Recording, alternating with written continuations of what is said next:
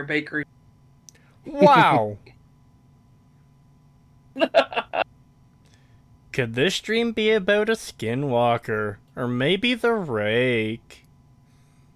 Oh my god. You know what?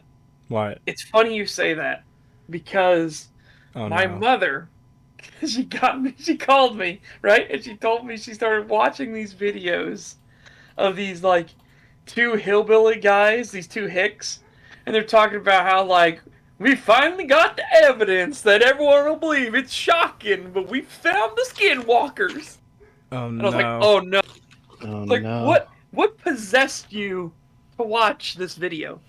And she's like, well, I started watching this one about this science team who was digging in Mexico and talking about how the government was hiding something. Government of Mexico, mind you, was hiding something in the desert. And I immediately cut her off and go, could it have been the cartel? She's like, what? No, it was UFOs. I was like, oh no.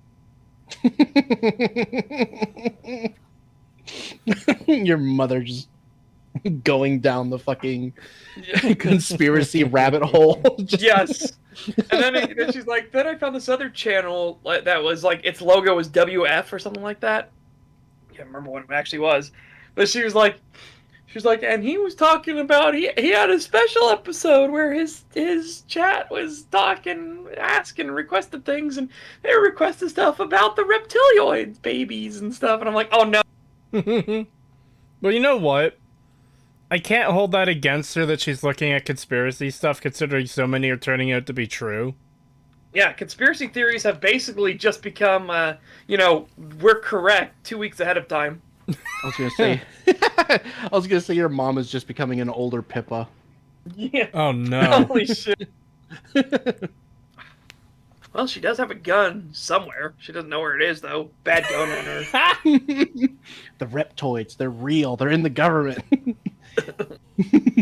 How long until she starts talking about running over the fucking glowies? Well, it depends if I'm going to show her that video or not.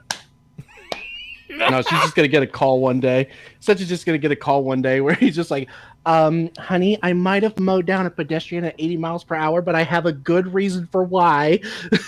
They had an ATF vest on and everything, and I'd be like, say no more. I agree. Oh my god, you brought up the ATF. You just reminded me.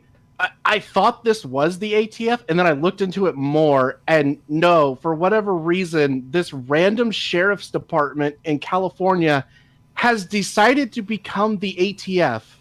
I think I know what you're talking about. Like, I'm not even kidding in that, like, this isn't their jurisdiction. They're not supposed to be, like, hunting pot farmers, especially ones that are legal. Yep. But they've just randomly decided that they're going to start raiding all of these legal pot growers. And they just show up to this dude's house, walk up to his dog, who the description says it's leashed, but I'm not actually sure if it was leashed. And they just shoot it for no fucking reason. That's a great way to start the stream. Yeah, I seen that video. The sounds it makes is horrible. And Yeah, it's it's worse than that. They fucking tell him awful. to approach the gate. They're all outside the gate. And they tell him to approach with his hands up. And then he notices the dog. It is on the leash, but he starts to move to go, put the dog away so nothing happens to it. And that's when all the cops start walking in, telling him, hey, come towards us. Because he stopped coming towards them for that moment. And the dog, obviously on a leash, it's running about, and it starts going over that direction. And it's not even in range, and yeah. Well, not surprised. I hope that guy gets his head shotgunned off. Yeah, I'm to the point now where when I see, like, if there's a group of fucking police outside your home just being like, hey, come over here. Yeah, just come over here. Yeah, don't fucking go over there. I'll be like, how about you piss off and show me the warrant? Otherwise, Yeah, exactly. Like, don't just do what they say. Like, ask for papers, ask for a warrant, put stuff away beforehand, and if they try to break into your house... Well, it becomes a self-defense case. Yeah, exactly. It treat it like a self-defense thing where it's like, yeah, they're probably gonna kill you. I'm not sure that's advice we can be giving. No, we can't, but... No, unfortunately. Hey, in Indiana, it's legal. You are legally allowed to defend yourself from police violating the law, so... Yeah, that. Indiana has its moments where, you know, they do something really smart, and that was definitely one of them. Yeah. Spinning off of that, though, we could definitely, you know, have a little like, because we were talking about that Rumble thing, and it's like, oh man, that'd actually be a great idea if we cover something and then we were like, oh man, there's so many things I want to talk about, but we can't. We could like hop over and do like a short Rumble stream after that, where it's just like the after party, where we could just like be as spicy as we want about the video we just covered and like quickly go over any topics we couldn't talk about on YouTube, and then. And we're going to call it No Noose Stag. Is that what we're going to call it? I don't know. We'll have to figure out a title later, but that would definitely be an interesting idea. I'm going to use so many gamer words. Well, actually, I'm just going to use one gamer word, but I'm going to use it a lot. Yeah, same. I'm going to use the one word I should be allowed to say on fucking YouTube, considering I'm literally a part of that group, but no. Yep. No noose. I was talking about a hangman's noose. Just to be clear, you guys have no strong opinions on the ATF? Defund the ATF. Get rid of the ATF. I have very strong opinions on the ATF. Oh yeah, I have the very ATF, strong. Arrest the ATF, lock them away for life, put them up for charges of treason against the United States and its Constitution. Yeah, any ATF member that is wrongfully shot a dog should be executed. Yep. I shared that video in my server, and directly under it because at the time I thought it was the ATF, because it would make sense, because that's literally what they do. It's their jurisdiction. But yeah, apparently shooting it's just dogs a is their jurisdiction. Well, that's not what I meant, but that is their MO. So that was another reason why I thought it was them. But you know, I was like, underneath that, I was just like, this is why the ATF needs to be disbanded immediately, and every person in there who you can get evidence on needs to be prosecuted and tried for treason immediately. Like, they, as a group, they just should not be allowed to exist. They should have been disbanded a long time ago. Like, yeah, no, they need to just go. But then we ended up looking into it more on my server, and no, apparently it is just some random sheriff's department that decided we're going to be the ATF now for some reason. I don't know. It's not even their jurisdiction to be able to do this kind of stuff, but they just decided we can. I need to address the comment here quickly. In a few years, Cree will become like iDubbbz and apologize for saying the words, "No, I'm not a cuck." No, we're not going to apologize for saying any of this stuff we've said. That just ain't going to happen. In fact, we're looking for ways to be able to say those words even more. Yeah. I know Rumble has become a pretty decent competitor to YouTube, but I hope it just keeps growing and getting bigger and bigger and bigger. And then we can just, like, easily move over there. Yeah, and then it could just be like, fuck YouTube entirely. We'll just, you know, stick to Rumble from now on. But unfortunately, we just can't do that right now, because there just isn't enough traffic to Rumble right now, where it would basically just kill this entire channel if we tried to do that. Yeah. Creetosis isn't a cuck, just a furry. No, I'm not that either, goddammit! Yet. No! I'm gonna keep saying yes. No! I'm gonna keep saying it. I'm telling you, man, once we get those models, it's gonna be all over for that shit. No! Oh, God. So, what else did you guys do this week? I've been working on video stuff and suffering because I'm in that... Seth, you ever play a game? I don't know, like, I have played a game or like two, Halo Reach, for example, where you play a game. You know, it's like, you know, this game, it might have some issues, but oh, wait, I just noticed this thing, and that's an issue. Oh, and this led to this thing, and that's an issue. And it's just like, you ever see those actually, I'm not sure if there's any actual videos of it, but it's like a joke that's used in cartoons a lot, where it's like, yeah, this building is sturdy, taps on wall, it starts cracking, then it starts crumbling, and then the whole house falls down. Yep. That's Fallout 4. Yeah. Like, I am finding so many new fucking issues that I just didn't realize existed before. And working on part 2, the remake of part 2 of this analysis, I thought I had the script done, and I have added so much to it in the past 2 weeks. It is unreal. Because I just keep finding stuff, and... Yeah. But speaking of madness, I've returned to listening to the complete collection of H.P. Lovecraft's works while I'm at work on audiobook. I'm enjoying it. It's pretty good.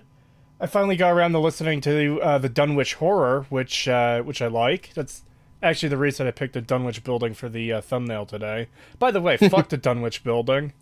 Fuck Lovecraftian Cthulhu bullshit and Fallout. I love Lovecraft stuff. Doesn't belong in Fallout. Yeah. Yeah. And I think I heard his the audiobook for quite possibly his scariest story ever. It's called something like Little Glass Bottle or something. Definitely the scariest story he ever did. I recommend checking it out. Oh, I'll have to check that out later. Yeah, no, I've not really been up to much besides like dealing with IRL shit, which I don't want to go into too much or else we'd be here all day, but basically cancer, police, and a dead family member, just to name off the week so far. Jesus. Yeah, so... Oh, God. Yeah. That's a fucking rough week. Well, the good news is that this week's almost dead, and then you can get a new week, and hopefully you get rolled. You know, you roll better on your... And it'll get even worse. No. Oh, no. No more black pills. We need white pills. White pills, damn it! I guess for me, I've had a big white pill. The Rumble streams are still going fantastic. They're actually getting better and better. So that's been great. I've been having a great time over there. And it seems so far that the community has been very, has been very on board with the switch over and everything. So that's been good, because that's my biggest worry, and what always kind of made me drag my feet, even going towards YouTube. Because I could have done towards YouTube as well, but it always felt like, people paid for subscription here on Twitch, and, they know these times, everything like that. It's just been like, ugh. So it's been nice that I'm able to make this switch over while still having time to let people actually come over to Rumble, right? Because I'm still doing Twitch in between. This next week, it's going to be Rumble on Monday, Wednesday, and Friday, and Twitch on Tuesday, Thursday, and that's basically how I'm going to end it for the month. It's just going to keep that thing going. But again, another good news, I got a fantastic video game that's based off of a movie with a bit of book stuff sprinkled in, too. But Starship Troopers Extermination is actually fan-fucking-tastic. Holy shit. I'm just playing the shit out. Just playing the shit out of that game. Sorry, my drink is making me gassy. I have to let off the pedal every now and then. But, it is a fantastic game. Just a lot of fun. It's in early access still, so there's lots of jank. Holy shit, there's a lot of jank. But it's from the same developers that made Squad, and one of Squad's biggest mods, one of its most popular mods, was the Starship Troopers mod. One of its second most popular mods is a Star Wars mod, and my god, if the Squad devs get the Star Wars license, that'll be fucking fantastic. Holy shit. Like, I want people to get Squad just to play Galactic Contention mod, because that is so fucking good. Holy shit. But yeah, Starship Troopers has been fantastic. It's a 16-player co-op game. So, you're not like a small team. No, it's 16 players in co-op. It is a lot of fun, though. Holy shit. And man, oh man, when you're defending the base and you just see them, like, literally piling up on each other, it's a sea of bugs. Oh, it's good times. Good times indeed. Also, we watched Sherlock Holmes: The Game of Shadows yesterday, and that was a fantastic movie, and what a fantastic ending too. Fantastic ending for that movie. Just great movie. Yeah. Such, you know damn well Disney can't make good decisions. Yeah, but I'm hopeful that Disney's desperate now, because Disney is now under investigation for securities fraud because of Reedy Creek and because Bob Iger can't keep his fucking mouth shut and is trying to claim that Ron DeSantis and the Republicans in Florida are violating his First Amendment rights. Like, no, Reedy Creek isn't Disney. That's what it says on all the bonds. Did you lie on all the bonds for your special district?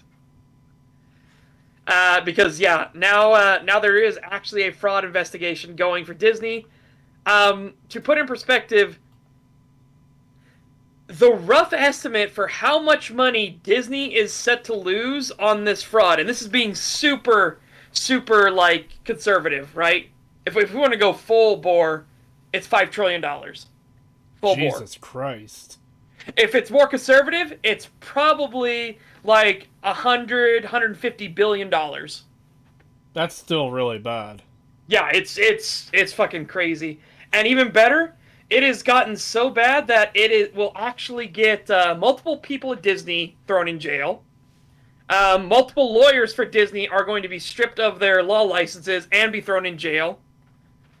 Yeah, no, it's pretty fucking crazy. I'm wishing Florida the best of luck because Florida's going through its laws right now, and holy shit. How many zeros are a trillion? A trillion is an extra zero past a billion. Like, oh man. It is great. I am super hopeful. So Disney's losing money on all of its movies. Disney's losing money on all of its merchandising. Disney's losing money on all of its parks. In fact, it's losing so much money that they actually had to close down all the Star Wars parks. Yeah, I was about to say the Star Wars hotels, I mean. Yeah, they closed down the Star Wars Galactic Motel. Star Cruiser. People have been posting images of the sign for it outside with this fucking Spirit Halloween banner over it. Yeah. I love how that's becoming a meme. Anytime a company is doing bad, or one of their projects is doing bad, they just slap the Spirit Halloween banner over it. Does that happen with... I think it was Shoujo a few weeks ago when, like, 3 VTubers left. Now, at Deus Volt, I'm not talking about adding 1 0 to $1 billion. I'm talking about adding 1 0 to $100 billion. That's all you gotta do to get to a trillion. I don't know, I'm not good at math. I can't confirm that.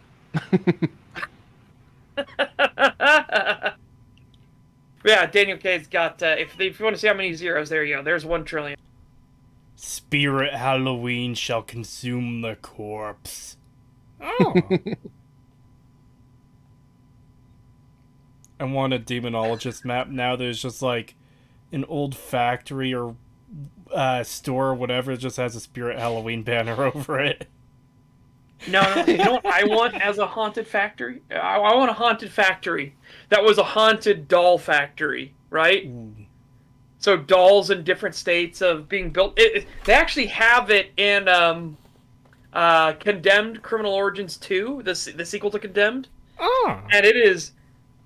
Well, it's also goofy because the superpowers now exist in Condemned. But no, it was genuinely a really, really good level. Very creepy. Calbeck, my brain always goes to fucking memes. Like, I don't... He says Pagan is not a math guy, and then I immediately think of the fucking Puss in Boots 2 thing where Yes. I'm not really a math guy, and then And my how brain... many times have you died already? I don't know. I'm really a math kind of guy. Yeah, and then my brain immediately goes to the fucking meme of where it's literally just that clip as he's like reaching down to like grab his stuff, and above it just says like me telling the police officer, you know, whatever, like while I reach for the gun hidden underneath my car seat. It's just like, I don't really know, I'm not really much of a math guy. He like reaches for the gun.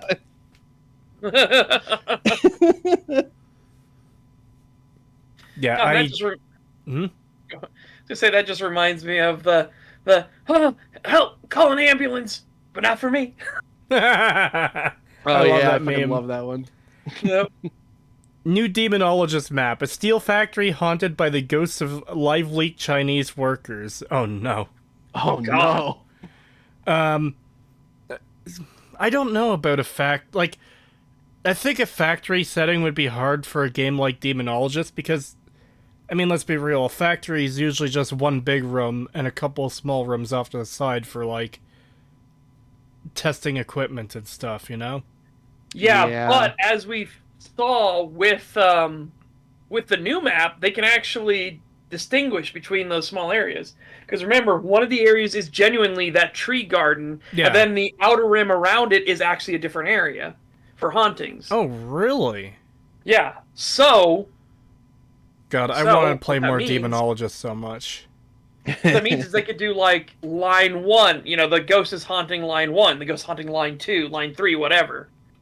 And you could have them, broken up a bit with, like, old boxes and materials that have left scattered on the floor. Maybe some pallets that haven't been moved. Yeah. Something stuff like like that that. could work. Yeah, so that would be really fucking cool. Yeah, I think that would be a cool map now that you've convinced me. Because I was thinking at first that, hey, yeah, that would be cool. But then I started doubting it. But yeah, what you said there makes sense. Yeah. And if you haven't seen, I'm gonna get a picture of the Condemned 2 map so you can see what that looks like. And since we figured out what the next map is gonna be, holy fucking shit, I can't wait until it comes out. That is gonna be a great map. Yeah. Yeah. Oh, it's gonna, for anyone that doesn't know, it's gonna be an insane asylum. Not just any insane asylum, the fucking Bedlam insane asylum in, is it London? I know it's in, like, the UK. Yeah, I think so. £2 from Threadnought. Thank you. Canon. An undisputed fact is Creetosis is a furry. No, this is false. It is very much disputed. $10 from Careful, because saying undisputed and somebody disputes it is actually really bad for your legal case, apparently. As, unfortunately, Carrie Lake learned, because, yeah, it was an undisputed fact that a bunch of ballots were added, and then because the opposition disputed it, therefore it was sanctionable? It was like, what? It's fucking dumb. Ugh, it's just, ugh. I haven't been keeping up on that situation. $10 from Calbeck. Thank you. Canon. An undisputed fact is that Creetosis is not a furry. It's worse. He's Canadian. Yes, I am a leaf. A fucking leaf. You leaf lover. I can't get a good picture of the doll factory. I found one, but it's 320 by 180. I can't find a good one. I love when you're looking for a picture of something online and, like, you're doing a Google search for it. It's just like, yes, here, have this 120 by, I don't know, fucking 230 pixel image. It's like, what? No! That's useless! This is a picture for ants! Oh, God. It's surprising how many people haven't watched the movie Zoolander and don't know where that comes from. I actually don't even like that movie. I just like the meme. Yeah, I do too. I like a lot of the memes that come from it. Like, the files are inside the computer, and then he's like, "They're gonna take you down!" He throws the entire computer and shatters it. Where'd the files go?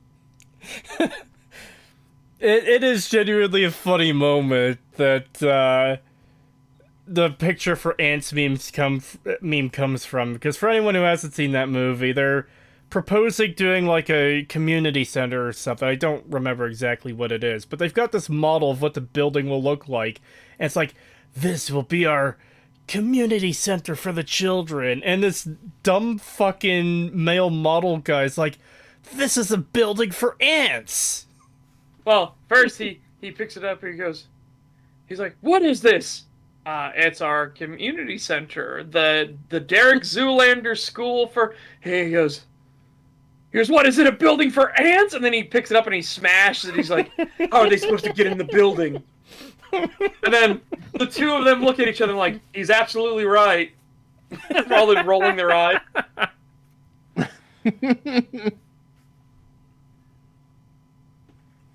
In a freak gasoline fight accident. Oh my god. Typical California. Right there. I just saw Daniel K's fucking comment. I'm sorry you are Canadian. Oh no, I want to kill myself. Damn, it's worse than we thought.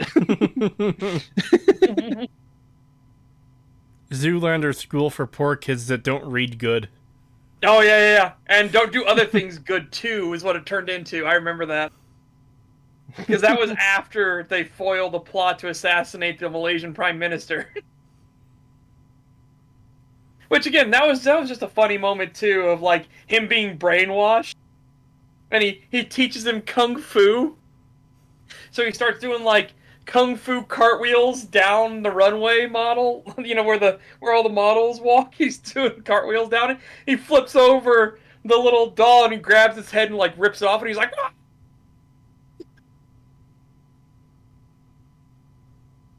The movie is so dumb, but it has such like great dumb moments. Yeah.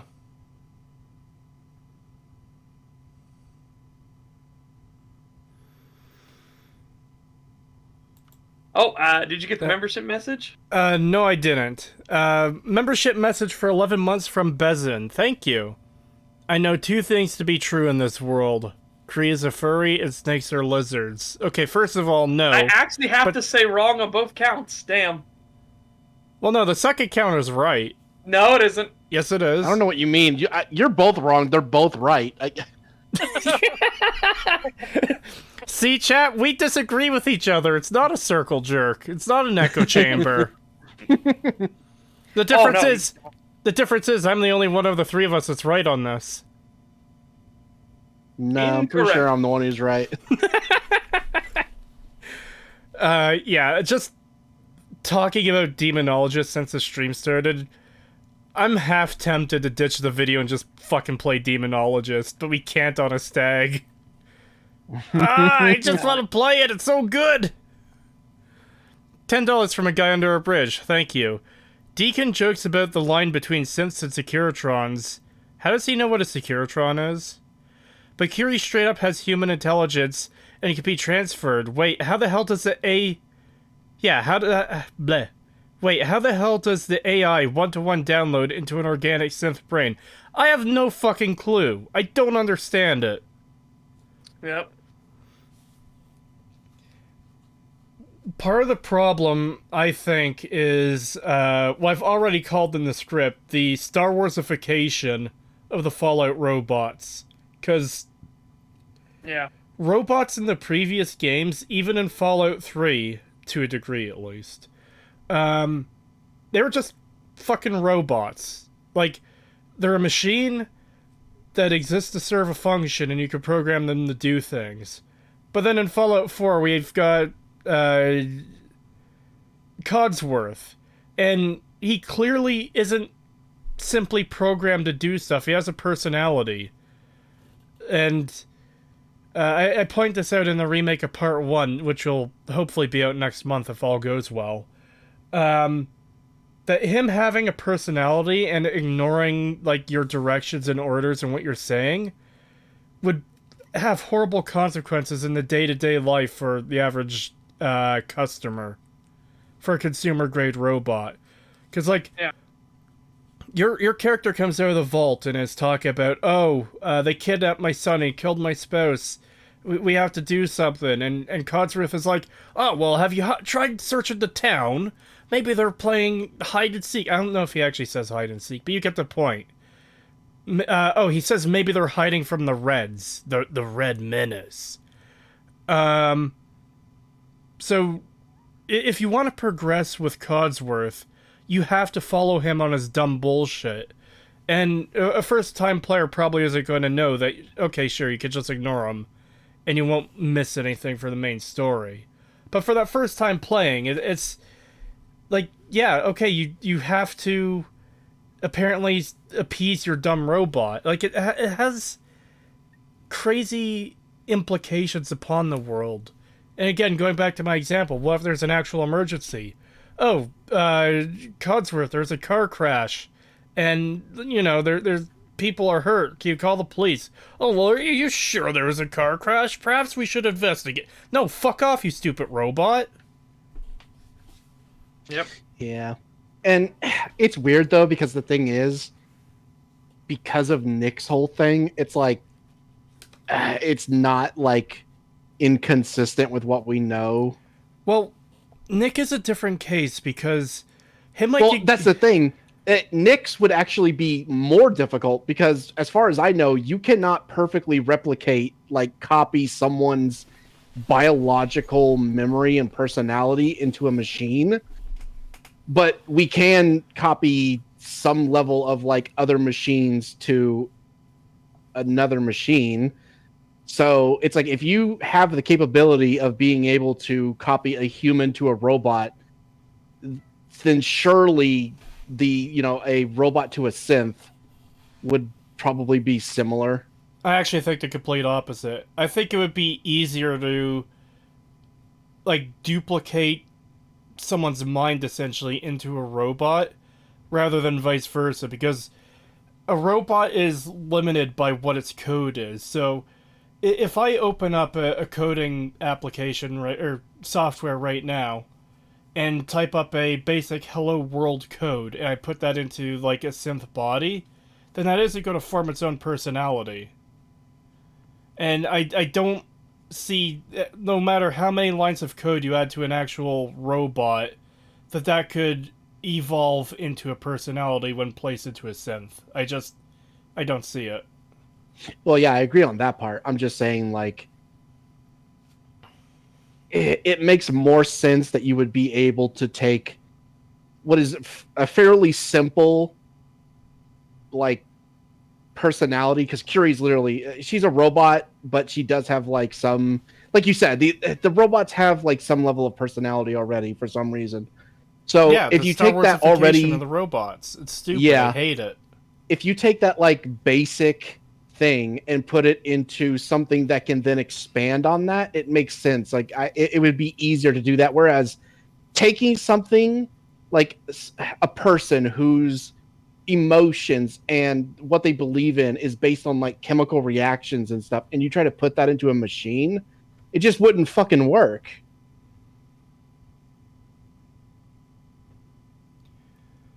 I could imagine if you have all of a person's memories and a computer had enough time to analyze them, that it could fairly accurately construct, like, how that person might react when exposed to different situations or stimulus, you know?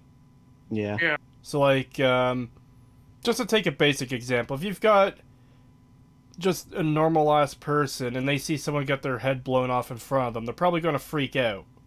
So, I can imagine a sufficiently advanced AI taking, like, an image of that mind and all of its memories and coming to the conclusion that, okay, despite the fact that this person might not have actually ever seen that happen, this is probably how they would react when faced with it.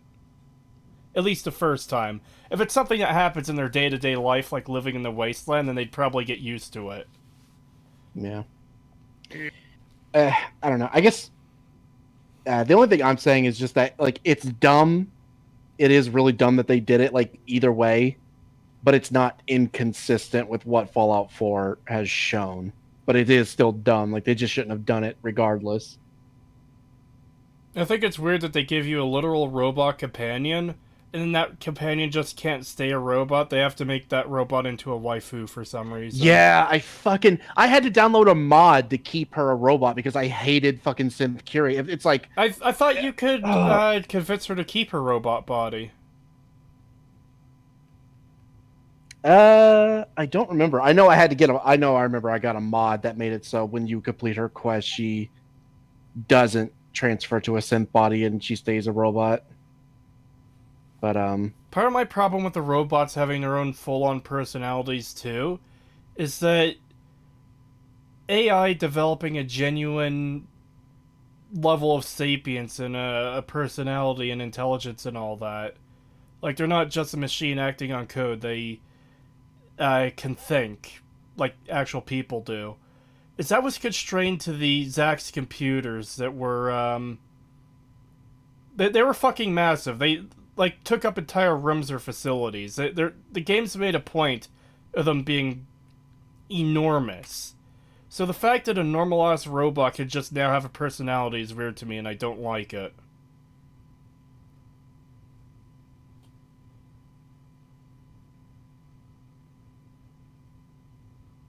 Fisto is peak Fallout robot design? Fucking agreed. Bruh. Are you for real? She didn't know what that was. What? So, the thing says there was a clip that got sent in a Cursed Images channel, and the comment that came with it was, "This VTuber loses their innocence in the most violent way." Oh no. And this VTuber's on stream, stuff like that, and they're like, "It's chat. You can understand how this is gonna play out when I say this one phrase." Okay, so you want me to watch this video? Watch 2 Girls, 1 Cup live on stream, uncensored version? Okay. Oh no.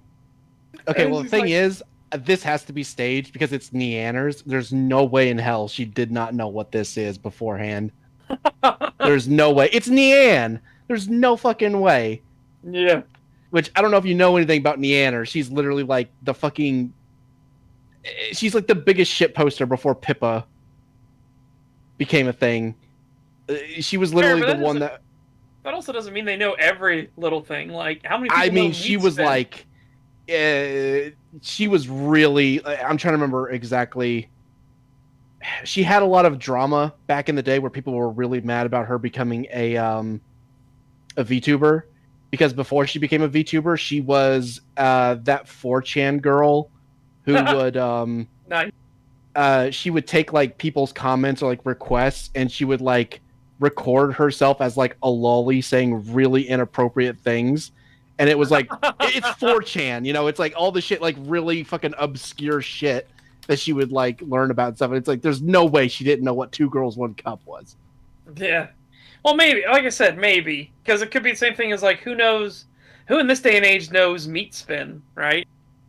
Who in this day and age knows just a lot of these, like, really fucking weird, nasty, shitposty things. Maybe. I just find it very unlikely with her, but it's possible. Yeah. I just love But, it. It's just a great reaction. That scream was just fantastic. Yeah. I just know with the whole Curie thing is that I did not want her to become a synth because she basically becomes useless at that point. It's like, with this DLC, I could turn her into a Securitron, or I could turn her into a useless meatbag that dies instantly. Yeah, you damn well bet I'm going with a fucking Securitron Curie. That would actually be an interesting way to have that quest, is to like to have her change robot bodies instead. So you could put her into a Protectron or a Mr. Gutsy or a Securitron. That would be fucking cool. Yeah. Yeah, I really preferred her as a Securitron. In fact, it was kind of funny because you know how she's like not exactly timid, but she's like, you know, she's kind of cutesy because of the whole fringe thing. And seeing her like saying her dialogue lines while she's like fucking stabbing somebody in the chest and then blowing their fucking head off with her laser beam as she says cute shit is the funniest fucking thing. Well, not just that. Hearing the French accents from a Securitron that always sounds like this would be fucking hilarious. Oui, monsieur. Welcome to the Baguette House. Prepare to be served. But yeah, it's fucking great.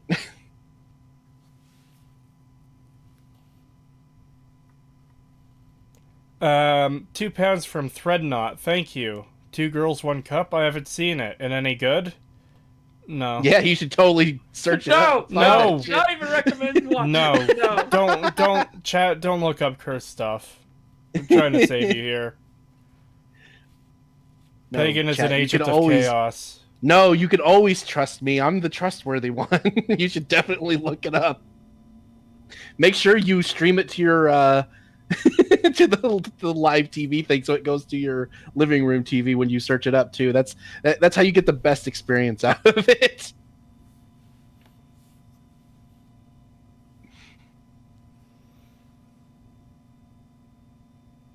Yeah, look it up on your work computer. Oh, Jesus Christ. Yeah, definitely do that. You're gonna... Oh. No. What's worse is it's only gonna go one of two ways. Your IT department guy's gonna come to you and talk about how much he wants to kill you, or he's gonna be like, "So you're into that too?" And it's gonna be, I don't know which one is the worst scenario for you.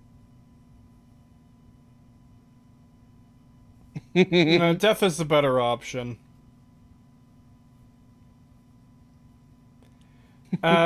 Anyway, should we get on with this video? Because this is gonna be a fucking long one, probably. Yeah, this is a long one. And just so everyone knows, I had about 5 hours of sleep, and I woke up around midnight, and I've been up ever since.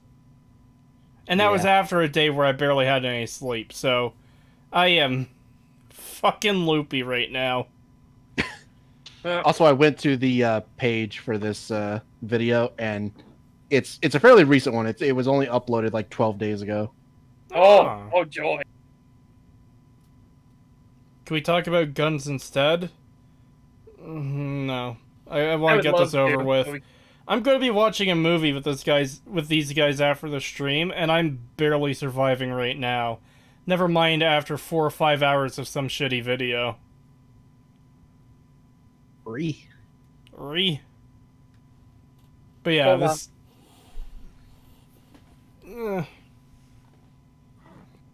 Are you ready? Let's fucking go. Yeah, I've got my morphine shots here, you know, in case any of you go down, we'll get you back up on the battlefield. Don't worry. Wipe that jam off your goggles. 2 pounds from Threadnought, thank you. Third option, the IT guy asks you who pranked you. Are you speaking from experience?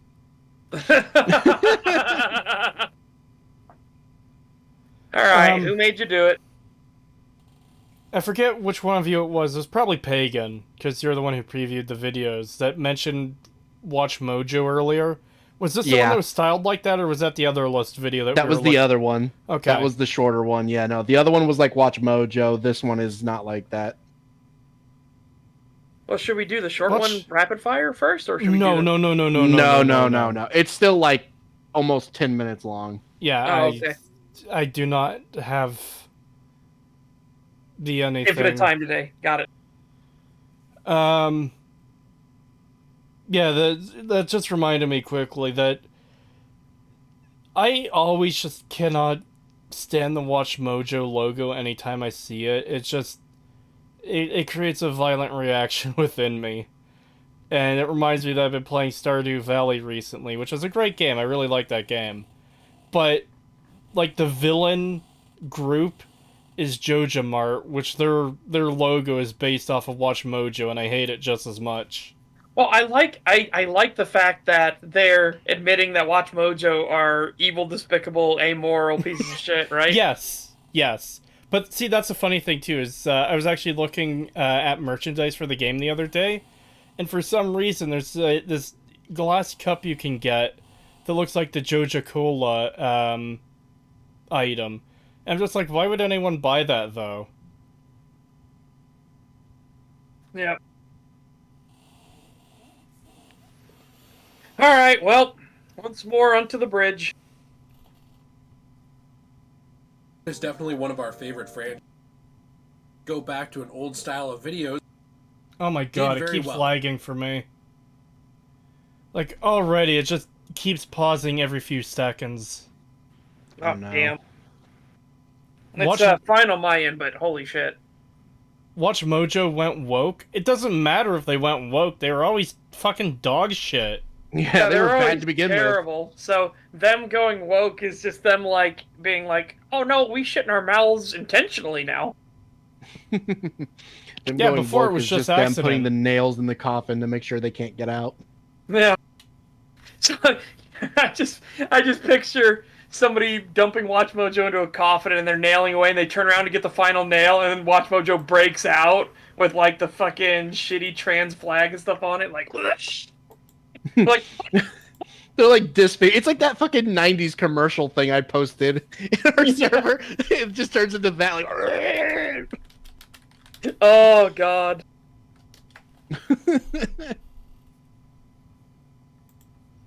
Alright, I'm gonna rewind it because all that didn't play for me, and I don't want this to be one of those videos where it skips every fucking time.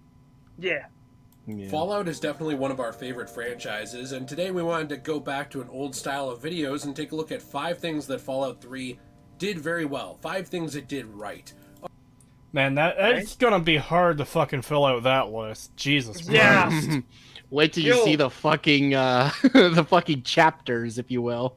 Oh no. You told us 4 of them. You left one a mystery, and I'm very worried why. Because it's probably the only one where it's like, whatever. No. Okay. No. I thought it was gonna be Honestly, 5 things we like, and we are the arbiters of what is good and bad, so therefore, if we say it did it right, I think the internet has to accept it, right? It has to, yeah. Unless it's wrong. Let us know what you think in the comments down below as we move in. So that's clearly just shit posting. Yeah. So yeah, it's just a shitpost video. But even better, it's like you can actually do this. Be like, no, you have to agree with this. Again, if it's all based off of facts, truth, and logic, right? The problem that people get into is when they start basing things on subjective things. Like, I think the gunplay feels really good. It's like, okay, that's entirely subjective, right? If you say the gunplay is awful, and my reasons why are the fact that if you shoot, the bullets will sometimes just go at a 90-degree angle into the floor. That that's a good bit of evidence against the guns being good. I did not actually preview this one that much. I previewed the other 2 all the way through, but this one was so long, I just kind of skipped around.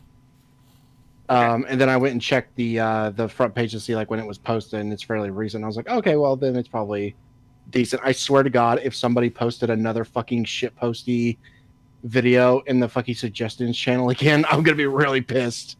I'm so tired of that. And of course, it would be the one that I don't watch all the way through. Yeah. Yeah.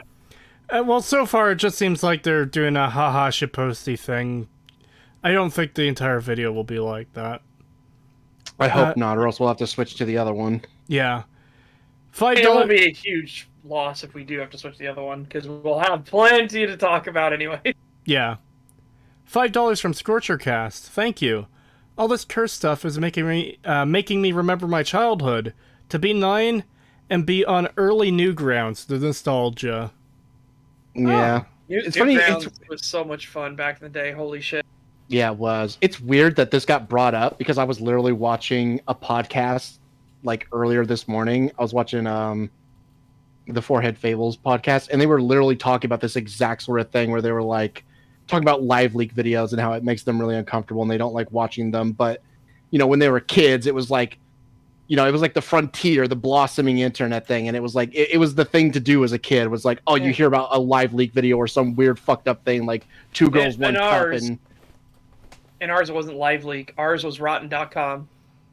They mentioned a few. I don't remember what all of them was. They mentioned live leak and a few other websites that I didn't personally use, but they were like very similar to that. And I just immediately was like, "Yep, I agree." Like, yep, that was basically everyone's childhood who used the internet at that age. Like, that's everyone's fucking childhood, was looking up like really fucked up shit on the internet because you heard about it. I'm not gonna lie. I was a baby when it came to rotten.com, because it was nasty shit. Like dudes killing themselves on, intentionally on video and everything like that. That gets put on rotten.com, and it's just like, oh god. No, I just couldn't do it. And it was always a thing for me because like I liked looking into the macabre sort of side of YouTube. I would try to like to give like an idea of what I'm talking about, like Nexpo, the stuff, you know what I'm talking about, Cree? Cree, wake up. Cree's dying. Nexpo. I was zoning. Yes, Nexpo. He's a good YouTuber. I like him. Yeah, I was looking for stuff. I would try to find stuff like that. It was, back then, obviously, not today. So I don't think Nexpo even existed, but it was stuff like that I would look for. But of course, in your search for that kind of stuff, you would find the live leak stuff and whatnot. And so it would always pop up from time to time where I'd be searching for something and then that would come up. Yeah. Also, thank you very much for that 5 gifted memberships in Go the Tricky. Thank you. They went to Elstube, Snowfrost, Dragon Man, Daniel K, and Black Pigeons. There you go, guys. Ah. Wow. Yes, thank you. And then a 7-month membership message from Go the Tricky. Patrol, trying to even get Fallout 3 to run these days makes me wish for a nuclear winter, let alone listening to this Sped's list. Oh, no. And a $2 super chat from a guy under a bridge. Thank you. In the voice. Number 5. Megaton is so cool.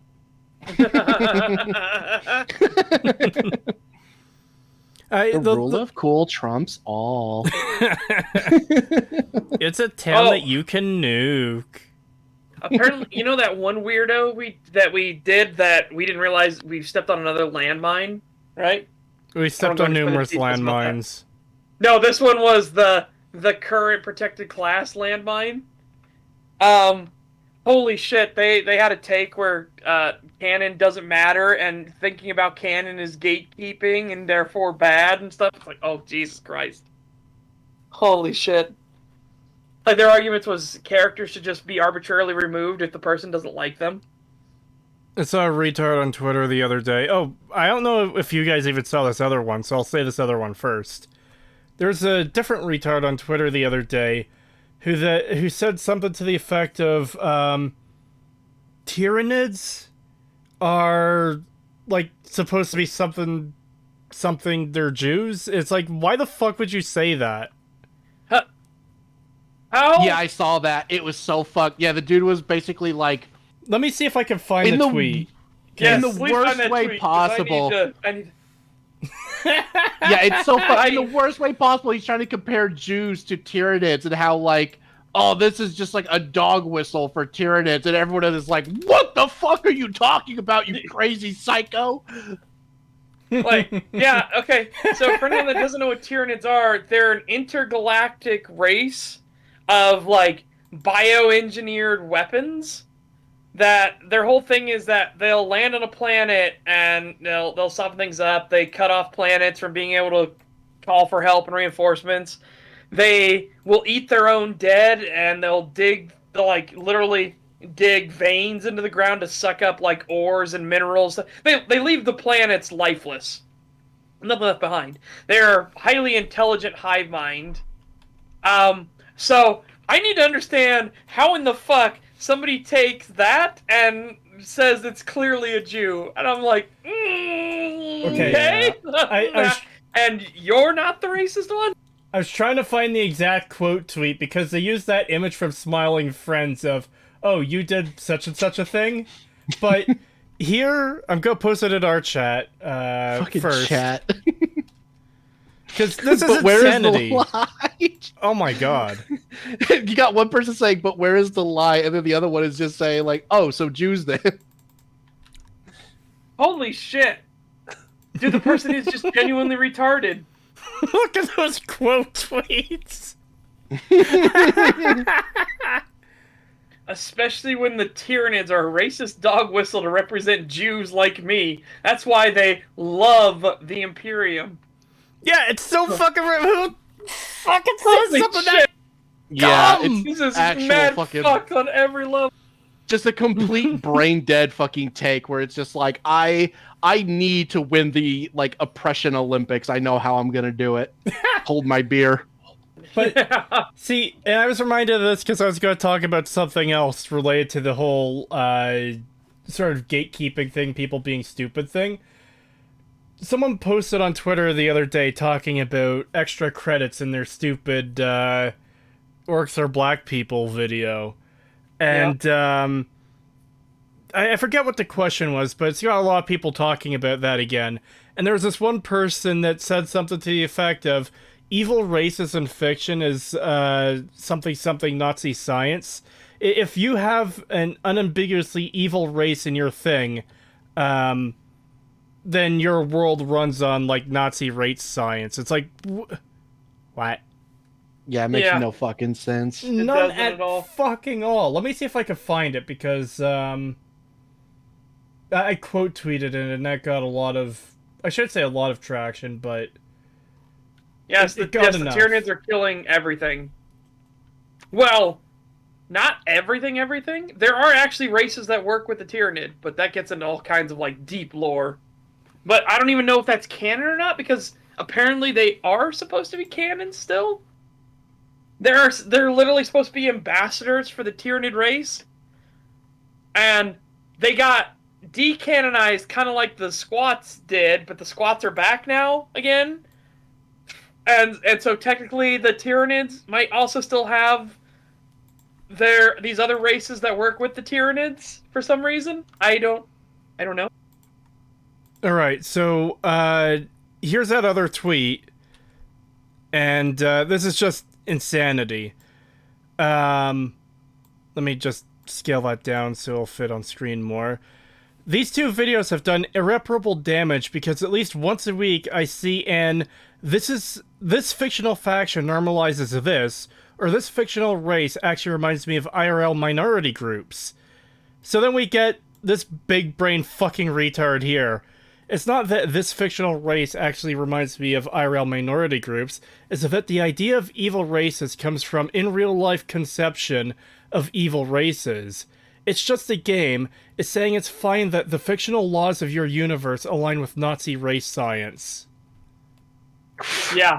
These are the people that declare that they believe in science and everything, and they know what they're talking about. These are the fucking, like, single-digit IQ motherfuckers who think that they are the ones that deserve to tell you what to do. Keep that in mind, chat.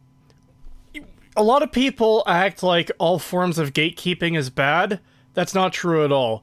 When we say there are some forms of gatekeeping that are good, we mean retards like this. Yeah, keep this dumbass away from anything you love or hold dear. Because this dude is just going to destroy it. Holy shit. Dude, there was a fantastic quote. Hold on. Speaking of great quote tweets, let me get it. I know it was in one of these two Discords I'm in. Hold on. Creetosis, as a Jew, what do you think about these people who believes orcs are racist? I'm not a Jew! What the fuck? Here, I've got to get this for you so you can actually post it on the you are now? No! You can't make me. You could just be a fucking, you could be trans-Jewish, Cree. You could be anything you want if you just say so, remember? Yeah, that's my favorite thing to stump these leftoid idiots, is like, wait, so if you can be any fictional gender, by the way, gender was created by a pedophile, so, you know, if we want to talk about based off of sciences, there you go, gender was literally created by a serial pedophile. But if you can be any of these genders you want, why can't you be any race you want? Because now they're saying you can be any age you want as well. Because, you know, they're fucking creepers. And it's funny because every time they bring up some argument, you can always just be like, well, actually, I identify as that race you're talking about, and I think it's totally fine. So, and then if they're like, actually, you shouldn't say that, that's extremely, like, you know, like, that's very harmful or whatever, you can just be like, no, I'm that race. You should not speak to me that way. You should not act like you know better than me when I am that race. And just shit like that. Yeah, there you go. That's a picture, Cree, that you can actually put up. I don't remember who it is. It's that fucking British guy. He has his own TV show. He's a bit of a woke lefty, but he does push back against like the transgender like pronoun stuff, all that kind of stuff, where he says like, I'm a two-spirit penguin and you have to like respect my my pronoun or whatever, and and the people he's talking to are like, no, that's obviously ridiculous and shit like that. He's like, no, but you're making up new stuff every day, so why is this ridiculous? Like, why is it so wrong for me to identify as a two-spirit penguin but then it's okay for you to identify as this made up word. And yeah, Piers Morgan, that's who it is. Yeah. Yep.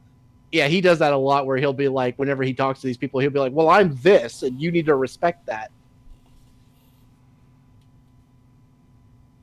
For anyone that's just listening in podcast mode for this tweet, it says, our system of laws is written for a specific range of IQ that is no longer represented in the general populace. Expecting room temperature IQ knuckle walkers to understand anything other than immediate corrective and ruthless violence as a deterrent is now a fool's errand. Sad, but true. Creetosis, do you feel represented by Trevor from GTA since he's also Canadian? I have not played the main story for GTA 5. Yeah. Creetosis, do you think we should be allowed to play the bad guy in video games? Yes. Yeah. And as a fellow furry, well, you can't be a fellow furry because I'm not a furry. All your profile pictures are cute. Oh, thank you. I saw Creetosis at my local synagogue yelling at kids that liked Fallout 3. Damn straight. Yeah. I actually think it would be a really cool idea if they made like a Call of Duty game or something where there's like two storylines going on at once, where you're playing as like the Allies and then you're also playing as like the Axis, and you're seeing like both sides at the same time throughout the story. That'd be kind of cool. There's some wild takes I've seen lately, because it's like, oh shit, it's the extra credits video all over again. Archcast did this. There was a tabletop gaming channel that was talking about how dare they let you play as the Germans in World War II historical tabletop games, stuff like that. And it's like, oh no, but it's the fucking extra credits all over again. But do they realize how fucking retarded that is? Oh, we're gonna have a World War II tabletop battle game. Okay, we can't play as the bad guys. We're just gonna have the good guys fight each other. Yeah, that kind of defeats the whole fucking purpose. Trust me, they have no idea. These people are so brainwashed and up their own ass, they have no idea what they're doing.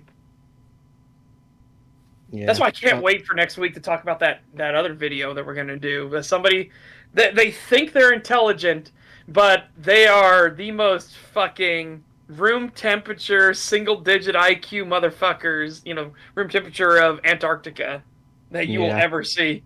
Yeah, that video is going to be really bad, because of the 3 I posted today, that one was the worst, which is why I figured, well, we haven't done Fallout in a while, so let's do this one, and then we'll save that one for next week, because that one's going to be a fucking doozy. It is really bad. I watched that one all the way through. It is awful. It is so fucking bad.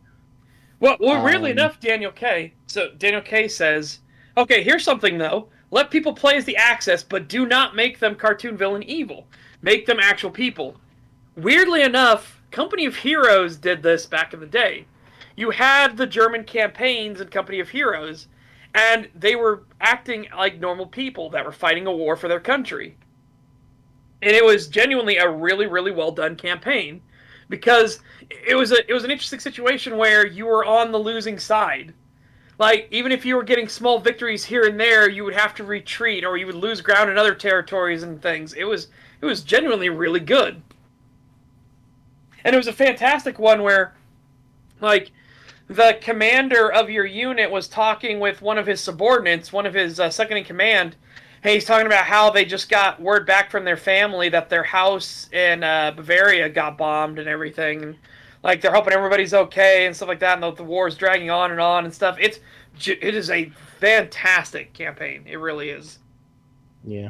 I really do wish that we would get more of, like, like a view of the other side, where it's like, yeah, it's clearly wrong, but you can see how, like, the Germans suffered as well. In fact, I saw something. It was a YouTube short, so obviously, you're not going to get the full context. I don't know what game it even was from, but it was like, it was like a tank battalion, and the officer who's in charge is like, they're getting surrounded by the Allies, and you could tell, like, the officer is just, like, done. Like, he's just, like, I don't know if he's, like realizing that they're on the wrong side or what, but he's, like, just straight up, like, he's ready to surrender. He's just like, no, we're going to surrender. And one of the crewmen tries to, like, run. He tries to make a run for it and get away. and he's just gonna let him escape.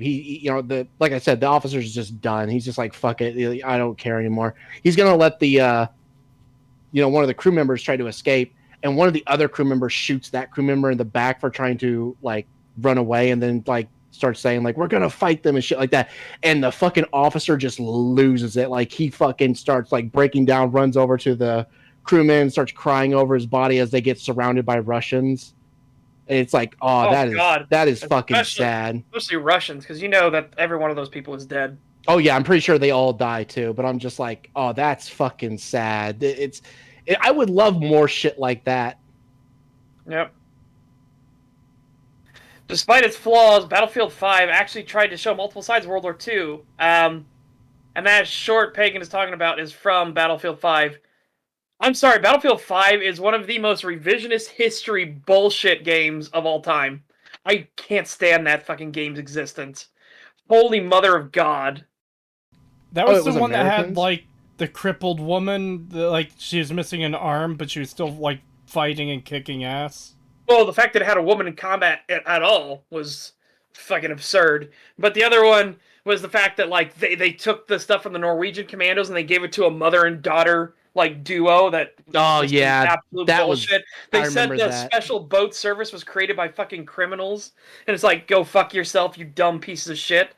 They, that game in fucking is just awful in general. They said the French were racist against their colonial, like, allies. It's like, no, the French were an integrated army, you dumb fuck.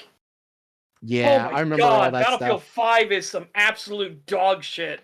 Yeah, that was one of the things that made me like say, fuck, I'm not even gonna touch that game because of all the shit that was coming out about that. And I was like, fuck that. That's why I'm so surprised that fucking this cutscene I'm talking about was apparently from that game, because it was a genuinely good cutscene that actually like humanized the Axis a little bit.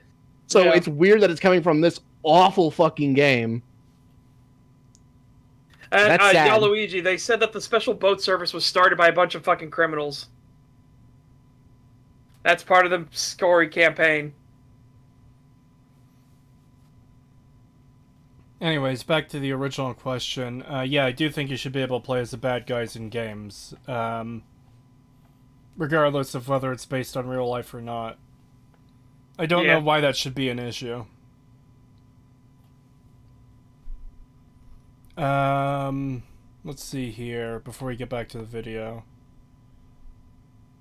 Oh, The Last Tiger is the best war story in the entire game? Okay. Yeah, I'm not surprised. $2 from a guy under a bridge. Thank you. Clearly these people never looked into penguins. I have no idea what that means. $5 from just a guy from Alabama. Thank you. Seth, remember when Reddit commies thought that the Skaven were Jews, and we are supposed to be the anti-Semites? Yeah. That's how it always happened. When these fucking left-wing NPCs thought that orcs were black people, and we're the racist ones for saying you're a dumbass. Yeah, this has been a particular discussion that is just I have never been able to understand, because we're all here playing our video games or tabletop games or whatever else. We're all having fun. It's nice and normal, and then someone comes in and they're like, "Yeah, but orcs are racist." What? How the fuck are they racist? It's official. They're supposed to represent black people. What? Where the fuck are you getting that from? Yeah. And then, it didn't die there with, like, basic logic being applied to it. It somehow got something that's, like, became something that's repeated by these people. I don't get it. Yeah. The worst part is it didn't die even after, like, people, like, black people who were playing that stuff would be like, they'd be like, yeah, you get it right. You get it right. And they'd be like, no, what the fuck are you talking about, you racist asshole? It's like nobody else agreed with it but them. But somehow this argument still lingers on, and I don't know how. $5 from Emperor Ambrose O'Leary. Thank you. One of the things that disappointed me about Battlefield 1 was that there were no stories from the Central Powers' perspective. A lot of things disappoint me about Battlefield 1. One, they made Battlefield 1 look like World War II, because they have all these prototypes, because our audience is too stupid to do combat with bolt actions and artillery, so we need to give them all the super special prototypes that didn't go anywhere and didn't work and didn't do anything, and give them Iron Man armor to walk around the battlefield. We also need to have a clear villain, so we're gonna make the Germans the clear villain, because they're the clear villain in World War II, right? I fucking hate Battlefield 1. I really do. I hate when most wars are reduced to these are the good guys and these are the bad guys, when most tend to be a lot more complicated than that. Even World War II is incredibly complicated, but Yeah. we don't like to talk about that. World War II is Because at they least want- more understandable that they go a good guy, bad guy angle on it. But like Yeah. World War One, There were the no first- good guys in World War I. the first Wonder Woman movie had the same problem where, you know, she's killing World War One German soldiers like it's a fucking game. It's like, yeah, but these are 18-year-olds conscripted to fight. They don't. These aren't the people who are doing like terrible things. They're just on the wrong side of the battle. Well, in World War One, it was a case of like, again, there was nothing that was considered off limits. This was war. This was a war for survival for all of these countries. Like, holy shit! It was a meat grinder, and this was the dawn of the modern age. This is the dawn of an industrial war. Like, no longer did you have bespoke rifles and bespoke uniforms and everything like that. Everything was now industrialized, shipped off of factory lines. So the battles were no longer, 300 soldiers versus 500 soldiers. Now you had thousands upon thousands of soldiers, all in a tiny little area, getting shelled by artillery that was being fed by an industrial war machine that didn't end. Hell, the Battle of Verdun, this one single battle started with a shelling that lasted the entire day, and over 1 million artillery shells were fired. 1 million artillery shells at the start of the battle. Like, it's hard to put in perspective how fucking devastating of a barrage that is.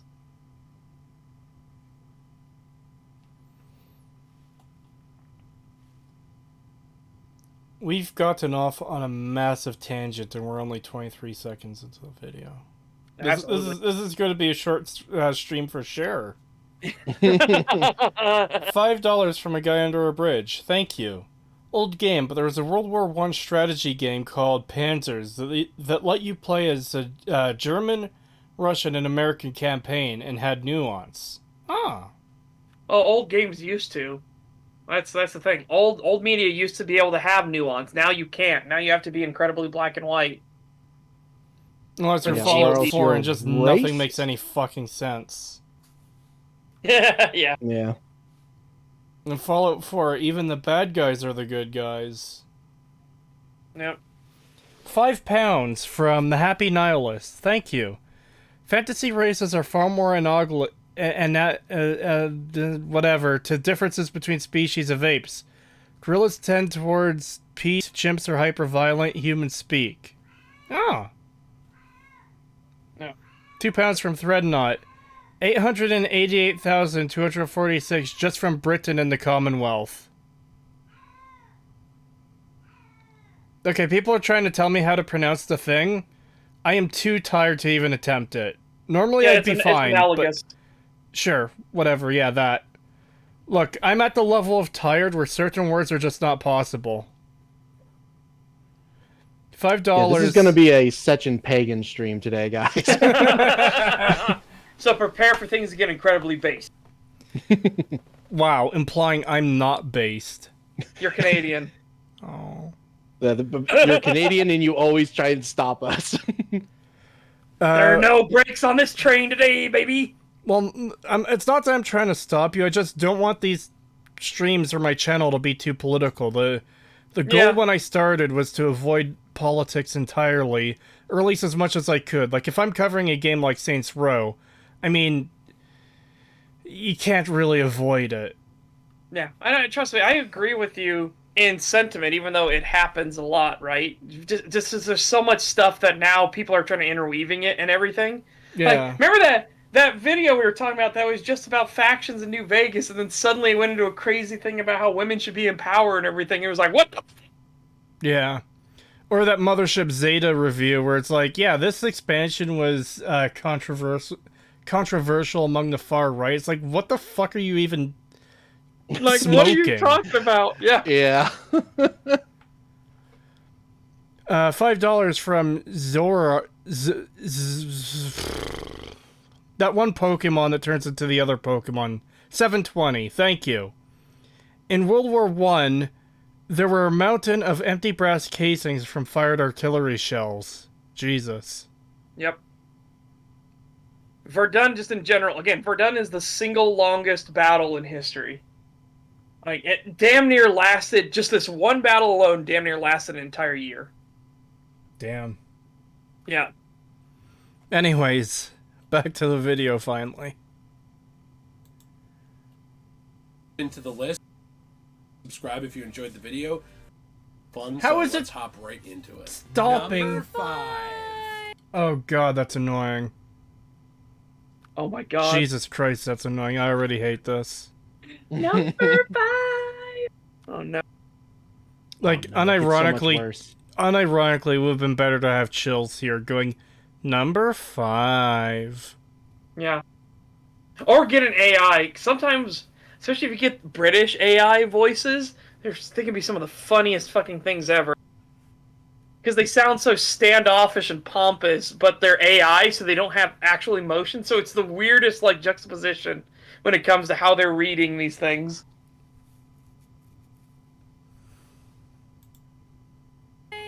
So what I really love about Fallout 3 is that it felt... Okay, hold on. This keeps stuttering for me. I Yeah, think fair. I have to turn my VPN off. Yeah, fair. Alright, can you guys hear me? Yes. Okay, it looks like there's no hiccups. Hopefully that fixes it. was fun. Hop right into it. And it pauses immediately. Oh my god. Things that I really love about And Fallout stream died. 3 is that it felt like your moral decisions mattered. Oh, Now, no. This is something It shouldn't be dead. Okay, it's back up for me. Oh, nope, it went down again. I'm going to refresh as well. Oh, yeah, no, it's... It shouldn't Oh, be what the dead. fuck? Because it's still saying I'm streaming. It's still saying I'm live. It is, like, disappearing, then coming back, then disappearing, then coming back.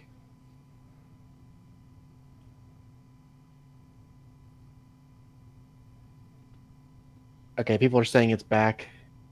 Alright. Send in the snakes. In brackets, the lizards. No! They're not the same thing, damn it! And we're going to have to educate people on how to actually read these charts. Creetosis, no! You will reveal yourself to the hot single MILFs in your area! Oh no. Oh no. What if we just, like, start getting fucking, like, a bunch of, like, sex bots in the chat right after this? It's been a while since I've seen them. Yeah, I haven't seen them much either, even in other people's streams where there's usually a lot. So, I don't know. I guess maybe YouTube's finally cracking down on them. Yeah. Alright, let's try this. something that the old Fallout 2 did prior to this. Fallout 3 does one of the best jobs, along with New Vegas, in the modern era of Fallout, actually making you feel like the choices you're making and the decisions you're making are kind of affecting the world and who you are What the as a fuck person. are you talking about? Yeah, In with Fallout 3, what? 3, what moral choices and decisions are you making? Or is this going to come down to the did you blow up Megaton or not? Because it's not a moral fucking choice. Like, that's a fucking crazy person choice. It genuinely bugs me when people try to say that, oh yeah, Megaton is a moral choice. Like, okay, sure, there's a good and evil aspect about it, but it's not like a tough moral choice. It's literally, do you want to do good thing or do you want to do the absurdly fucking cartoonish evil thing? Pick one of the two. Or just don't do the quest, I guess. And he's talking about how, like, your choices have an effect on the world. what effect does the destruction of Megaton have on the world, aside from the fact that you can no longer go to this town? Yeah, what effect does what effect does anything in this game have? I'm trying to even think of any like of the moral choices. Yeah, exactly. That's the point. The only one that means anything is the one that they show in the fucking slideshow at the end, poisoning the water or not. Yeah, like you don't really have moral choices in Fallout 3. That's one of the problems with it. Been watching since STAG number 1, mostly a lurker / VOD watcher. Figure I could pay back for the hours of entertainment, and thanks for making me think a bit more critically about what content I consume. Ah, thank you. Well, yeah, And that's thank you very much. Corey, who just joined OWL membership. Very much appreciated. But yeah, like the one quest that I can think of off the top of my head that tries to do a bit of like a moral conflict is Tenpenny Tower. It's like, oh, the ghouls are being kept out for no good reason. It's just that they're ghouls. And so, you know, maybe you could convince the people to let them in. All right, yeah, that's cool. You found a peaceful solution. Nope, the ghouls kill them all. Like, the people of the... God, I wish that dog would stop barking. The people of Tenpenny Tower will even say, yeah, these ghouls aren't so bad, actually. But then they get all slaughtered anyways because reasons. We just need all the people, all the humans to get killed for some reason, even though you do the... what should be the good ending. Yeah, I fucking hate that mission so much because it's literally just... It just proves that everyone there was right. Like, all the people who wanted them to stay out were just correct. And the game is just like... It like, feels oh, like you're you being thought punished. that... Yeah, because the game is like, oh, you actually thought that, you know, they were actually good people and, you know, they were being mistreated and, you know, like, you know, they were being discriminated against and that's why they weren't being let in. Ha, no, we're going to pull the rug out from under you. Ha, ha, ha, they're actually evil. Yeah, and it's the fact that it's not just that you convince the people to let them in. Like, you have to pass checks to do that. It isn't just a regular dialogue option of just let them in, forehead. Okay, I will. No, I'm pretty sure there's 3 or 4 NPCs that you have to pass a speech check on. Fairly difficult ones for Fallout 3, too, to allow this to happen. Yeah, So, you have to pass speech checks, and there's some where it's like, you know, like, convince this woman that her husband is cheating on him and she'll run away, and then you won't have to deal with her anymore because she wasn't going to change her mind. And, like, like all this crap you have to go through just to get this fucking... oh, and by the way... just to get the ghouls in. The characters that do leave the tower because they're letting the ghouls in, I'm pretty sure they die anyways and appear in the closet anyways, even though they're not there anymore. Yep.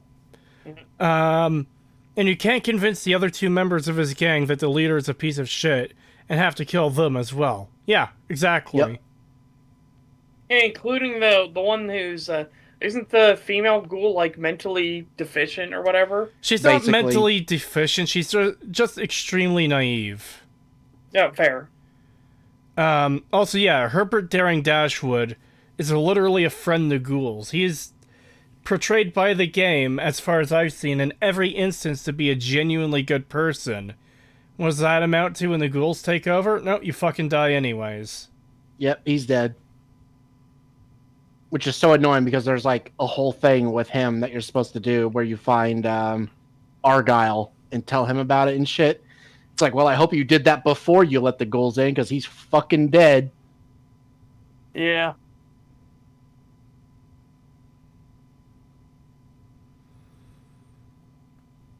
Yeah, it's a very poorly handled situation that, you know, you could have made a deep moral choice about it, but no, it's just because the writers are incompetent, all answers to this quest are wrong, all solutions are wrong, and you're a terrible person no matter what you do.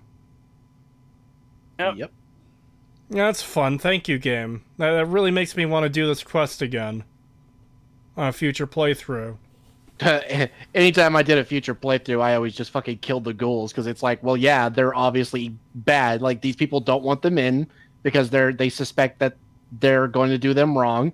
And having done the quest before, I know that's exactly what they're going to do. They're completely justified and correct. So Yeah. yes, I'm going to go in there. I'm going to help the security officer, and I'm going to go kill them. I usually either ignore the quest outright or I just kill them, to the point where I walk up to Tenpenny Tower for the first time, I see Roy Phillips outside, and I just immediately open fire.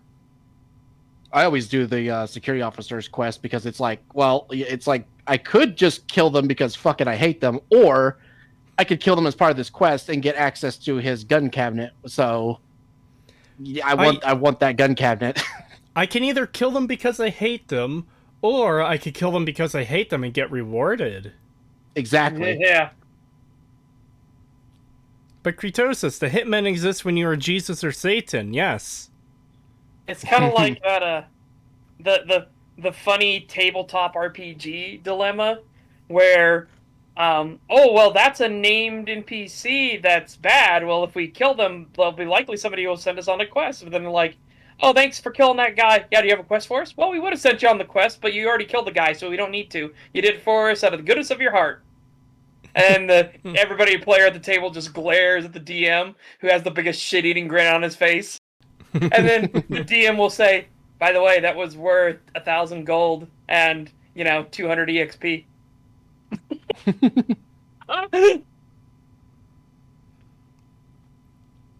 I don't really have a problem with a quest that has no good ending, but should be well written. Tenpenny Tower really wasn't. Yeah, I agree. I'm fine with there being no outright good ending, as long as it's well written and well handled.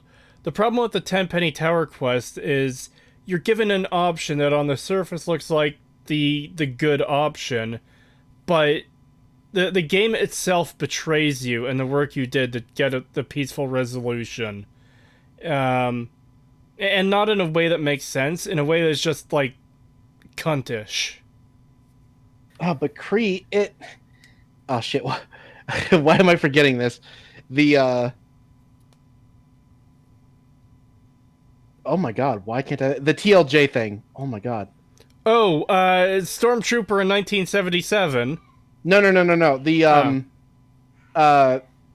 It subverted your expectations, though, Cree. Oh, that means it's God. automatically good. Right, God, subverted yeah, expectations. Or You know what? Bethesda could Go ahead. Subvert my nuts. Yes, that too. Bethesda could subvert my expectations by making a good game. Yeah. Yeah. It's that same nonsense of, like, well, art is supposed to make you feel something, so because you hate modern art, therefore it succeeded at its job. It's like, fuck off. Hate that shit.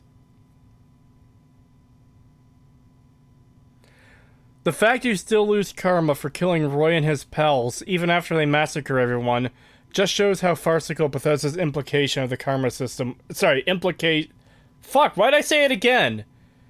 Implementation. Yeah, I said implication because that's what he said. But yeah, it is implementation of the karma system was. Yeah. And it doesn't help that basically all of the fucking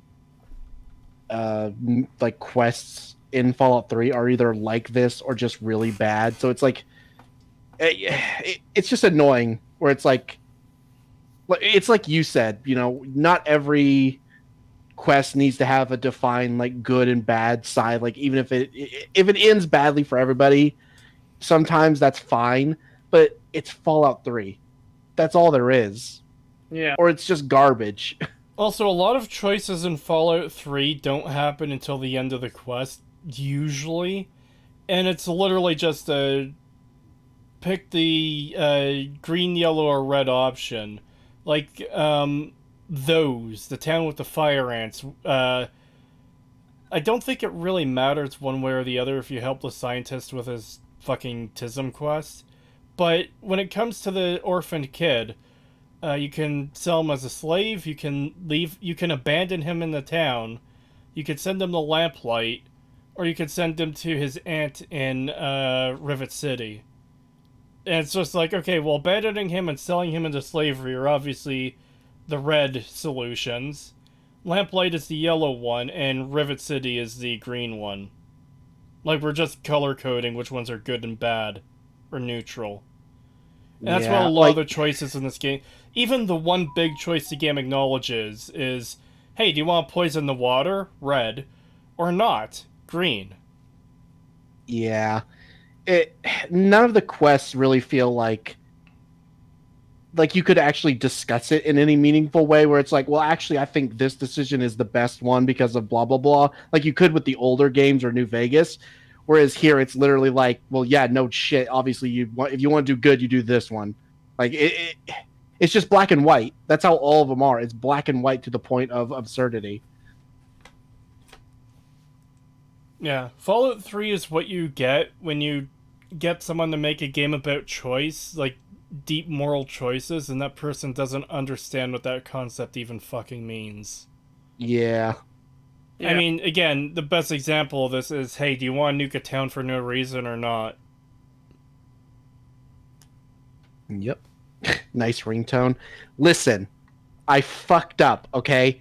When I got Discord and I logged into this account on Discord and I accidentally clicked the thing where it asks like, is it okay if Discord sends you notifications? I meant to click no, accidentally clicked yes. So now every time somebody sends a message on Discord, I get the fucking boop boop boop every fucking time. Creetosis. Many a true nerd said Little Lamplight was one of the best made towns in his recent series. Okay, so first of all, best made towns in all of fiction or best made towns in Fallout? Because there's a vast difference there, but in both instances he's very wrong. Yeah. Like, how the fuck could you even unironically think that town is like... Is it just the aesthetic that he likes, or is he actually trying to say like, no, this actually makes a ton of sense that there's a bunch of children here who have no way of existing? Like I'm sorry, but how are kids having other kids? Well, not just that. Even if we ignore the whole reproduction thing and the lack of food thing, like they say it's cave mold. I'm sorry, I just don't believe kids are going to survive off of cave mold for fucking 16 years. Yeah, I don't either. Even if we ignore all that, even if we assume all of that is perfectly fine, the fucking gate keeping the super mutants out of the the little lamplight section is made of like the flimsiest, thinnest fucking wood. They don't even need super sledges or rockets, which they have. They don't even need that to tear this down. They could just do it with their hands. No, but Kree, you don't understand. Those are static objects in the game, so therefore they are indestructible no matter what they are. I mean, running on that logic, you could just put a model of a fucking curtain in there and just have no physics on it, just have it be a solid object, and say, yes, this curtain, this piece of cloth is what's keeping them out. I have unironically heard people argue that exact thing I just said, but it's a static object, so it doesn't actually matter what it is. Like, they can't get through it, so it makes sense. I'm just like, you're not supposed to assume that, you dumbass. You're supposed to... Because the thing is, these people think they're so fucking big-brained where they're like... They think they got a gotcha because they're like, oh, no, see, I have criticisms for the game, too. Why is Big Town not completely defensible then where there's only one entrance if they have all these static objects around them? It's like, because the game is supposed to... You're supposed to infer from the game that this place is hobbled together. It's not actually well fortified. Okay? You're not supposed to take the game so fucking literally that because something is a static object, it can't be destroyed or removed. You fucking idiots. Because in game terms, in engine terms, they designated this object is not movable, interactable, or destructible. Therefore, in the reality of Fallout, this single wood panel of rotted wood is no longer destructible by any forces of man or nature. Exactly. I have unironically heard people argue this shit. It drives me up the fucking wall. I rolled my dice onto the tabletop and it hit the villain character, therefore he died. Yeah. Creetosis, I have seen a fuck ton of Redditors defend Lamplight. Well, there's your problem. We're dealing with Reddit.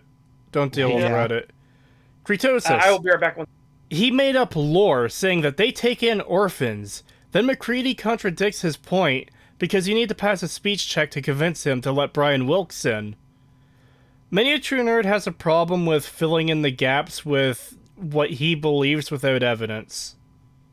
He's really bad at it because, keep in mind, he tries to do that with things where he doesn't even need to do that. Like fucking Megaton, where he just completely forgot that the water processing plant exists.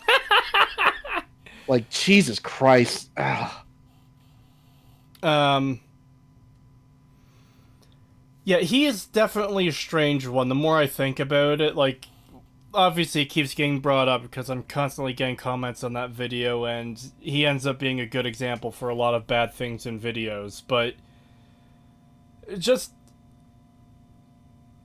two quick examples. When talking about the Vault 101 section, he talks about how, oh yeah, you can complete this peacefully. You can leave Vault 101 without firing a single shot, which is true. But then when it comes to Vault 87, when trying to tie the comparison that, oh, you do to Vault 87 what the Super Mutants in Fallout 1 would have done to Vault 13 by wiping them out. It's like, yeah, but you could complete that peacefully without firing a single shot. Did you forget that was possible? Well, of course he can't bring that up because it's inconvenient to the argument he's trying to make there. Which also contradicts his point about, Vault 101, where you don't have to kill anybody. You could just run through the whole place. It's like, okay, you could do that in Vault 101, but not in Vault 87. Yeah, that's what I'm getting at. Yeah, it's fucked. And the other example is when he fucking takes Indigo Gaming out of context and strawmans him. One of the comments he makes that really fucking bugs me is, oh, what do you think they're going to do if you shoot their leader? Let them in? As if he wants a fucking switch flipped that, oh yes, children are killable now. Let me shoot the guy, the kid that's not allowing me into town. That's the only change I want. Not that the criticism is that the entire setup is fucking is stupid as fuck and should be entirely changed or removed.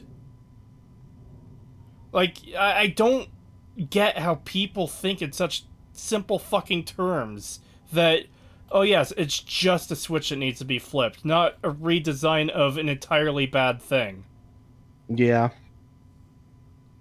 God, and then you think about the fucking little Lamplight shit where they're like, oh yeah, in order to grow this cave mold, we use this strange meat that our scav teams go out to get. And it's like, so one, we learn throughout the game that strange meat is human meat, which means they're either scavenging strange meat from people who are killing people, or the scav teams are just straight up killing people and taking their meat to feed this cave moss, where it's like, why aren't you just scavenging regular fucking food then?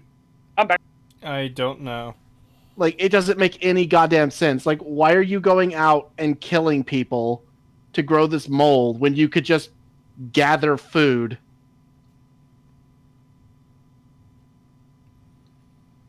It's so stupid. I fucking hate this game so much. Big Town is so dumb that they decided to make their home halfway across the map from their children instead of right outside the caves to protect them. That's the thing. The children in those caves aren't explained to be the children of Big Town. That's a headcanon theory that has popped up numerous times, but there's nothing to say that they are. There's nothing to say that's where, like, there is no explanation for where the kids come from. They just are. Yeah, because that's the thing. Like you said, it's contradicted by McCready by not wanting to let in the other kid, Brian Wilkes. You have to convince him. So they don't just take in kids. They're all kids, so they're not reproducing. So where the fuck are these? I fucking hope not. So it's like, where are these fucking kids coming from? And we never get an explanation for that. And we see that all these other kids, when they get older, are sent off to Big Town. This whole society thing just doesn't make sense. It just doesn't work on the most basic level. What's that? Something in a Bethesda game not making sense? Say it ain't so. Yeah. In fact, the way that Little Lamplight is portrayed, it's almost implied that the kids who are in Little Lamplight now are the same kids that were on the field trip 200 years ago. It is almost that bad. Yeah, which makes no fucking sense. Yeah, I wouldn't. The way it's conveyed so poorly that I wouldn't actually blame anyone for thinking those are the same kids from the field trip 200 years ago. When I first played the game, that's what I thought, and I was like trying to figure out how they're still alive because I was like, but they would have aged. Like they even say that when the kids get older, they leave. So how could these be the same kids? Like it took me a while to just outright say, oh, this is just retarded. Yeah, that's the answer to most of the problems in Fallout 3. Oh, this is just retarded. Yeah, like there's nothing to think about here. There's nothing to solve. It's just retarded. He also calls the settlements in Fallout 3 societies, even that one with only 2 shacks. What? What? Okay, that's leaning a bit into pretentious territory. Oh, we are going to the Society of Girder Shade. Like, what? Yeah, fucking what? I wouldn't even call fucking Republic of Dave a society. Call Republic of Dave a fucking joke. Yeah.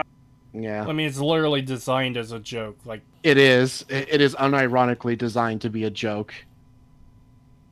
I mean, for fuck's sake, when he loses the fucking election, he runs into the middle of a Deathclaw-infested town. Like, what? Why? to And build then his when you new talk to him, empire. yeah, when you talk to him, he says that he's going to turn this place into his new empire. It's like, oh, yes, the Deathclaw-infested town that nobody can enter will be your new empire, you fucking retard. $5 from... But Go ahead. apparently this guy is supposed to be a fucking, like, I don't know if I want to say expert, but like a seasoned mercenary. Like, I'm sorry, what? You expect me to believe Dave is a seasoned mercenary with logic this retarded? I don't believe you.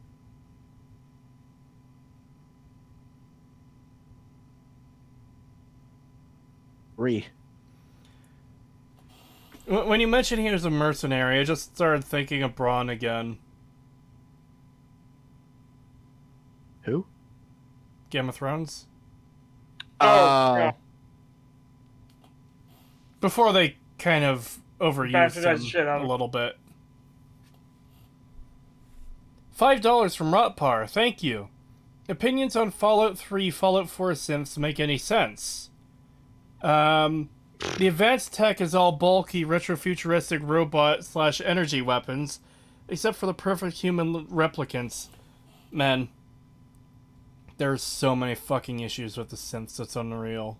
I cannot stand this. I never liked the idea of the synths being in the game. Even all the way back during Fallout 3, I did not really care for the whole Blade Runner reference shit that they were trying to go for. I did not like it. Yeah, You know what would have been a funny Blade Runner reference? Well, one, you need something perk like Wild Wasteland. But imagine there was a guy who'd be like, I hunt down synths that infiltrate our societies.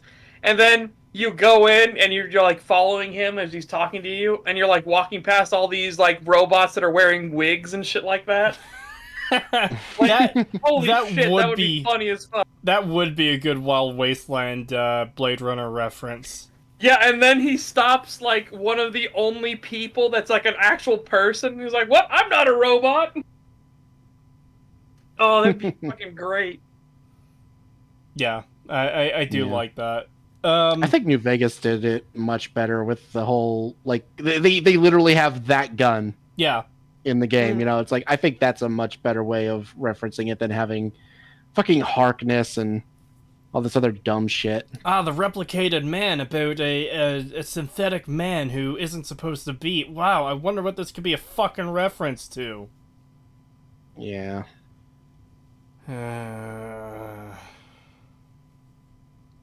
Then, of course, we get Fallout 4, and the whole fucking thing is a really, really shitty Blade Runner reference. Thanks. Blade Runner didn't deserve that. It deserves so much better. Yeah. Yeah. I can't remember if I said this to you guys recently on stream or not, but I'm going to say it anyways. Don't you love the awesome reference where they use the fucking goat test as the empathy test for a reference to Blade Runner? So good. Yeah, back on track. It is insane how many fucking problems there are with the synths. It's like they took the thoughts and ideas from 20 different people. They're all fucking conflicting with one another and just threw them all into the game and said, yep, that's what the synths are. God, I like how we're not even a minute in. Oh, fuck! I'm the one fucking struggling to stay awake. I keep making it worse on myself by tangenting about all this stupid bullshit!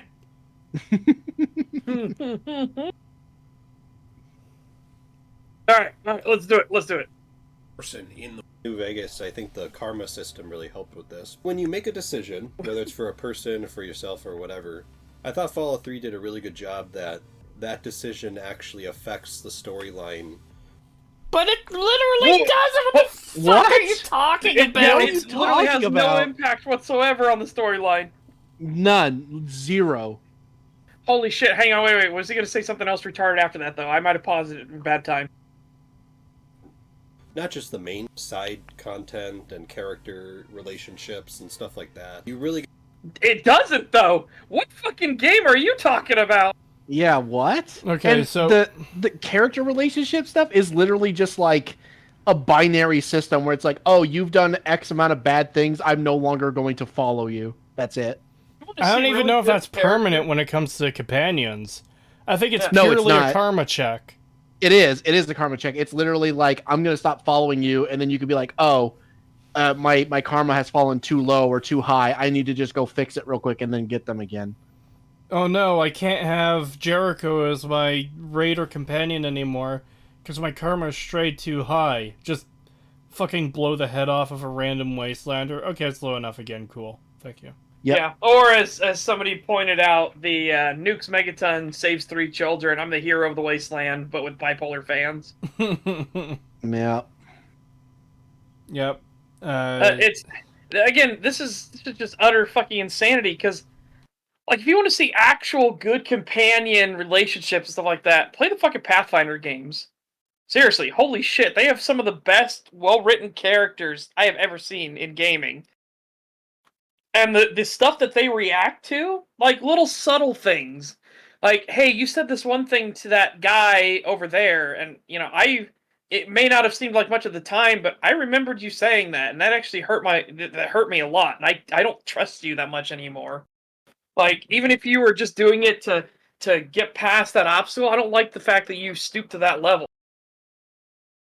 It's stuff like that, and they'll literally show up, like, it'll be highlighted, like, hey, I wasn't a fan of the way you handled that situation. And then stuff like situation will be a blue word in the dialogue box. If you hover over it, it'll explain, like, this character didn't like the fact that you did this, this, and this. And they'll be like, I didn't mention it much at the time, besides maybe a little grumble here or there, but, that really stuck with me. It sounds like I need to play the Pathfinder games, because holy shit, that sounds like it's right up my alley, because... When I play games now, I try to, like... Just to give an example, I was recording footage for the Fallout 4 video earlier. And I was, once again, going through the quest where you're told to kill Paladin Dance by the Brotherhood.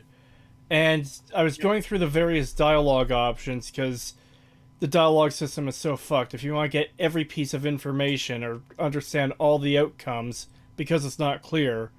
You have to save at each section of dialogue where you're given a choice, and then go through them all. So I was doing that, and then I actually went back and picked an option I liked more, because I felt that was a better response to Dance to get him to not kill himself, or to not let him kill you, because I genuinely thought, hey, this is actually more meaningful, and I like this a lot better than the other options. And even as I was loading the save, I was thinking to myself, this is pointless anyways, though, because it doesn't actually matter that I'm picking this one particular option. All the game sees it as is, you successfully convinced him to not die. No importance on the actual words used, because one of the options is calling him a coward, saying, oh yeah, dying is the coward's way out. One of the options is, yeah, but you're my friend, and he acknowledges, oh yeah, I didn't realize that my death would be hurting the people around me. And the other one was... Fuck, I can't remember, but it was the one I liked most. It was saying something to the effect of, like, it doesn't matter that you're a synth, you're still a person, you're still you, and that's what matters. And I genuinely thought that was the better outcome, like, the better interaction. Only to realize, oh yeah, it doesn't matter, this is Fallout 4, what am I doing? Yeah. When it comes to, like, how... Like, there is a genuine moment where, in my first playthrough of Pathfinder Wrath of the Righteous, there is a character, and I'll keep things vague, but he's a character that he follows the goddess of beauty and mercy and everything.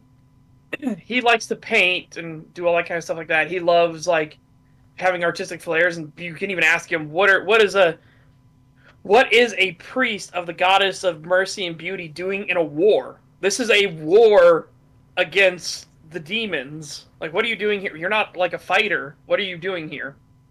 Well, throughout the game, I had given responses of being genuinely, like, happy that, you know, he was unharmed when stuff would happen and stuff like that. And he took those as signs that I was flirting with him. And so he sets up a thing where he's like, hey, I want to paint your picture. And I was like, sure, you know, we can paint your picture. How about we paint it here? And he's like, no, I don't like the lighting here. Follow me. And he goes out and he sets up his easel and everything. And a bunch of bards show up and play music for you. And you realize it's supposed to be your first date. And I had to tell him I didn't have those feelings for him. And Jesus Christ, the dialogue box talking about how he said, I'm sorry, I was mistaken. And he had tears in his eyes and everything, and he couldn't look at me anymore. And he said, I guess we'll paint another day. I was like, fuck, that hurt. He was like, Jesus Christ, I literally just crushed his hopes and dreams. Fuck. It's funny how a lot of games incorporate stuff like that, and it either works or it doesn't, where when it doesn't work, you're just like, good, I'm glad your dreams are fucking ruined. Yeah. One of the clips I recorded earlier for the Fallout 4 video is, right before you destroy the Institute and you're leaving, Child Synth Sean shows up, because he's been reprogrammed to come with... By the way, Sean somehow manages to reprogram his Child Synth self from beyond the grave. Because if you kill him the first time through, the Child Synth will still show up at the end, being reprogrammed for you to take him home. Like, what? But okay. But I specifically saved the game, left, loaded up a mod that allows me to kill everyone, including children, loaded back in, and I got the dialogue response, like, telling the kid to fuck off, basically, and the kid's like, I hate you! And I pulled out the super sledge and just fucking gibbed him immediately in one hit. That is 100% going in the video. God, I almost want to re-download the game. Just to, like, record me getting to that part with that mod on. And when... Because you know how Sturgis says, like, oh, there's something you need to deal with really quick, and, like, points you forward, and it's the kid. Like, as soon as he says, yeah, I got something for you to deal with, I would just immediately pull out, like a pistol or something and blow his fucking head off. And be like, okay, that's enough. Let's go. It's done. Dealt with. You bonked the child. Yes, I also uploaded a clip to the Discord server earlier. again, using the same mod that allows me to gib people, because certain NPCs are protected from gibbing for some reason. I had the super sledge, I walked up to Dr. Lee and just exploded her head with it, and Calbeck responded with bonk. So I re-rendered the clip with the scout saying bonk right as the hammer hit. It's in the front room if you two want to see it. Yeah. Maybe I'll do one for the kid too. Maybe I'll include that in the videos when the hammer hits the kid and like turns him into paste. I'll just include the scout bonk there. Yeah.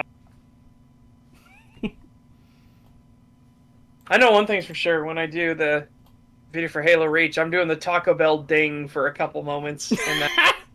I've been trying to look for ways to fit that into my video, and with these ones I can't. Maybe other ones in the future I will. I'll give people a spoiler. When Kat gets shot in the head in the most impossible bullshit way ever, with a rifle that can't go through shielding, there's a Taco Bell ding! It's gonna go right there.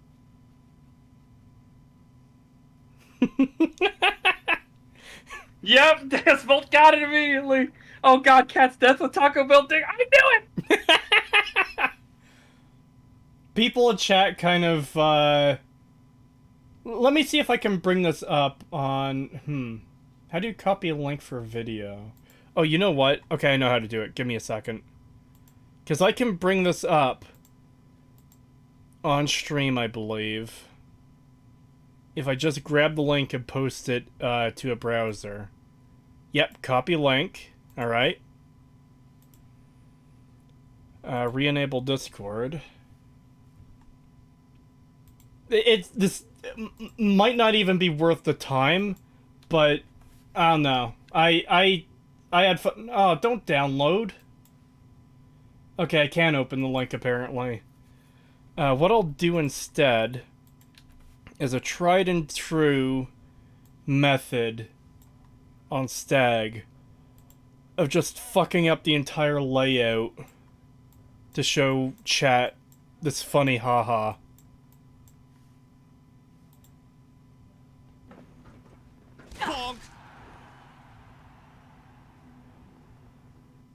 Perfect.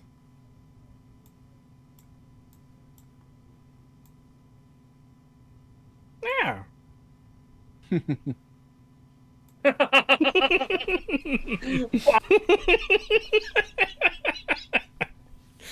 I had more fun with that than I should have. What about the red dodgeball sound? Could you use, what could you use that for? You know what? You could probably use it for a similar thing. Like, just swap out bonk, the Taco Bell ding, or dong, or whatever you want to call it, and, the red dodgeball sound. God. I'll try to work that into future videos. I'm definitely gonna do some fun editing like that, like just little bits and pieces there. I'm gonna do the pipe falling meme for a couple of them as well. Like when the pipe falling meme is definitely happening when Spartan leader dumbass does the self-sacrifice thing into a scarab. It's just so stupid. I need a mod that replaces all melee impact sounds with Scout saying bonk. After making that clip earlier of the Scout saying bonk, I kind of want a mod that replaces all the player dialogue in Fallout 4 with Scout.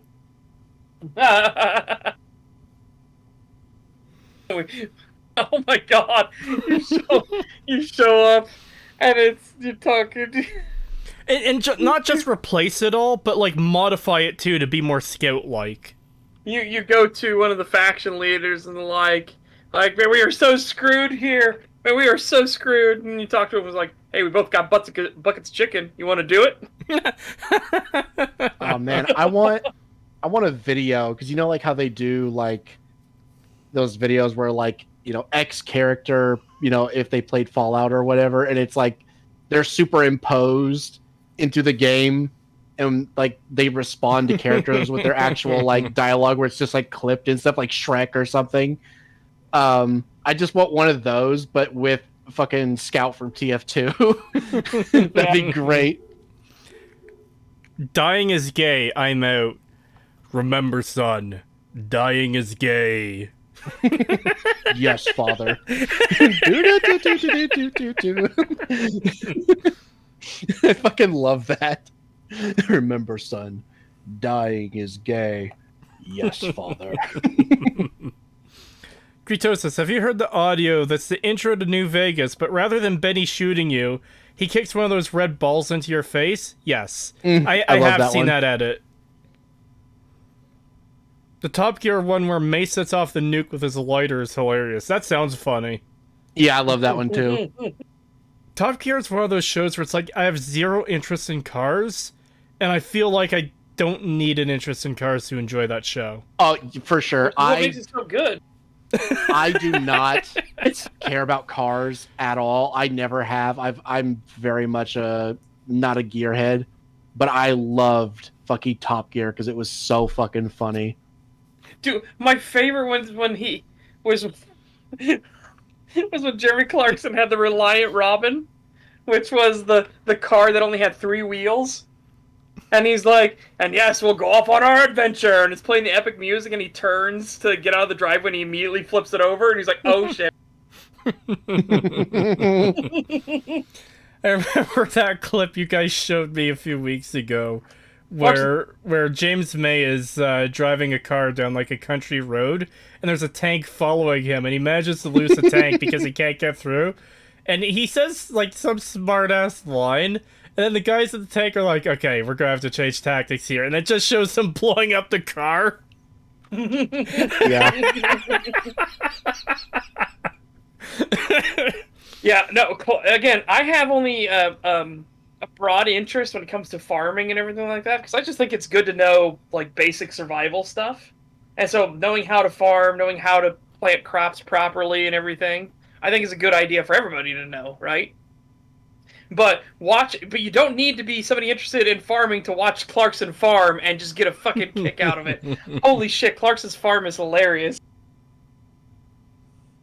Especially because his dumbass is so, like, about raw power that he buys a German super tractor for his farm and none of his equipment can hook up to it. Yeah, we only ever did watch that first episode. We should watch more of that for sure. Oh, we absolutely should. Season 2 is even funnier. Holy shit. You could tell this is a really, really high-quality video that has a lot of things worth discussing, because we've been talking specifically about this video so much and nothing else at all.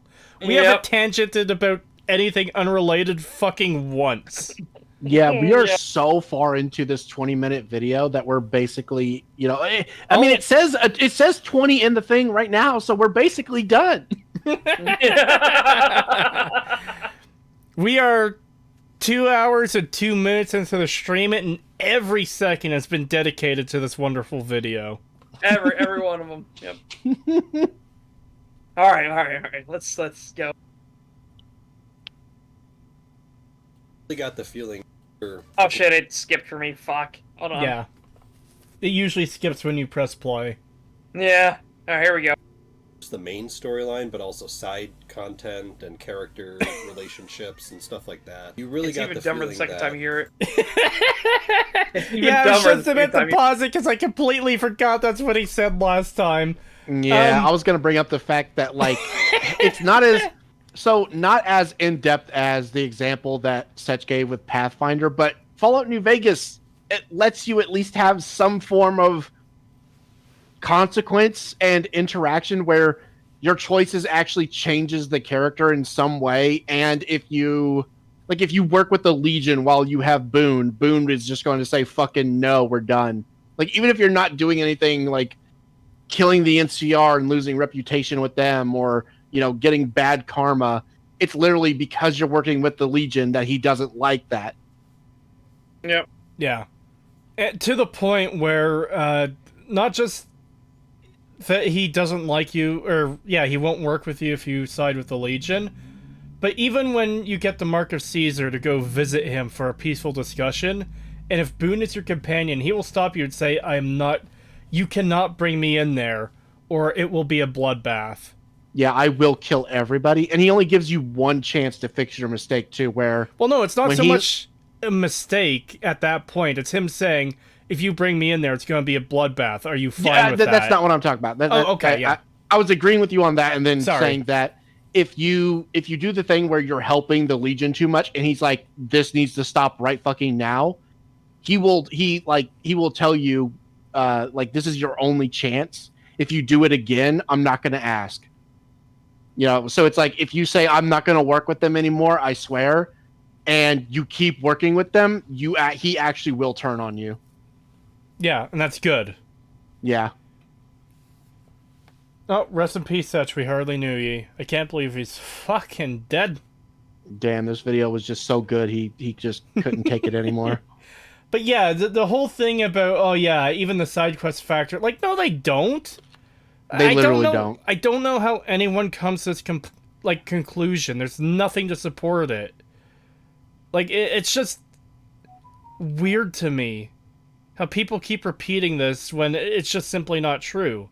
The only thing you get is a scripted thing where Liam Neeson will talk to you about whether you blew up Megaton or not. And regardless of what you say to him, he just knows that you nuked the town if you did nuke it. Yep. Also, yeah, Discord just had a hard crash on me. It froze up and just booped me out.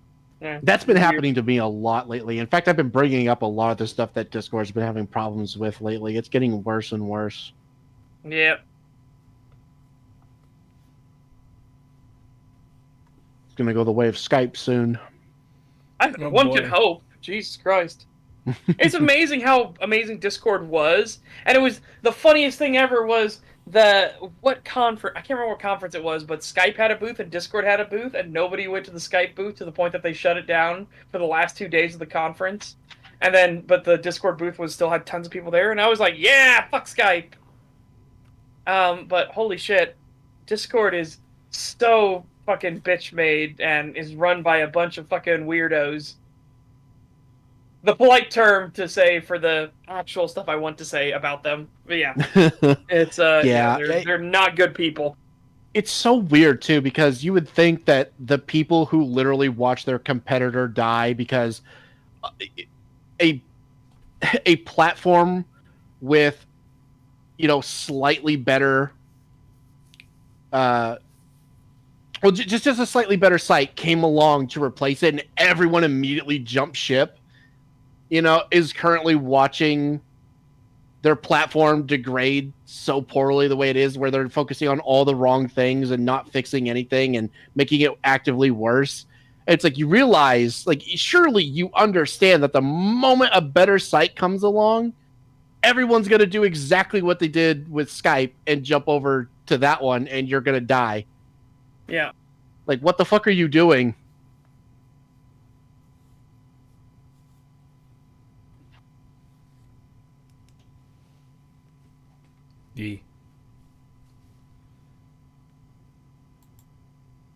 I'm either... And And it's skipped again. Lovely. storyline, Yeah. but also side content and character relationships and stuff like that. You really got the feeling that I'm either a great person and I'm here to save the world and white knight this entire city, basically. Yeah, your e-girlfriend Or- is going to exactly. be replying to you real quick after you say yeah. Megaton. Or you also got the feeling that you were just a morally awful person. Again, Yes. Super black and white, nothing in between. Yeah, I was going to make the joke. Yes, the deep, intricate morals of being Jesus or being Satan. With nothing in between. The in-depth, detailed spectrum of left or right. Yep.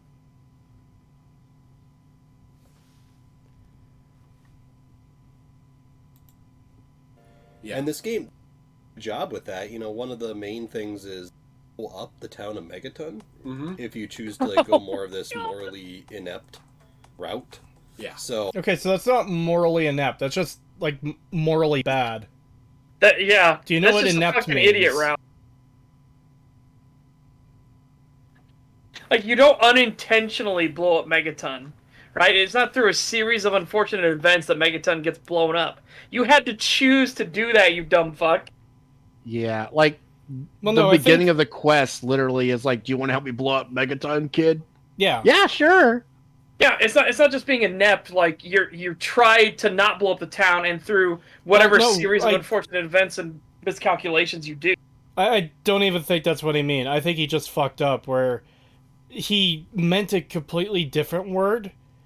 Like, morally bankrupt, for example, where it's like, yeah, this person has no morals, but I guess the neurons weren't firing. He just said, oh, morally inept.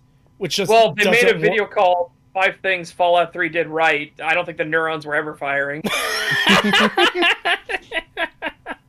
I don't know. The more I hear this, the more I'm thinking this is a fucking troll, like, shitpost video. But When was we'll it see. We'll keep uploaded? going. 12 days ago. Okay, so it's Yeah, not so- an April Fool's joke. Yeah. Yeah.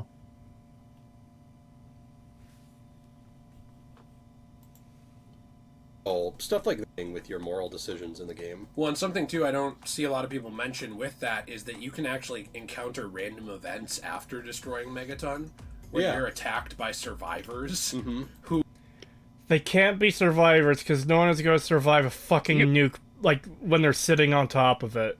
Except Moira Brown for some fucking reason. Yeah, but she at least gets ghoulified. The people who attack you are human. Yeah. And they're not beyond survivors, they're Megaton refugees, which has a different implication. Yeah. Survivors means you survived the explosion. Refugee would imply that they were out of town at the time it blew up, and they've got nowhere to return to. Oh, you're right. It's Moira Brown. Oh man, too bad Mortar Artie didn't get fucking ghoulified too, so we could keep him for some reason. I know that joke was stupid, but I still love that joke. Mortar Artie, incoming! Creetosis slaughters the railroad. I don't usually kill morons this fast. I wish there was more railroad so I could just kill more of them. Like, I hate them. They're a stupid faction. They shouldn't exist. They're all obnoxious cunts. But there should be more of them for no other reason that I get to kill more of them when I wipe them out. Yeah.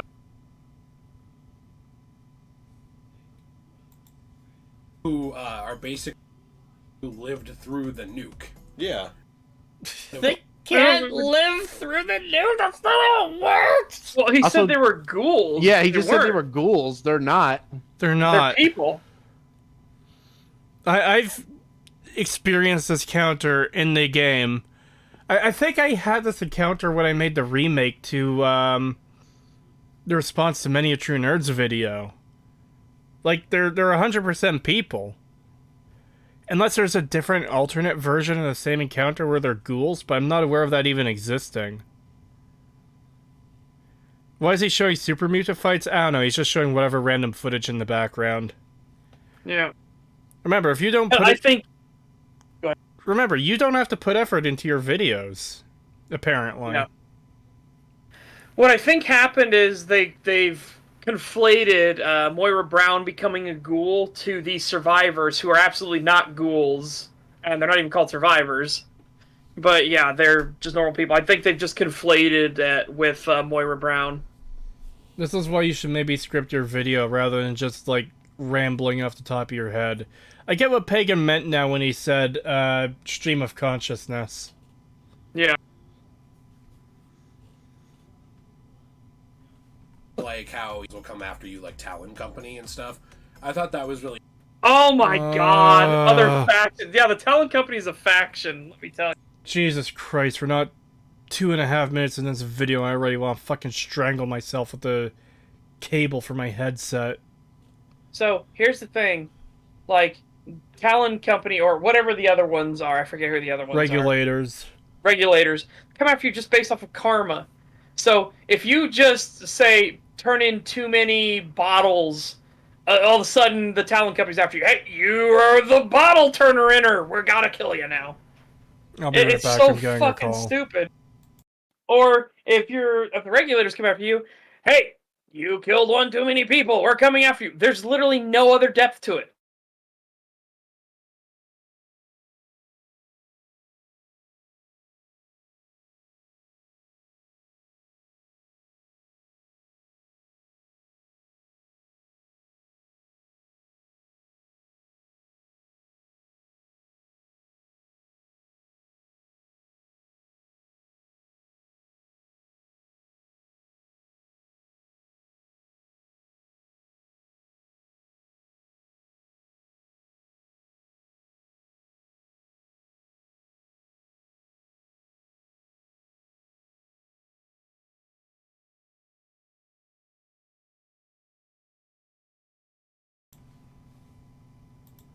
You guys stop talking while I was gone?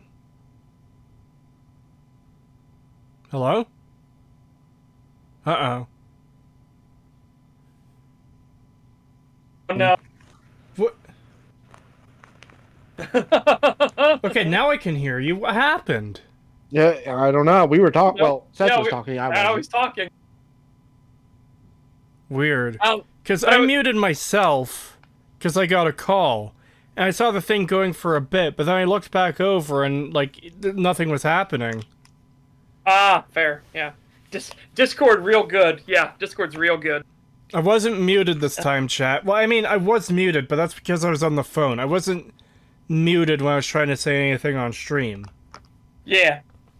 And for But some I was just reason... saying, what I was just saying was it's a completely binary decision. Do they have low enough karma to send regulators? Do they have high enough karma to send talent company? That's it. There's no depth to them. You can't, like, interact with these factions. You can't, like, destroy their faction base and stop them or anything. You can't join these factions.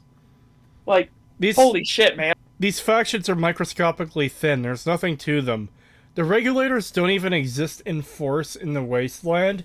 There's Lucas Sims, and there's the little base that you get when you get the Lawbringer perk, so you could turn in the body parts for the evil characters, and that's it. That's the entire extent of the regulators in Fallout 3. Something that is implied that should be a far bigger faction than it is, and it's just nothing. The Talon Company are raiders, but with better equipment. Yeah. And the fucking regulators are so much of a non-entity that they don't even exist unless you get the Lawbringer perk. If you don't get the Lawbringer perk, you can't even go to their fucking, like, headquarters. Like, you could find it in the world, but you can't enter it, from what I understand. Yeah, it's just a locked door that doesn't go anywhere. Zorark720 with $5. Thank you very much. The regulators do not care if your only crime was stealing a stem pack of Radaway to keep yourself alive. Yeah. Yeah, they still act like you're the scum of the earth, even if all you've done is steal tin cans. Yep. That's and why... Same with Talent Company. You're the goody two-shoes that must die, even if you turn in a bunch of bottle caps. Or bottles. Oh, he's gotta die! He's the bottler! Yep. And it's the same thing with the evil faction, whose name I don't even remember. You can't enter their headquarters, which is literally just a tiny shack in the fucking scrapyard. Oh, yeah. You can't even go in there unless you get the perk, and it's literally just some old dude behind the desk. Yeah. That's not the Talon Company, but that is the one with the perk for killing good characters. Yeah, I don't remember the name. Neither do I. Yeah. The perk doesn't even really seem worth it, because by the time you're a high enough level to get it, you've probably killed, like, most of the good characters, right? I hate both of those perks because of how late you get them. It's like, I've already cleared out most of the places where I could get the fingers and stuff. Yeah. So it's really annoying. Little Horn and Associates, yeah.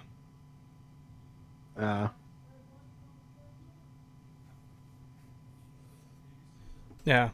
This is why there should be a lot more depth to the system, because when you have a binary good-evil thing, that becomes a fucking joke.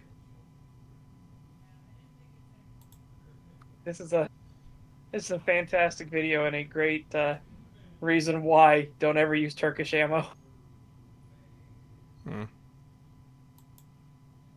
really interesting. It is direct parts where your decision off the map, and then you have access to the 10-penny tower housing if you play your cards right. Mm-hmm. And if you don't nuke Megaton... I like how he says if you play your cards right, as if there's any other way to get it besides nuking the town. Yeah, and not only that, like, you have to fuck up that conversation real hard to not get the apartment. Like, I'm not even holy sure shit. it's possible to not get it if you nuke the town. God, dude, I just don't even, like, what? How dumb are you? Is he like, yeah, if you nuke the town, it's not there anymore. That's a deep consequence. But it isn't, because it doesn't affect anything else in the entire game world. Doesn't affect any of the NPCs, doesn't affect any of the companions. Barely affects dialogue. Here's how little nuking Megaton affects the town. You do more damage to your game by actually going through the town and killing every single NPC than you do by nuking it. Because if you nuke it, Moira will survive. If you kill everyone in town, that would include Moira. In fact, we don't even have to go to killing everyone in town. If you kill Moira alone, that is more damaging to the game than nuking the town because you can't do her quest anymore. Yep.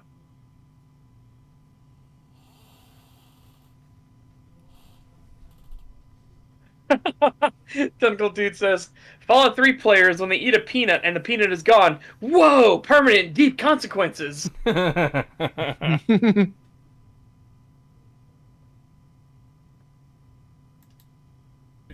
don't have any tower housing without exploiting the game. There is kind of a way to get in there, but you're not really supposed to. That's like the above board consequences to your actions. You know, is it does actually affect the world, and you're walking by that town and now it's a crater. Or See, it's literally just that.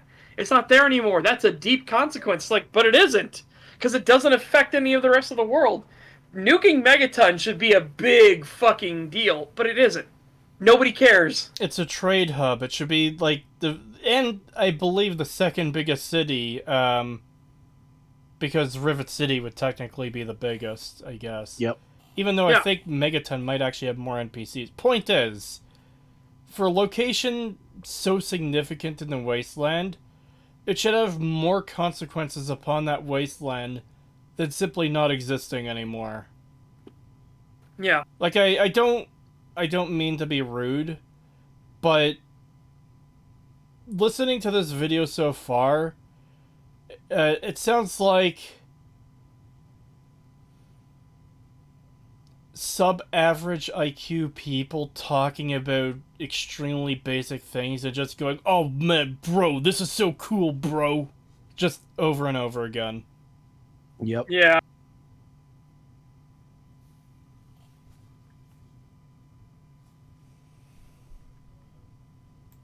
Even you're walking by.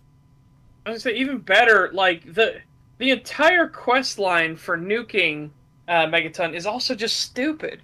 It's done for a guy who won't get any benefit out of nuking it, and he talks about how it's an eyesore and he can't even fucking see it. Well, we're given 3 reasons, all of which don't really align. Tenpenny thinks it's an eyesore, even though he can't see it. Three Dog says Tenpenny wanted to secure that land in a world where, you know, all the land that isn't being occupied is free, so go ahead and take it. Yeah, and the fact that he can't use it because now it's nuclear and radioactive. Yeah, so already those two don't make sense. The only one that does kind of make sense is Burke saying, oh, this place needs to be destroyed because these people are backwards degenerates and they need to be removed from the gene pool. It's like, yeah, it's fucked up, but at least you can understand why an evil character might have that perspective. Even better, they actually could have played that off as him being not even an evil character. He could have just been a neutral character and been like, the fucking children of the atom exist in this town. This crazy cult worships nuclear bombs and is trying to bring about the destruction of it. We need to get rid of these people. Like, the fact that this town is tolerating this cult even existing is a problem. Mm-hmm. Fallout 3 fans, when someone leaves the room and their toddler-level object permanence makes them think God removed them from existence. Fucking face. Oh my god, what a great I love that comment. face. That face is so fucking perfect. It's so weird. Oh, I love it. Yeah, exactly. I don't know how Megaton is the eyesore when you look at that broken down, crusty ass fucking overpass that's blocking the view to Megaton, by the way. You don't even have to go that far. There's like a factory 20 meters away from Tenpenny Tower and a gas station and like burned out shells of houses. How is Megaton an eyesore, but none of that shit is? Yeah. Yeah. Also, again, begs the question where Tenpenny Tower is getting any of their food, water, any resources whatsoever, their munitions. Like, holy shit. Don't think about it, Forehead. It's just a town full of rich snobs who are cartoonishly stereotypical rich snobs. Yeah, in a post-apocalypse, which doesn't fucking work. Yeah. And I hate that they always try to explain away the whole like, oh, well, they get their weapons and ammo by scavenging. Like, that's just how everyone gets theirs. And it's like, okay, but that's not enough to, like, Yeah, there's a arm the limited entire supply. wasteland. Yeah, it's like everything should be a lot more scarce if that was the case. Like, it should be almost impossible to find weapons and ammo. What should happen Hold on. is... Go ahead. Everyone scavenges for all their daily needs for survival, including ammo, but every single building in the wasteland that isn't currently occupied is completely untouched from the time the bombs dropped. Exactly. Yep. It's why I don't like the cop-out where, as Fallout New Vegas actually explains it, like, they have the gun runners. They're making new ammo and weapons all the time. I was going to bring them up as an example, or Mad Max universe, where you have the different towns that survived the apocalypse that are different things. So you have the town that was an oil refinery. Well, now it's called Gas Town. You have the town that had a weapons production plant there, and it survived. Now it's called Gun Town. You know, and that's how they trade with each other. It's like, hey, we need gas to keep our factory running. Well, we need bullets and guns to keep our gas protected and keep our claims staked. So they make an alliance with each other. And then another town is like, hey, we have deep water drills and wells.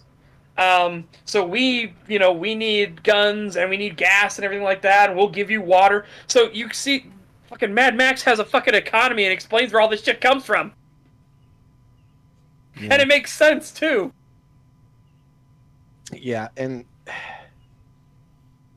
New Vegas as well. Like, not entirely, but a lot of the times when you see like ammo boxes and stuff, it's in a place where people are inhabiting it.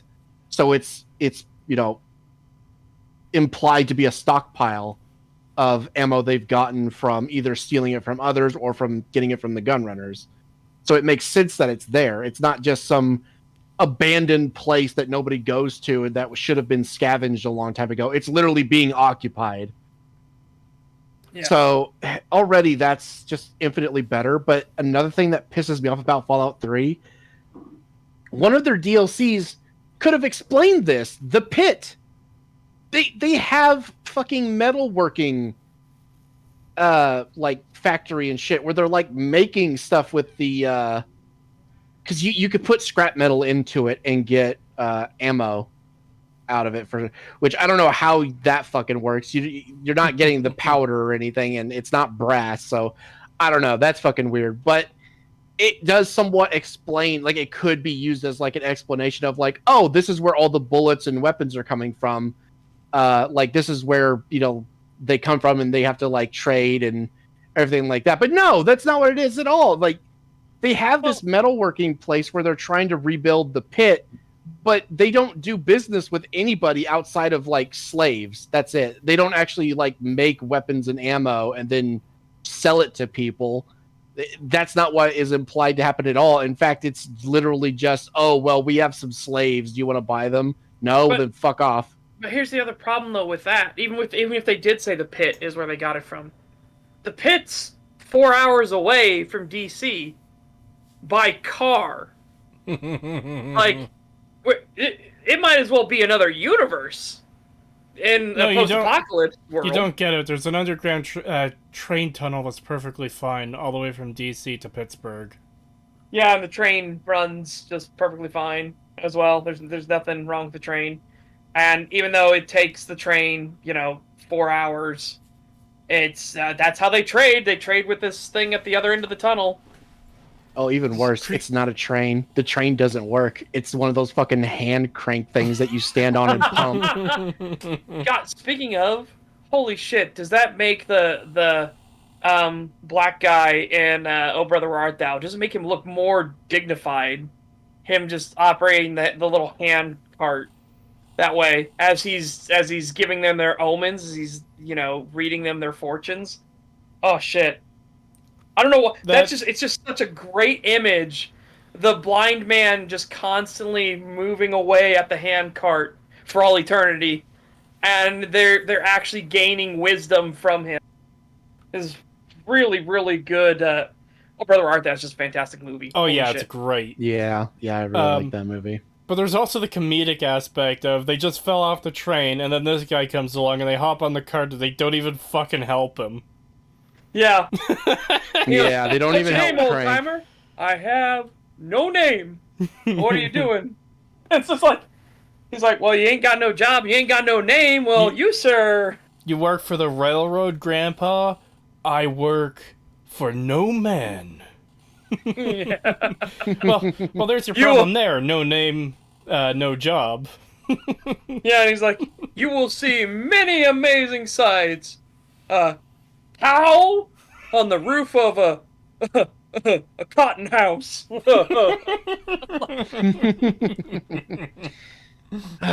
The thing is, like, if they had at least had it where this cart is supposed to be like running back and forth constantly, and they have like a little, almost like a small town set up around this, where the slaves are supposed to be bought, where you come here, it's like a gun runner operation where you come here and you buy your guns and stuff. This is where they come from, and it's implied that the cart is constantly manned and they're constantly shipping like mine carts or something full of ammo and guns and stuff back and forth all the time. Like you could kind of explain it that way, but they don't do anything with it. They do absolutely nothing with the metalworking stuff at all, other than to say, well, we're rebuilding the pit. I actually like an idea that I really do like, and I've just come up with it on the spot, is kind of what you were saying, but maybe they've like engineered, jury-rigged up like bicycles on the front of these, so you have two people that are pedaling the bikes and they're pulling the train, two people at the back pedaling or helping to push the little tram forward, and then the tram is like has multiple guards. Like you just have like 20 guys who their entire job is they ride the train back and forth between these two destinations, so that keeps the supply line going. Like that would be really cool, because that could be an entire quest line of like, hey, we found out that there's going to be a heist to take over this train, because if somebody stops this train shipment, that's like hundreds of thousands of caps worth of ammunition and guns and food and medicine and like, holy shit. That could be like an entire massive quest chain of like you being on the bad guy side and trying to come up with this heist plan and going step by step of like, well, where's the best spot to set up the ambush? What are we going to do? How are we going to, do this and that? And then the other good guy side can be trying to thwart this thing, trying to find out who the conspirators are. Do they have inside men on the train and everything? Like, that could be oh god, man. I've mentioned it before, but I have like a similar idea to that with my idea for like a Fallout game that I mentioned, where it basically revolves around the railroads, and like there's like this company that's like refurbishing trains and stuff and trying to get the like the infrastructure rebuilt so that they can travel across the states and stuff, and they could be shipping guns and all kinds of other like really valuable stuff on these trains back and forth. And obviously one of the missions would be a train heist where you need to either attack the train or defend the train. And, you know, depending on which faction you're with. And it's like, oh, that would be so much fucking fun. That'd be so great. I have, in the books, I have something. There's no train heist or anything like that. In the books, though, they're during the apocalypse, because there's a magic apocalypse that happens. Once magic comes back in the world, a lot of things collapse. But then all of the gods and demons and everything like that realize that magic is back on. So then they start trying to claim territory. And then, you know, the wars between heaven, hell, and all the various different heavens, by the way. This doesn't mean that all of the gods are on the same side. You know, all the good deities are fighting over for territory as well, and worship and things. So the world is just basically super fucked. And there will be this train that goes between one of the last big settlements and Friedrichsburg. Basically, it goes between House Drake and Friedrichsburg.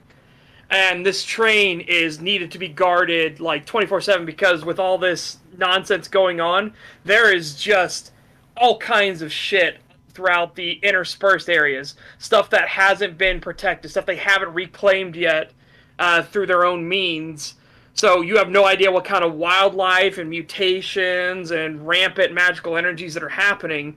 So you need to have basically an old Soviet era. It's not obviously Soviet design. The Soviets don't exist in my setting, but it's an old literal armored train where it has like fortified pillboxes and stuff on it as they're flying along and stuff.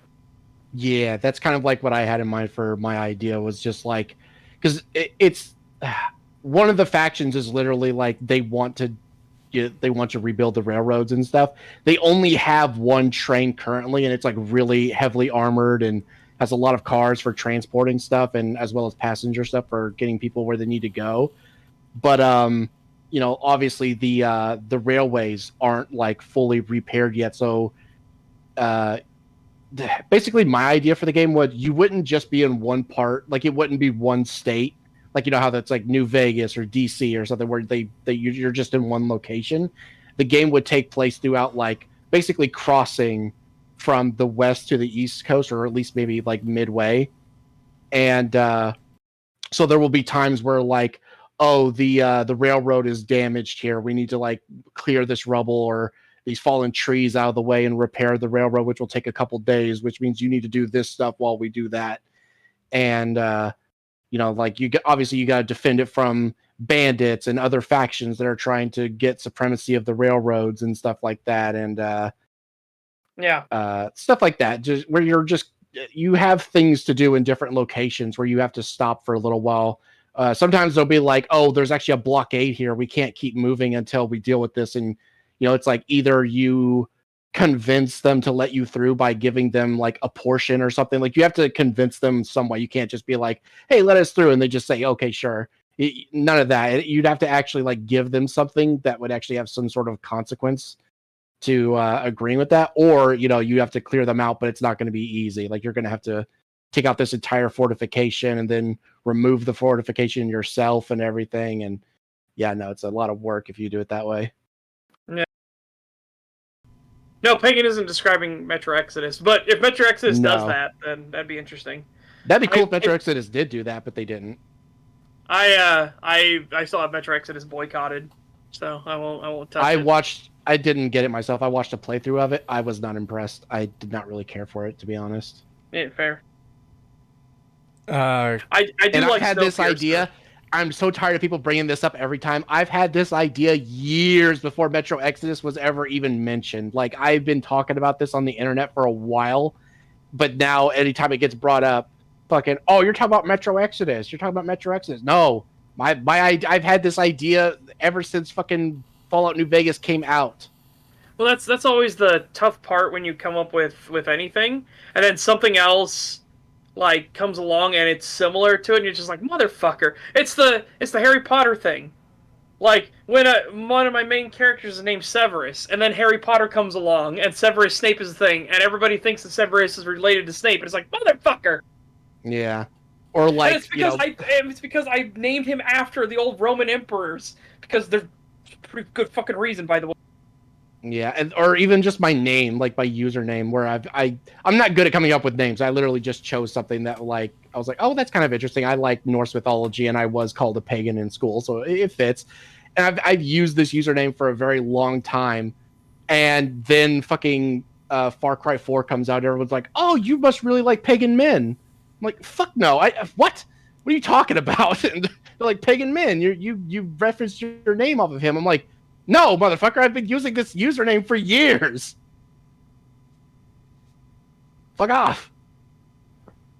A couple comments from earlier I wanted to grab too, relating to the whole Fallout 3 essentially being retarded. Did we ever learn why and how Tenpenny Tower is wealthy? Do they come from a vault or something? I feel like Bethesda saw Vault City and said, let's do that, but without understanding any of it. There is no explanation at all. Yeah. They're just rich because the developer... At least Herbert Daring Dashwood has his adventures that, like, okay, sure, he probably made money off of whatever sick loot he got during his adventures. That one I can understand. The rest of them, I don't believe it's explained. I guess the merchants, you could say they sell stuff, but those are, like, 3 characters. Yeah, everyone else, it just, there's no information. Literally just the writer saying so. And for whatever reason, they made fucking Tenpenny a British guy. Yeah, like he's not even from America. He like came here. Traveled from Europe. Like, I didn't realize oceanic travel was so fucking easy in the post-apocalypse. Yeah, I always found that really weird, especially when Fallout 4 doubled down on that, and they're like, "Oh yeah, we got Russian immigrants, like and Irish." Yeah, Russian and Irish immigrants here, and I'm like, "What? What? Where is this like? Where is this like happening? Like, I don't see like massive ships coming and dropping people off or anything. Like, where are you guys going to like getting back and forth to these places? I don't see this kind of infrastructure anywhere." We don't even know what kind of wildlife is in the sea. Who knows how badly that shit got mutated. Exactly. Like, you don't hear any stories about any of this stuff. You don't see any kind of ships going back and forth. You don't see anything. You literally just hear, oh yeah, I'm from Russia, or I was from Ireland or something. It's amazing how well those Russians learned English when, like, that is going to be a far harder thing to do in this world than it was before the war. Yeah. I will be right back.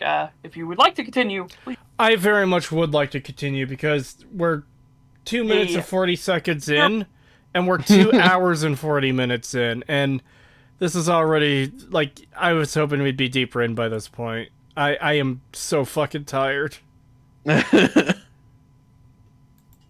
Really supposed to? That's like the above board consequences to your actions. You know, as it does actually affect the world, and you're walking by that town and now it's a crater. Or you're walking by that town and you're a good guy and you can actually have a house there. You also see it with things like, do I put the ghouls in Tenpenny Tower or not? Oh, well, what am I going to do about Arafu and about this kid that went missing? And these people are just so easily pleased by the most basic choices fucking possible. Yeah, we already went over why the fucking Tenpenny Ghoul thing is fucking retarded. Arafu isn't that much better. Remember, the only correct solution to blood ties is to wipe out the vampires.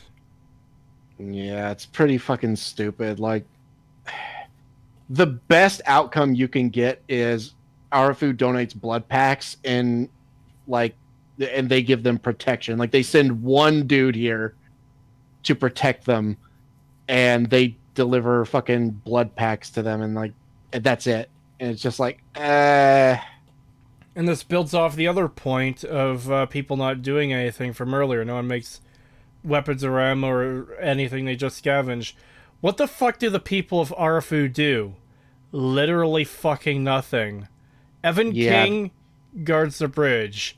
The retarded lady and her husband, and the other lady who is just there. Well, that's the best way to describe it. They're just there. They don't fucking do anything. And when they are free to leave their homes because blood ties have been solved, they wander aimlessly outside on the bridge and they don't fucking do anything. When you've Oh my god. I got a post- comment recently from that when I responded to Vincent Martin's video a long time ago. Oh boy. Some retard came in and was trying to like prove that I was wrong about my criticisms towards his video. And one of the things he tried to say was like where I was like completely wrong about the world not making sense. He tried to use Brahmin as like the fucking save all sort of like proof that there is food in the wasteland, which again, it doesn't work because what the fuck are the Brahmin eating? They're not eating dead grass to survive. Like that doesn't make any sense. And you saying that the dead grass is dead does not make it true. I'm sorry. But one of the things he tried to do was like, well, actually, if you help Arafu, the cows actually come back. So they actually get a large supply of meat. So therefore, like they would have a food source. I'm like, I had to explain to him. I was like, okay, one, even if they do get their cows back from being dead somehow, I'm bad. they don't like that doesn't solve the food crisis for the rest of the wasteland when the only other place that has like a large number of Brahmin is Canterbury Commons, and it's implied that they don't even eat those. It's implied that they're pack Brahmin. I was like, dude, your fucking comment doesn't save anything, but he just would not take no for an answer. Nothing I explained mattered. He just completely ignored everything I said. Eventually, I just stopped responding because there was just no point. That's what happens when you deal with actual fanboys of any, of anything that has fanboys. Yep.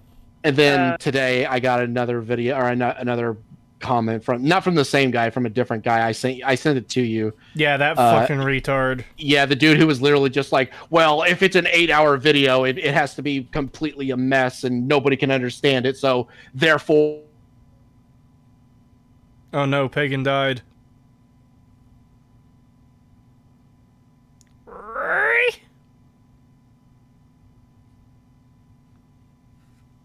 Or did my audio fuck up again? I don't know. Hold on. No, you did, Cree. Oh.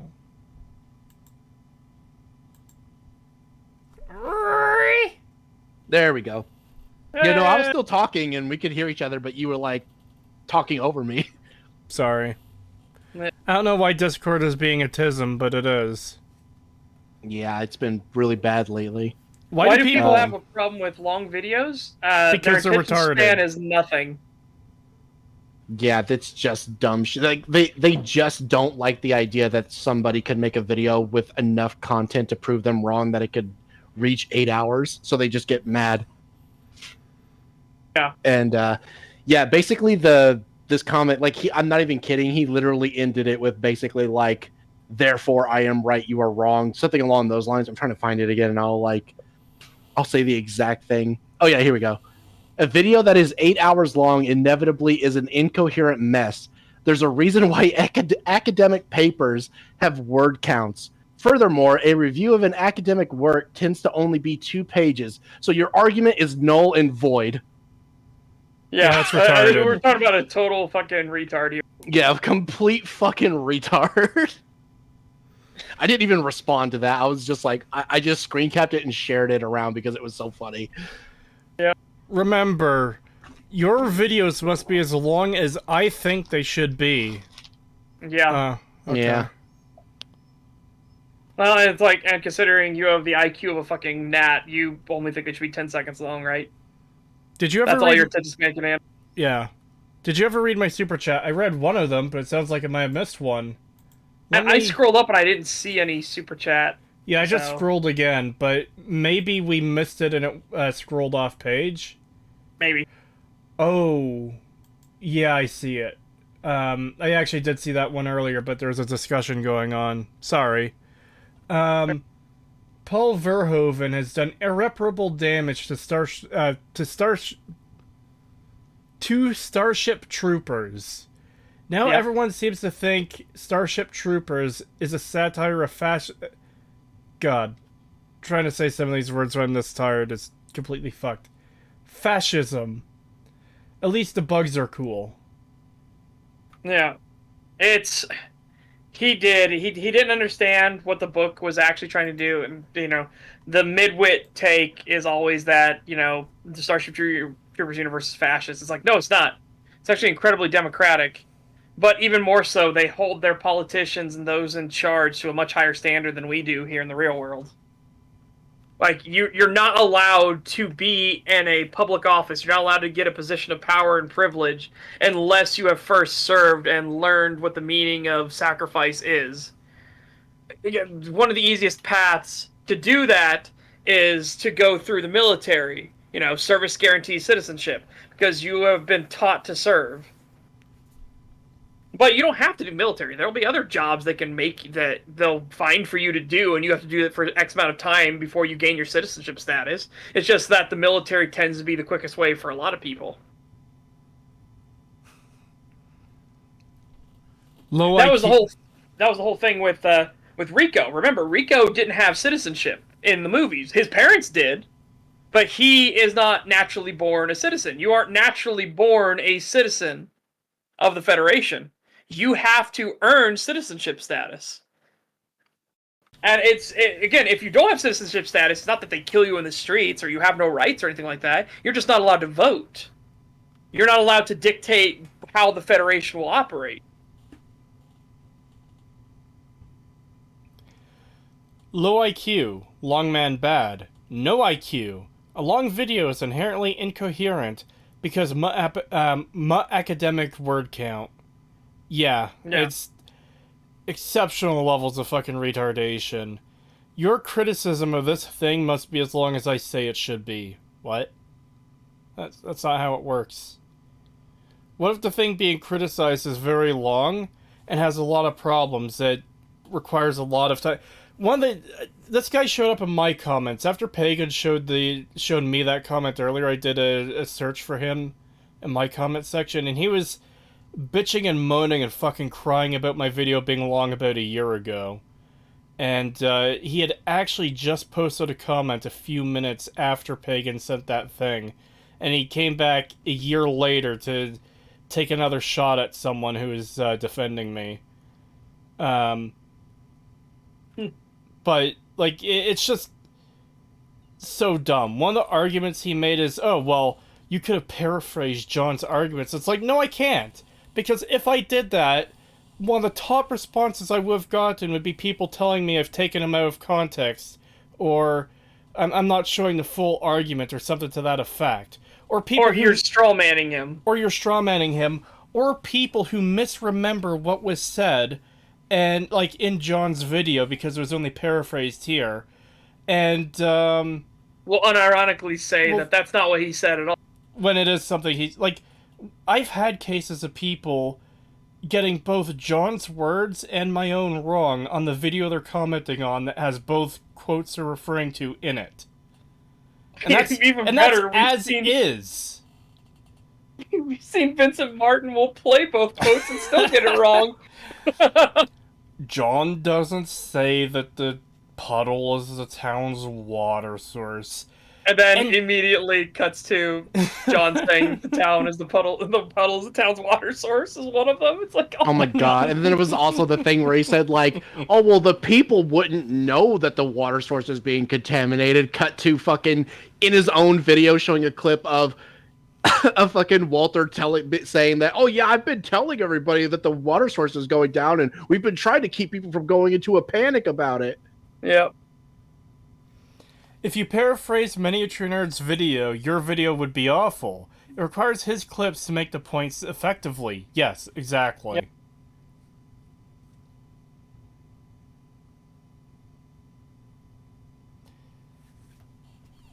Anyways, let's try to get through this video, because this is already a fucking slog. I don't know if I'll make it. We're almost... Look, we are almost 3 hours in, and we're 3 minutes into the video. We have to rein the shit in, or we're gonna be here for fucking 20 hours. Look, I'm happy to just get a certain length in and just be like, okay, you know what? We've been at it for a long time. We're done. We're ejecting. We'll do a different video next week. Yeah. Have you guys covered Super Red's video? No, we haven't. That's something we're considering. I have the YouTube transcription of that video in a document so I could take a look at it without having to fucking watch that shit video. To even see if it's worth covering. But I haven't done anything with it yet because I've been working on other projects that take priority over it.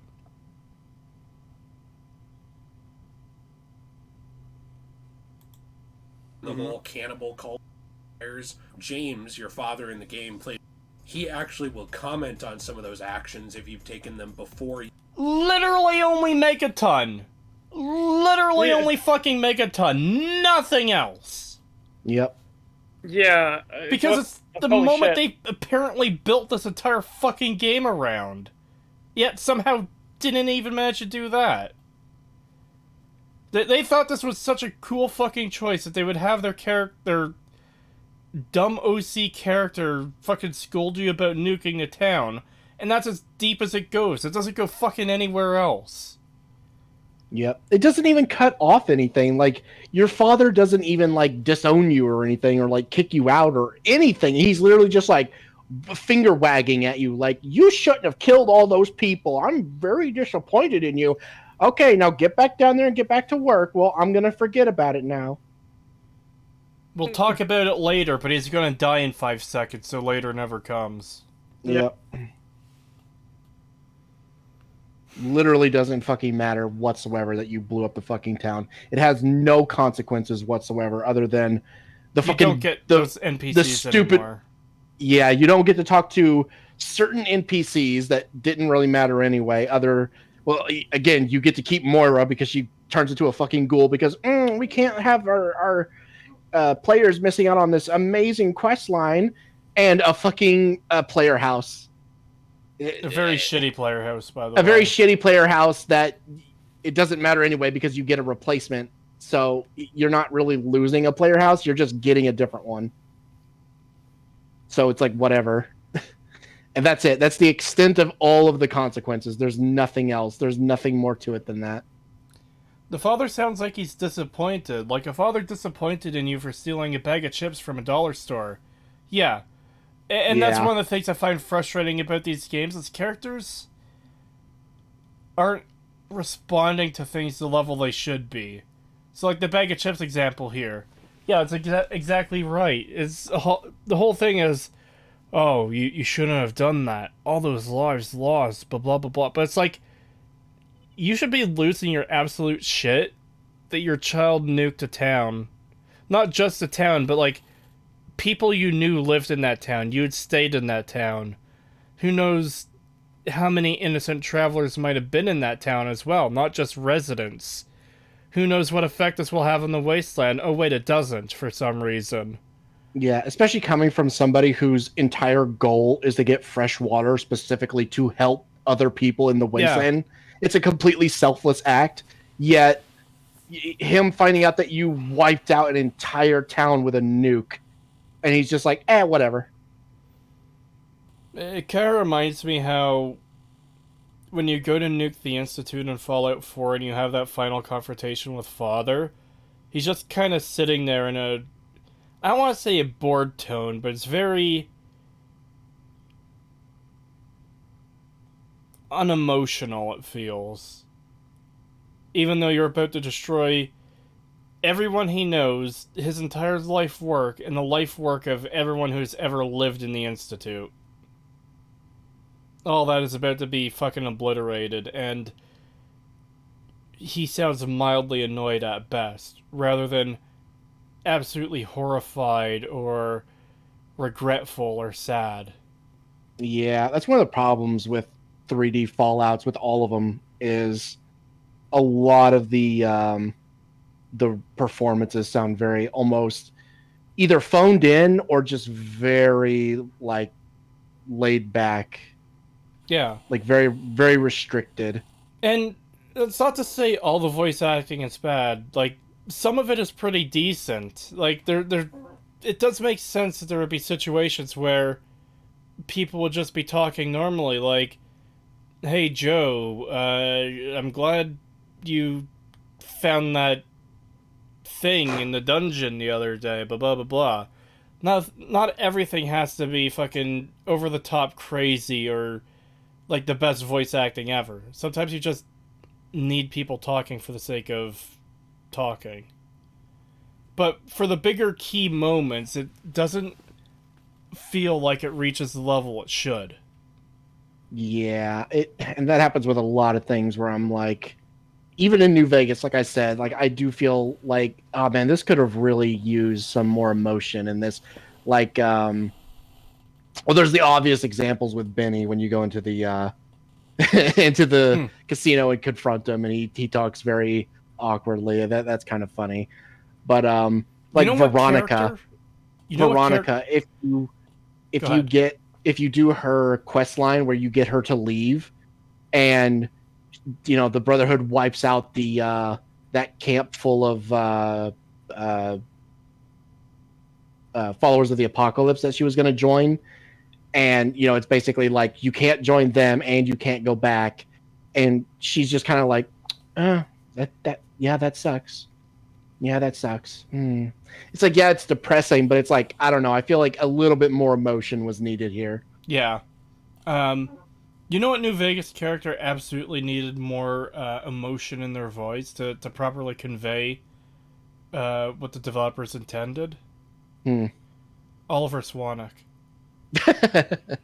Yes, a very deep and introspective character. Yeah, I took a deep dive on Oliver Swanwick. He's such an interesting character. You go meet him for purification.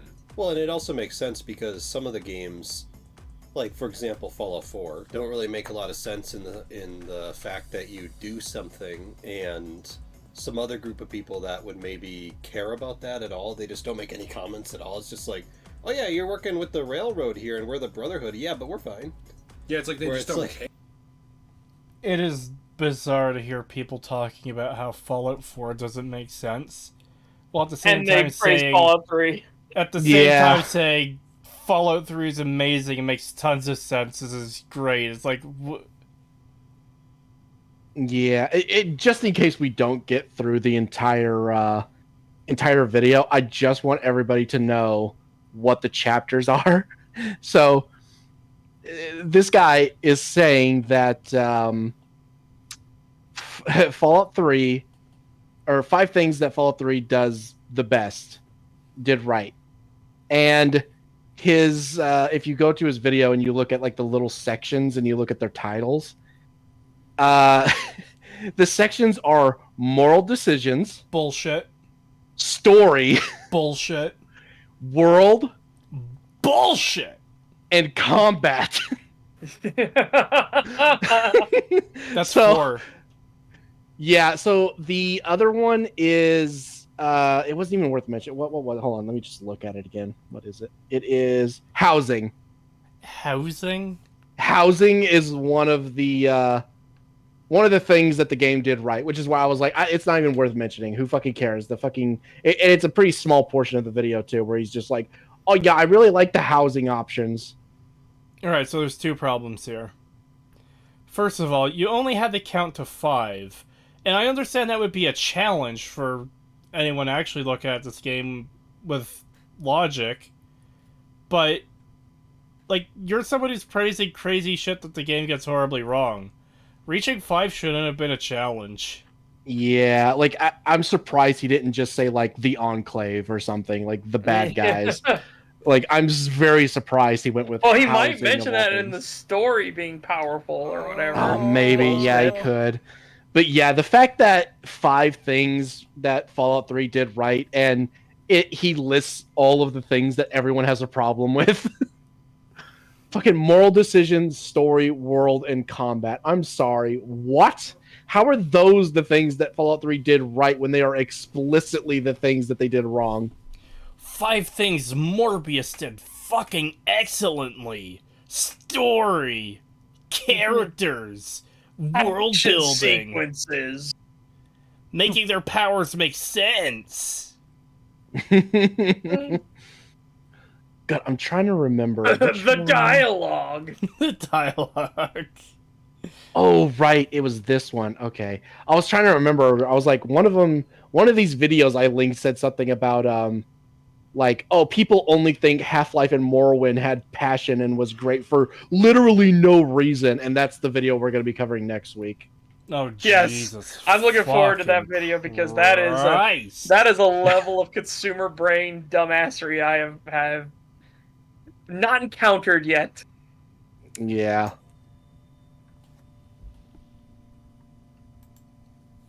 Hair. Yeah, it's actually kind of cool that you go and talk to James or whoever, and they actually make James comments or on your decisions. But they So you don't! actually feel like you affect. James will only ever mention Megaton. Yeah. And Three Dog, I guess, can call you out for things, but it's in the most fucking stupid ways possible. And for things that he shouldn't have any knowledge of. It's just insane. Three Dog's way of talking about what you've done in the world is perfectly designed to be as lazy as fucking possible. It is the bare minimum to acknowledge that you've done something. We're gonna record a guy saying a thing about the thing you did and play it on the radio, and it's gonna play the right clip sometimes for the thing you did. Oh, okay.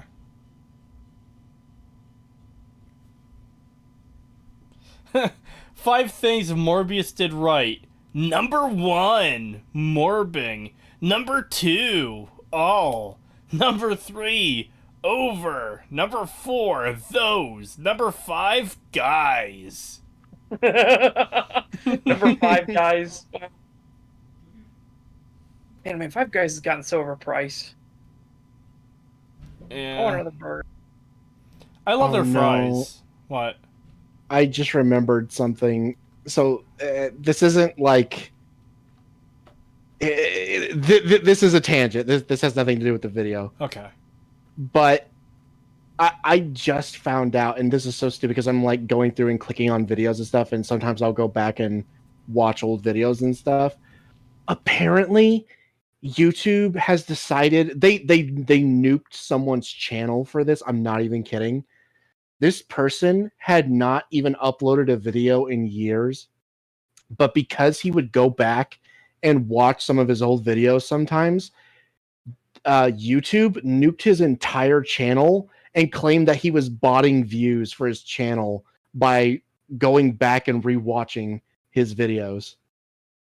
That's dumb. And they nuked his entire channel. Yeah, and he tried to like get it undone, where he was like this is ridiculous. Why, like, I'm clearly not botting like a 7-year-old channel that I don't upload it to anymore. I just like to go back and check my stuff sometimes. And they had like a meeting with him and shit, and they were like, no, we're keeping our decision as final. Your channel is gone. Because he went back and rewatched some of his stuff. So yeah, apparently if you go back and rewatch some of your old videos, your channel can get nuked because that's considered botting. That's dumb. That is really dumb. Especially considering, even if you do rewatch your old videos on your YouTube account, the amount of views you're going to give yourself is minimal at best. Yeah, very minimal. Not just that, but in the YouTube studio, there's for all the videos you have uploaded and streams, there's a button you can click that will open that video in a new tab for you. Like, not just copy link. There's a copy link option, and there's an open video option. So why even have that there when opening your own video could lead to channel destruction? Yeah. This NPC is staring on in disbelief at Stag's 254th tangent this stream. Yeah. There you go. The thing is, those emotes seem to line up perfectly with his expression. Yeah. $5 from a Gaiadura Bridge, thank you. 3 Dog casually accusing you of nuking a town should drastically affect your relationship with the world. Assuming you aren't Assuming you aren't outright hunted down. Agreed, 100%. In fact, it annoys the fuck out of me that 3 Dog does just casually accuse you of nuking the town with nothing to back it up but speculation. Oh, Tenpenny wanted to secure that location and now it's blown up. And you know what I think? That Vault Dweller person is hanging out at Tenpenny Tower. That's suspicious. What? I mean, isn't it kind of implied that the refugees who weren't there at the time are coming after you specifically because of what he said? Like, how else would they know it was you unless they heard Three Dog accuse you of it? Yeah, that's the only possible way they could know. Yeah, so basically he is assisting in trying to get you killed. Yeah. Yeah, it's one of the reasons I hate him as a character. $5 from Lethargic/Kitten. Thank you. Want an appropriate emotional reacting from Fallout voice acting? Watch Arcade Reacts to Activating Archimedes. I haven't actually done that with him as a companion, but I have heard people reference it before, how he apparently loses his shit at you for it. Yeah, he does. He gets very, very mad. But why? I've got a cool space laser weapon that goes pew pew pew. Yeah, it's actually pretty funny because he'll ask you, so where'd you divert the energy to? Because, you know, he wants you to send it to Freeside and Westside. Mm-hmm. And, you know, if you say, like, the whole general area, he'll be like, yeah, well, I guess I understand that. Okay.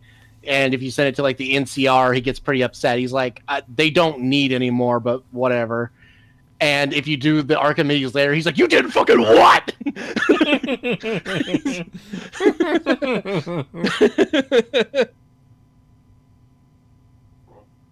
Oh my god, I'm watching right now because I've never done it with single intelligence, so with literally one intelligence, and it's even funnier.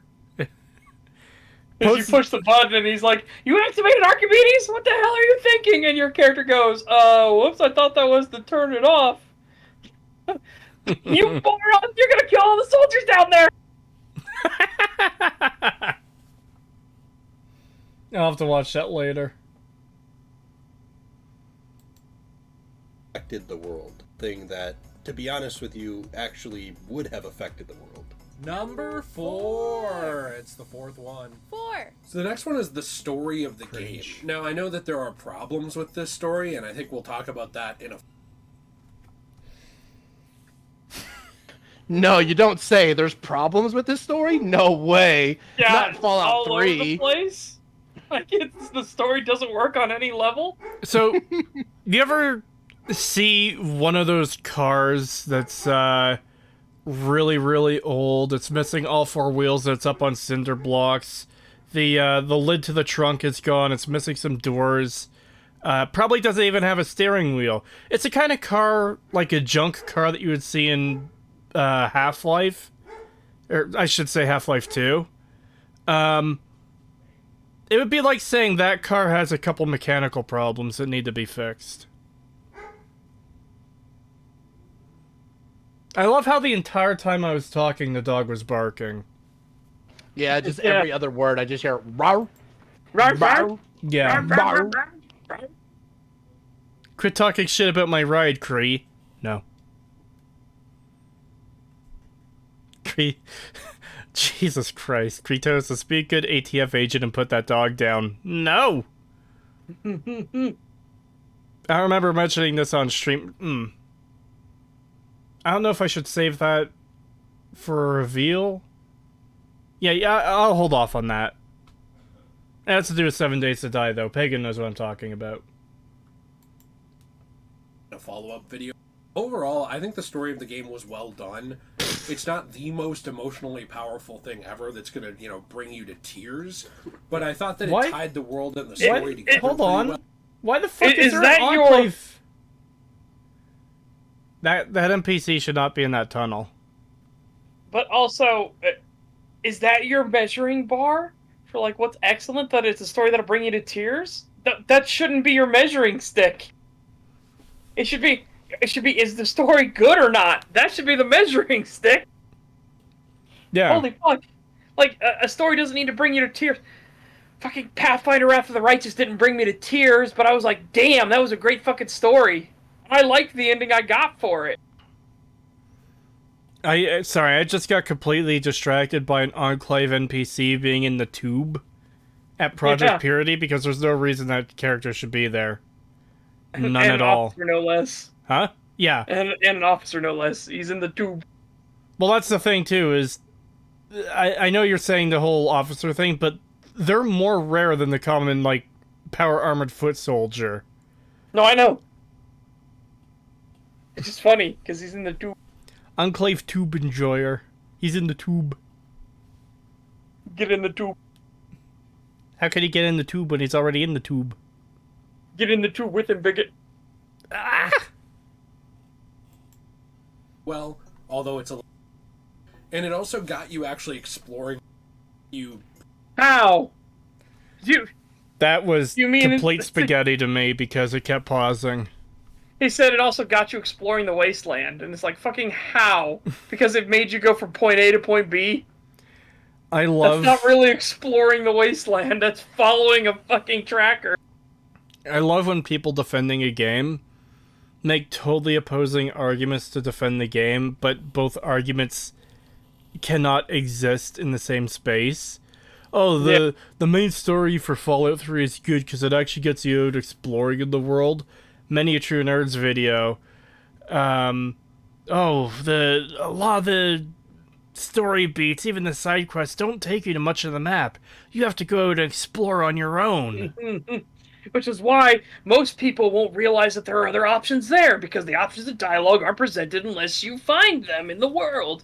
And I think, therefore, people conflated the options of options with thinking that they didn't exist at all.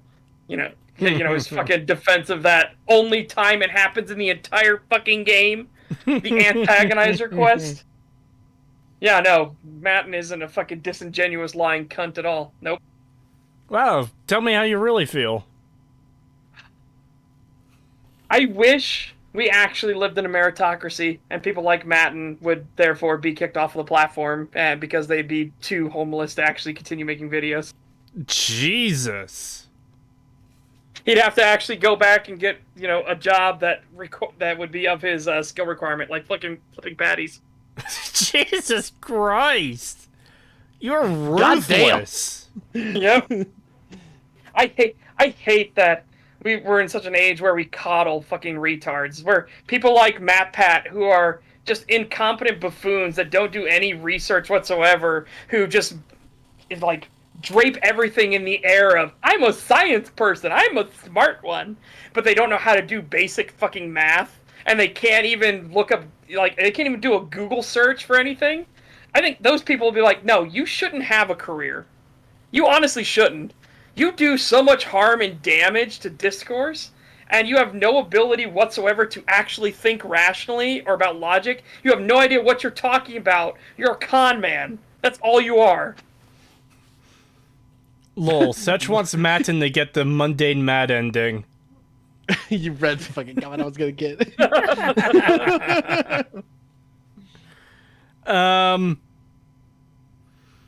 I don't wish anything that harshly upon him. I just wish he would stop making shitty video essays and making dealing with the Fallout fan base even worse, because now people are regurgitating his shit arguments based 90% off of headcanon and assumption rather than actual facts of what's in the game.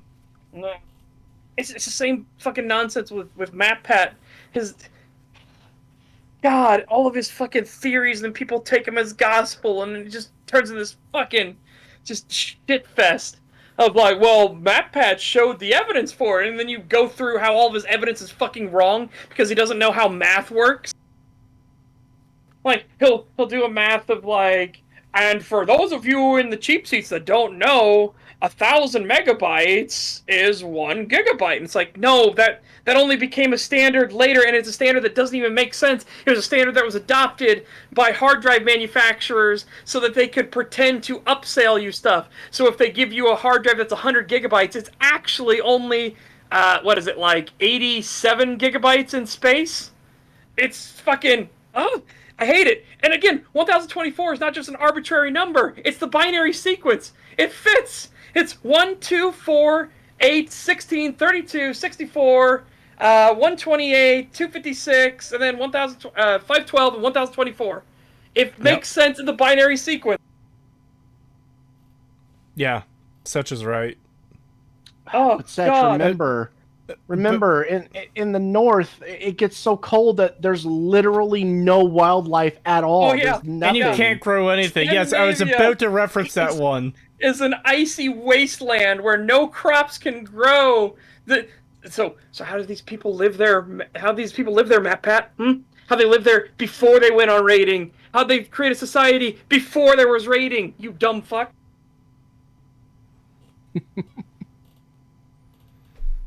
Nah, you don't get it. Norway is just fucking tundra.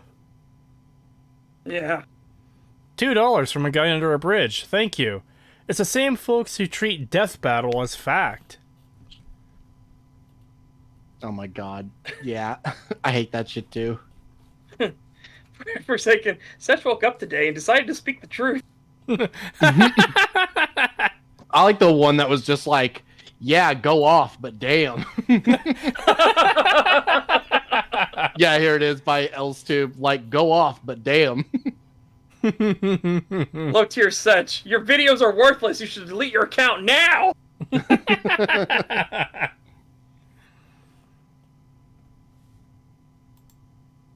Pointed in the right round. Things like Little Lamplight and certain vaults, and even your encounters with the Enclave.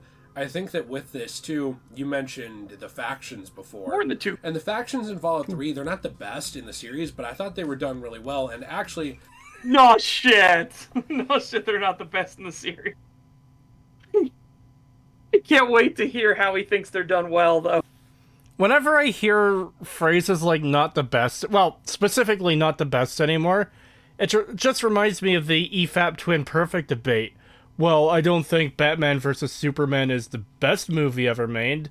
Yeah, there can only be one best movie ever made. That doesn't change anything of what we're talking about. Do you think it's a good movie? Well, I don't think it's the best movie ever made. We've just went over this. There can only be one best. Do you think it's a good movie? Well, it's not the best movie. I don't think it's the best. And he's like, holy shit, Ryan Braggs was losing his mind. Yeah, I remember that. That was absolutely infuriating. I would have lost my mind trying to talk to that dude. Yeah, I think people were like, Rags is too harsh. And I'm like, no, people that stupid need to be treated that way. I know. I think Rags was a little too lenient. I would have been way more angry. Yeah, I don't have much patience for stupidity, and I probably will have lost it. Oh, we know that. I still remember that time, technically the Acerthorn debate, where he came into our stream and tried to defend his absolutely retarded take on Novak and the fucking note and shit. And we were literally showing him the evidence on screen, and his response was, well, that's not an authoritative source, and you fucking lost it. You were done with his shit. I don't even remember that part. I know, I remember vaguely dealing with his messages throughout the stream. I remember getting to the point of, okay, I'm not reading this guy's shit anymore. I'm done. I actually have that recorded. Hold on, I could share it, and then if you want to play it real quick, because it's literally just a quick little clip of you getting really angry when he was just being an absolute retard. How much do I have to turn the volume down on this?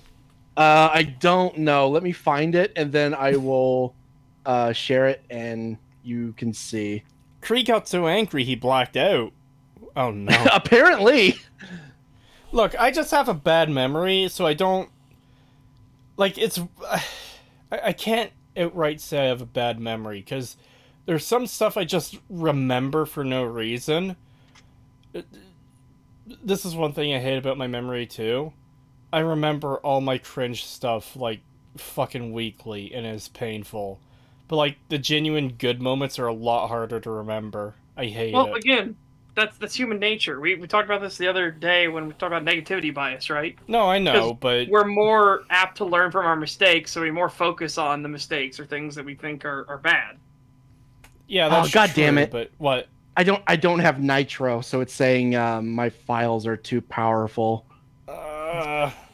Is there a way I can send it to one of you and you could post it here? I don't got Nitro either. Fuck. Upload it to YouTube as unlisted. How long is it? It is. Let me see. 30 seconds. Okay, yeah. Upload it to YouTube as unlisted, then drop the link. All right, I'll do that. In fact, I can just open realized it up in a new tab. I just realized something. That whole, Setch woke up and chose to tell the truth today. I was just like, Setch woke up and decided violence was the answer.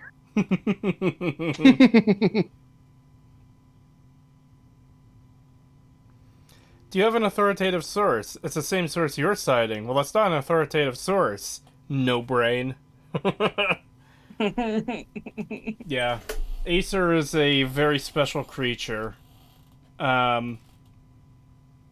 Dude, that was my favorite part. Me and Pagan roasting the shit out of him in the patrician debate.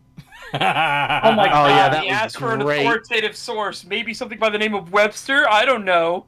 And then the moderator for this debate gave him the definition from Webster, and it shit all over Acer Thorn, and he had to spend the rest of the debate spiraling on how, no, that's not what that actually means or says. Oh, dude. Well, no, Right. his thing wasn't. That's not what it means. He tried recontextualizing the whole thing of, oh well, in depth means or sorry, what was the exact phrase that was brought up to search for the dictionary term definition? I don't remember. It was It was like- something like in depth or something. or analysis or something like yeah. that. It was something like And that. it essentially explained that, oh yeah, usually doing an analysis usually involves going in depth to see every part of the thing. And then his argument in response was, well, I explored every mechanic of the game a little bit, so that means I did an in-depth analysis. Or something stupid like that. My Yeah. source is I made it the fuck up. He's Yeah, like, essentially. yeah, but if I did 10% and that 10% was the core, but I focused hard on that 10%, that's in depth, right? Hey, look, you don't need to actually play the whole game to be in depth, do you? And even Patricia came in and was like, yes, you do. That's It was so still fucking good. that's still insane to me. The whole, why the hell would I play a terrible game just to do a video on it so you could be accurate? That's the point of Yeah. it.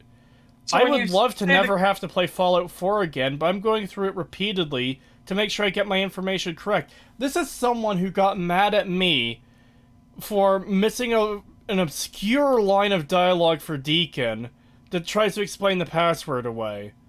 And it's like, yeah, but that doesn't actually explain the password. By the way, he ignored all my valid arguments against that to just keep bitching and moaning or crying about that criticism against the game. But I missed an obscure line of dialogue, and that was a problem. But he skips entire fucking swaths of the game, and it's fine because it's a game he doesn't like, and he shouldn't have to play it to do a retrospective on it. To put this in perspective, it'd be like if I went to Halo Reach, and I saw Kat, and then Kat's an insufferable piece of shit all throughout the game, and I said, and she'll likely survive because that's the kind of agenda that Bungie and 343 work with these days. And everybody knows that's played the game. Well, Kat gets her head shot, and a couple scenes from now, so that would be inaccurate. It doesn't matter. It's wrong. I need to make sure that I don't say something like that because it'll be proven wrong here not long from when I'm feeling that way. And God, that Cat situation, Jesus Christ. Nobody could tell me how everybody that defends Halo Reach, nobody could tell me how the Needler rifle killed Cat. Nobody can. They say, oh, it was the radiation that dropped her shield. It was an EMP pulse that dropped the shield. It's like, but it didn't. It didn't. We know what happens when your shield drops. We see the sparks and crackles from shields being gone. That's not there. She still has her shield. Yeah, I love that edit where somebody did the jackal with a sniper rifle. This is just a jackal who's hanging out on a beach, and he's looking around, and then he just gets a moment like, and then he aims the rifle, fires it, and it bounces off a car, hits a window, bounces off of that, bounces off of a beam, and then just comes into an entire different planet, just dunks. Alright. I may have to turn the volume down on this. I think you might have to turn it all the way up because I can Oh. barely hear it. So Okay, hold on. I'm opening it in a new tab. Volume up. Alright. Sorry, Creetosis, this is fucking frustrating. You still haven't provided any authoritative sources about the correct way to critique. Dude, you are literally getting shit fucking wrong. I don't know how else to say this. When you're getting factual stuff wrong, you are making your fucking in-depth critique wrong. How do you not understand this basic fucking fact? Yeah. No, I was just being quiet so the video could go, because Cree would have to turn up the audio for the video. Yeah. I'm vaguely remembering that now. Because there was such a stupid argument of, oh, do you have a source for authoritative source I'm making my video poorly? Yeah, you're getting stuff about the game wrong. yeah. Yep. What like, video was that's this from? This was from the STAG where we covered Acer Thorne's New Vegas retrospective. Yeah. Like that's not super loud or anything, but like from Cree, that's like it's like he doesn't normally get that loud and stuff. It's like Or animated. yeah, Honestly. you could tell The- you are rage. you're literally getting things wrong. Literally. Yeah, the pronunciation when he gets like really mad, he's like wrong. Yeah. Yeah, that was a painful stream. It drained us. It drained us so bad. That was the 11-hour stream too. Yep. Yeah. Also, Speaking of the 11-hour stream, do we want to get back to the current one we're working on? Oh my Yeah. god. I also vaguely remember losing my shit at a video we were covering a couple weeks ago, and I don't remember what it was. Yeah, I don't remember either. Because I just remember Pagan saying, I love when you get mad like this. Yeah, that's right. Oh, what was that too? Oh, I've already forgotten. It had to have been something exceptionally retarded. Yeah, it had to have been something really bad to get you that mad. I don't remember what it was though. You say a couple weeks ago, but it was probably like months ago. With the way time is moving right now, it feels like a few weeks ago. Yeah. Yeah, fair. This year. Let's say this year. I know we're almost halfway through the year. Let's just say this year. Yeah. God, yeah, time does move a lot faster as you get older. I don't like Oh, that. yeah. It Oh, sucks. trust me. You'll get to the point where it's like, God, where'd the fucking day go? It's really awful. Oh, I'm already there. I'm already like, where the fuck did the year go? Holy shit. Yes. Yeah, we're nearly That's why- at the end of May, and it, like, Jesus. In a weird flip side, I also appreciate that, because then there'll be things I actually won that'll be like coming in 2025, and it's like, oh, that'll feel like nothing to me now. Sort of. That's right around the corner. Yeah.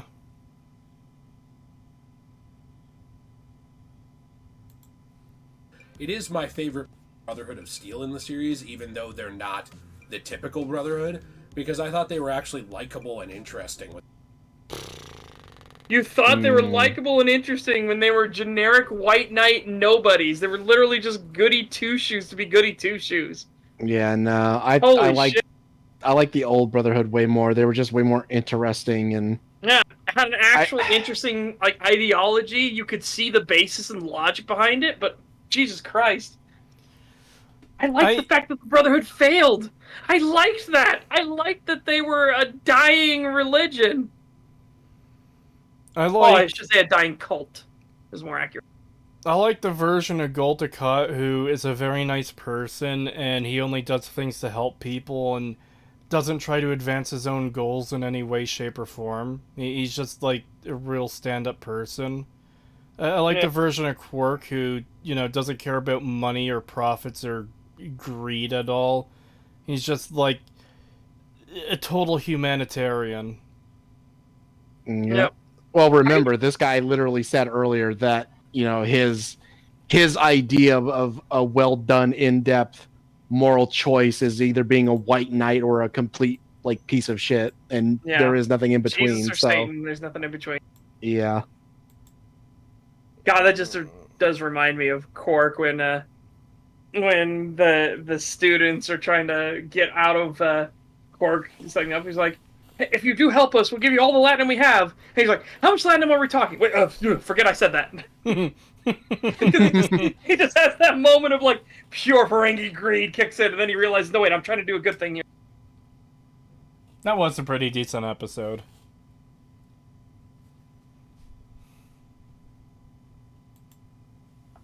With everything going on, Lions and the Lion's Pride and different groups and the struggle with the Enclave. Yeah, one thing I really liked about the story was, well, first of all, I like to say the water purification like aspect about the story, I thought was actually a really interesting spin on a Fallout story. Thank fucking God you didn't say it was handled well, because I Well, would have he gone might. off. He might. Again, it's an interesting concept. It really genuinely is. But Jesus Christ, they butchered it. They fucked it all up. yeah, it was not done well at all.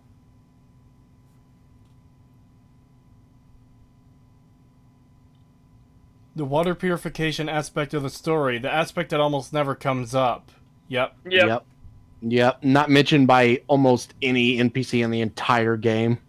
Yeah, nobody in Republic of Dave gives a shit. Nobody in Canterbury Commons gives a shit. Nobody in Arafu gives a shit. Nobody in Tenpenny Tower gives a shit. Nobody in Paradise Falls gives a shit. Nobody in Megaton gives a shit tangentially, right? Because they're people that care about it, but it's only because they're trying to get you towards your father, so I guess tangentially related. But they don't really give a shit about the water purifier, because they have their own. The mechanic cares about their own water purifier, which is on the verge of breaking, and no one else knows how to fix it, and he's an old man who probably isn't going to be around for much longer. And Megaton itself doesn't care about its water needs until there's a purifier giving water to everyone in the wasteland. Yeah, the moment they start getting extra water on top of the water they already have, then they suddenly become desperate to the point where, oh yeah, this water caravan protected by Brotherhood Knights, we could take them. You know what? Maybe here's my headcanon. The Brotherhood is lacing it with some fucking hard narcotics, and everybody's addicted to the pure water now. We'd be better off if the Brotherhood laced it with some fucking cyanide. Man, how fucked would that be though? Like, how funny would that be if it's like, oh, do you poison the water or do you keep it clear? And then you like, even if you choose the option to keep it clear, the Brotherhood just poisons it anyway. But they don't poison it with like actual poison. They just seriously put like Jet or Psycho in it or something like that. Something that gets people addicted. So now the Brotherhood has a monopoly. Well, that would be keeping in line with the Tenpenny Tower quest of fucking over your good decision. Yeah. Yeah. We subverted your expectation, player. Aren't you happy? No. No. No, I'm not. No. A lot of the Fallout stories, they're not bad, so I'm not saying I hate them or anything like that. Stories where it's kind of like, oh yeah, that's interesting. Yeah. But to me, the Fallout... Would you care to elaborate? Yeah, seriously, like, What? you are really downplaying the rest of the series just so you could... Yeah, fucking... 1, 2, and New Vegas, you are downplaying the fuck out of them and how all of their stuff impacts and revolves around the entire world. Like, holy shit, the Enclave coming in Fallout 2 isn't just treated as a nothing thing. There are people genuinely terrified of the fucking Enclave, okay? And the Enclave also needs to figure out how to deal with certain more, shall we say, more fortified positions. Like, holy shit, it actually feels like these factions are real and there's actual, like, political schemes and maneuvering going on. Yeah. Yeah. Especially when you start dealing with New Reno, like, there's a big scheme going on there that's a whole quest that you deal with. And I say a whole quest, but that is kind of a big deal in the original 2 Fallout games, because it didn't have like a scatter shot of bullshit like Fallout 3 and 4 have. It had well-designed quests that usually go pretty in-depth. And the one in New Reno is like a really fucking good one with the Mardino family and just the different families in New Reno.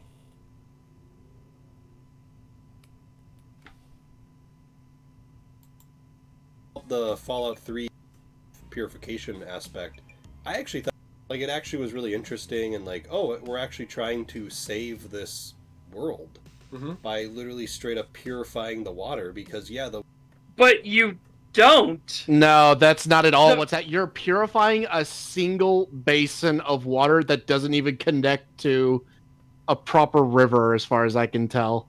That doesn't affect anybody else. Nobody draws their water from it. Nobody's desperate for water. In fact, like fucking goddamn Megaton has its own water purifier. It doesn't even need Project Purity. There's nobody dying of thirst in the wasteland. Like it doesn't work on any level. Yeah, it really just doesn't do fucking anything. Oh my god, I just saw the best fucking meme. Oh no. It won't click with everyone else, but it clicks with me, and it will with the channel I'm gonna post it in. But it has to do with that fucking what is that fucking show? The surgeon or whatever, where he's just like, I am a surgeon. Yeah. It's that, but with the the new changelings and fucking chrysalis, and it's fucking great.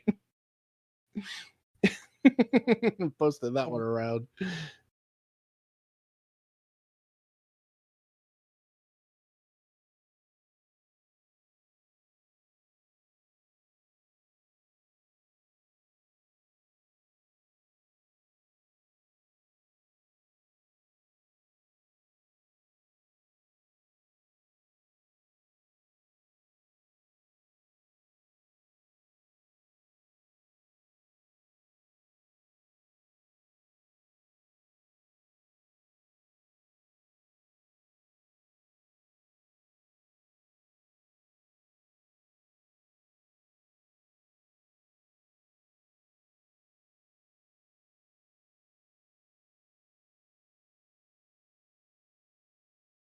Yeah.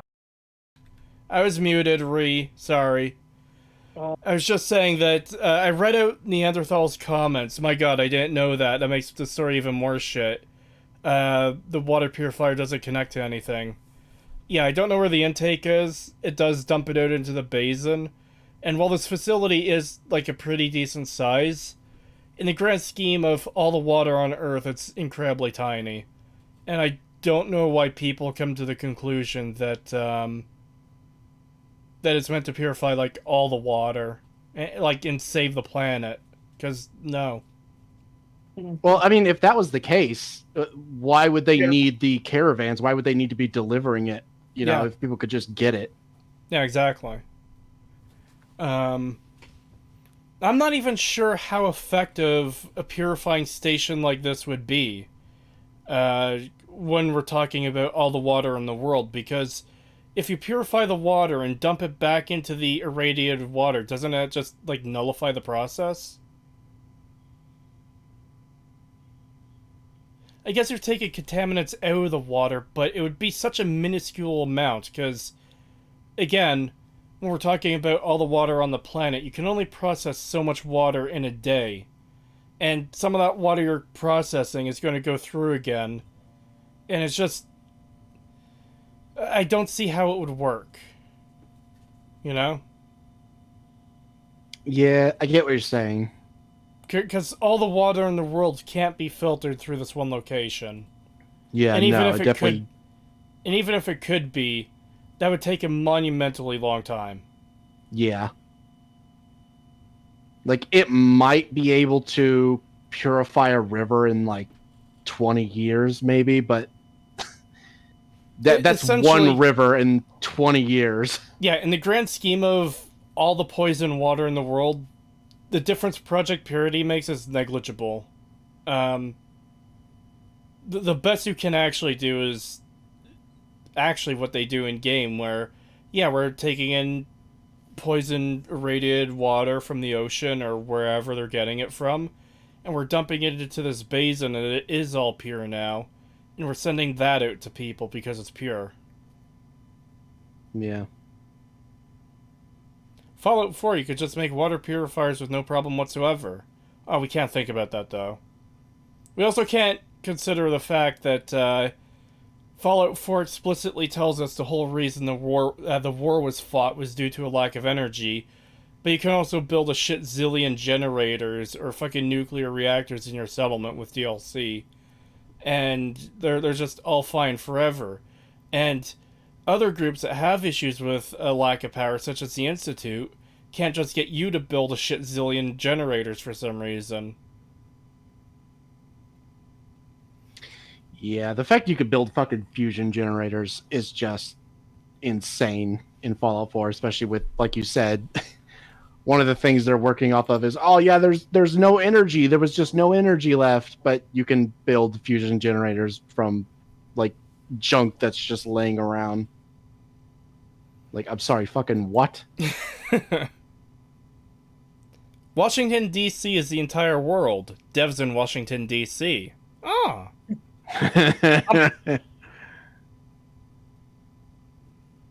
And hello, Indigo Gaming. I hope you're doing well. $2 from a guy under a bridge. Should have just gotten the swimming perk, 5 heads. Yeah, exactly. Oh, did you get the other one? Yes, I see it now. $2 from Bustin Jeeber. Oh, thank you. Imagine if Bethesda made Fallout New Vegas instead of Oblivion, or instead of Obsidian. I don't know why I said Oblivion there. What a fucking nightmare that would be. Yeah, I don't even that want to would be imagine. There'd be like 200% more dungeons, and it would be absurdly fucking flat and shallow. Less quests and everything. Yeah. Bethesda, I don't want Bethesda touching anything West Coast Fallout ever. Like, just no. It's going to happen at some point. I know, which is sad. I'm hoping that Bethesda will just do so poorly that they go under before they have a chance to ruin Fallout more. Like, Well, at they this won't point, go I'm under, but I'm rooting for more of like the death of the company more than anything else at this point, because good God, I have no more faith. I have no faith in them. I don't want them touching Fallout or anything else again. Bethesda, They won't quick, go under, release another Redfall. but Microsoft might, remove some of their privileges, which would be fantastic. I would hope, but I don't know. We'll have to see, because I don't know. Microsoft's not been making too many good decisions lately either. So I would not put it past them to be like, oh, you know what? They're popular. Fallout 4 was popular. Just do that again.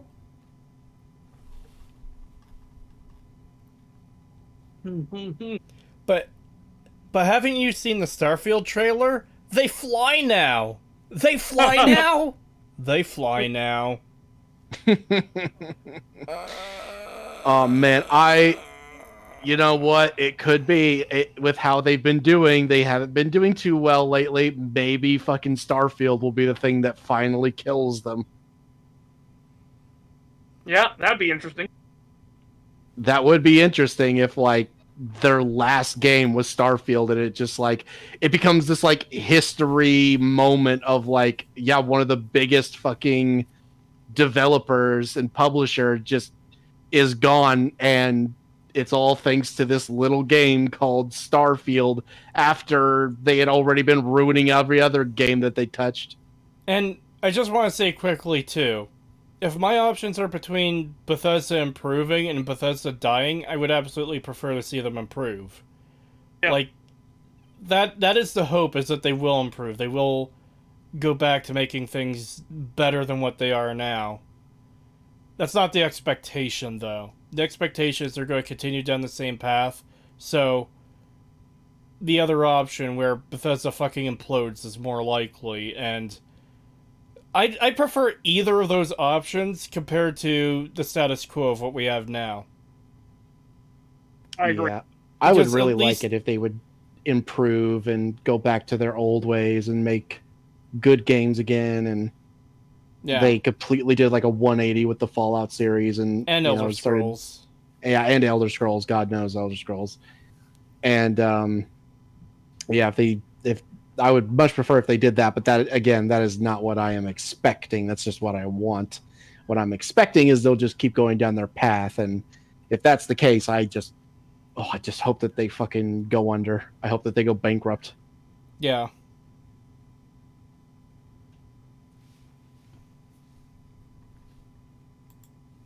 The water would be contaminated after a nuke went off. I also love Liberty Prime. That was one of the funnest Fallout missions of all time, I thought. The story overall was just very good. Look, The story look, overall was very good. Oh I my would not call the Liberty Prime section the funnest thing of all. It's literally Yeah. just like a cutscene where you follow a giant robot and you do nothing. Look, I like Liberty Prime. He's a cool giant fuck off murder bot that talks about why communism is shit. Yeah, and appropriately treats communists the way they deserve. Yeah, so I do like Liberty Prime. To say it's one of the funnest quests ever is a little bit fucking insane, because you can't do anything. Like, you could barely get it, and this applies to Fallout 4 as well.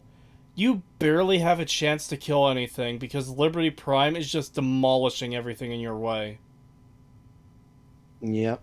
And again, I've been saying this for years. I don't know why people don't see it, but it seems like more and more people are catching on. Like, I even watched a video recently where the guy is like defending Fallout 4, but he's also criticizing it. And even he was like, yeah, I love Fallout 4, but like my friend just told me that it's just like the pussy version of Fallout 3. And unfortunately, I kind of have to agree. And I'm like, yes, that's exactly what it is. Like, Fallout 3 is bad, but Fallout 4 is literally just Fallout 3 again, but pussy edition. It's so fucking bad. Like, all the same story beats and shit are in fucking Fallout 4, basically. Like, it's so similar. Like, I look at Fallout 4 and I just see Fallout 3 with another coat of paint. It's so similar. Like, the differences are so minor to me that I'm just like, I don't know. It feels like they just took Fallout 3 and said, okay, let's give it a different art style and some different NPCs and maybe a few different quests. Like, I don't know how people don't see it. Like, I see it, like, plain as day. And apparently other Fallout 4 fans, I should say, are starting to see it. But, like, how everyone else doesn't see it, I don't know. Like, you even have the fucking same ending with, like, the Brotherhood, with like Liberty Prime walking down the road, blowing things up that are in your way and everything. And Diamond City is basically just a retextured megaton. And Did you know that Megaton House is based on my house? Ah, that makes sense, Acer. $2 from Bustin' Jeeber, thank you. Don't you guys want more Brotherhood of Steel? No, I thought it was fascinating that even by Fallout 2, the Brotherhood is already in decline and near death. I thought that was fucking just interesting as shit. Their ideology in the Wasteland doesn't work. They are being supplanted. They are a faction stuck in the past now, and they will be forgotten. I love that, because they were the faction that was on top in the first game. Well, not on top, but you know what I mean. They were a super powerful faction in the first game. Yeah. God, I'm still struggling to stay awake. We're only a quarter of the way into this fucking video. Oh my god. I think if we start making good enough time with this, which that'll be surprising, we should just skip the housing part. Like, maybe listen to a little bit, but if it's like nothing, just skip that one and just try to finish the last one. Okay. Let's see. Let's just go. Yeah. Speaking of that broken steel, which I know is DLC, they actually were smart to continue the story. Yeah. You know, so it's That's one way to describe retconning the entire fucking ending to the game. Yeah, Jesus because they got Christ. well-deserved backlash for how fucking awful that ending was. Oh my god, they were smart to continue the story. They were smart to realize that they had a ton of backlash and their ending was dog shit. So they retconned it. Yeah, it's not. They weren't smart. They didn't realize this. They got backlash and then changed it after enough of it. After it got loud enough. And They then weren't Emil smart about anything. cried that, how did people pay attention? They're supposed to make paper airplanes. No, they paid attention. Because Emil is a piece of shit writer. Yeah. God, I watched that fucking clip again of him like giving that interview, and God, it's so bad. He looks so fucking it looks like he's on coke in that video. He really does. $5 from a guy under a bridge. Thank you very much. Thank you. And before Liberty Prime is made into a human in Fallout 5, and you get to teach him the Reds actually have some good ideas he's been too privileged to see. Oh, Oh God. no. Oh no, please, God, no. Alright. Ends, it's that there's more story with the brother ties in as well to everything going on with James, where everything around Revelation 21:6 of purifying that water and giving unto the people freely the waters of life. I mean, this was pretty much a stepping stone towards Fallout 4. Now, I know that this is not Boston. What the fuck? What? Stepping stone towards Fallout 4. Do you see what I mean about the whole stream of consciousness thing that I mentioned? Yeah. Yeah, oh my It's just God. making connections that aren't even fucking there. Oh, the Bible verse. Oh man, it's so deep. It's mentioned once. It's the Bible verse being there was just because Emil is a fucking, like, he's a fucking pretentious wanker. Oh my God.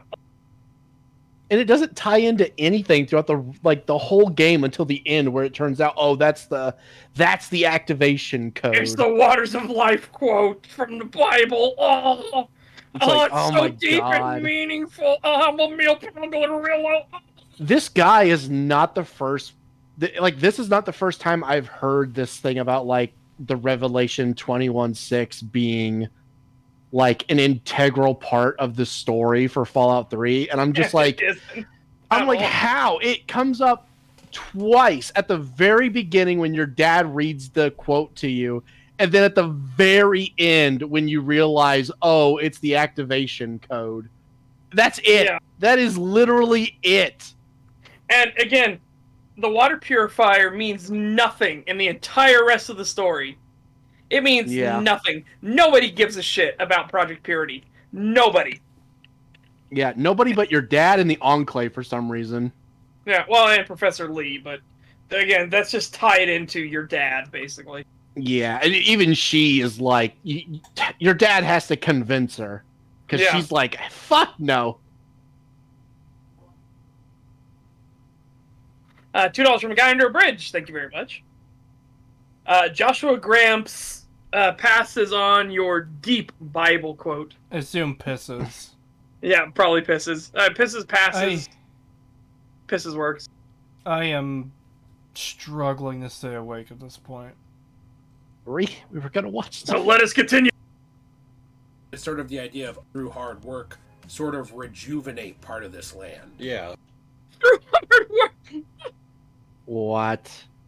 You mean taking an easy solution out and doing it in the dumbest way possible by actually breaking a GEC to do this, when a GEC would actually allow you to make more green pastures with farmable crops and everything. Oh my God! I never even thought about that. Holy shit! You're right. You didn't?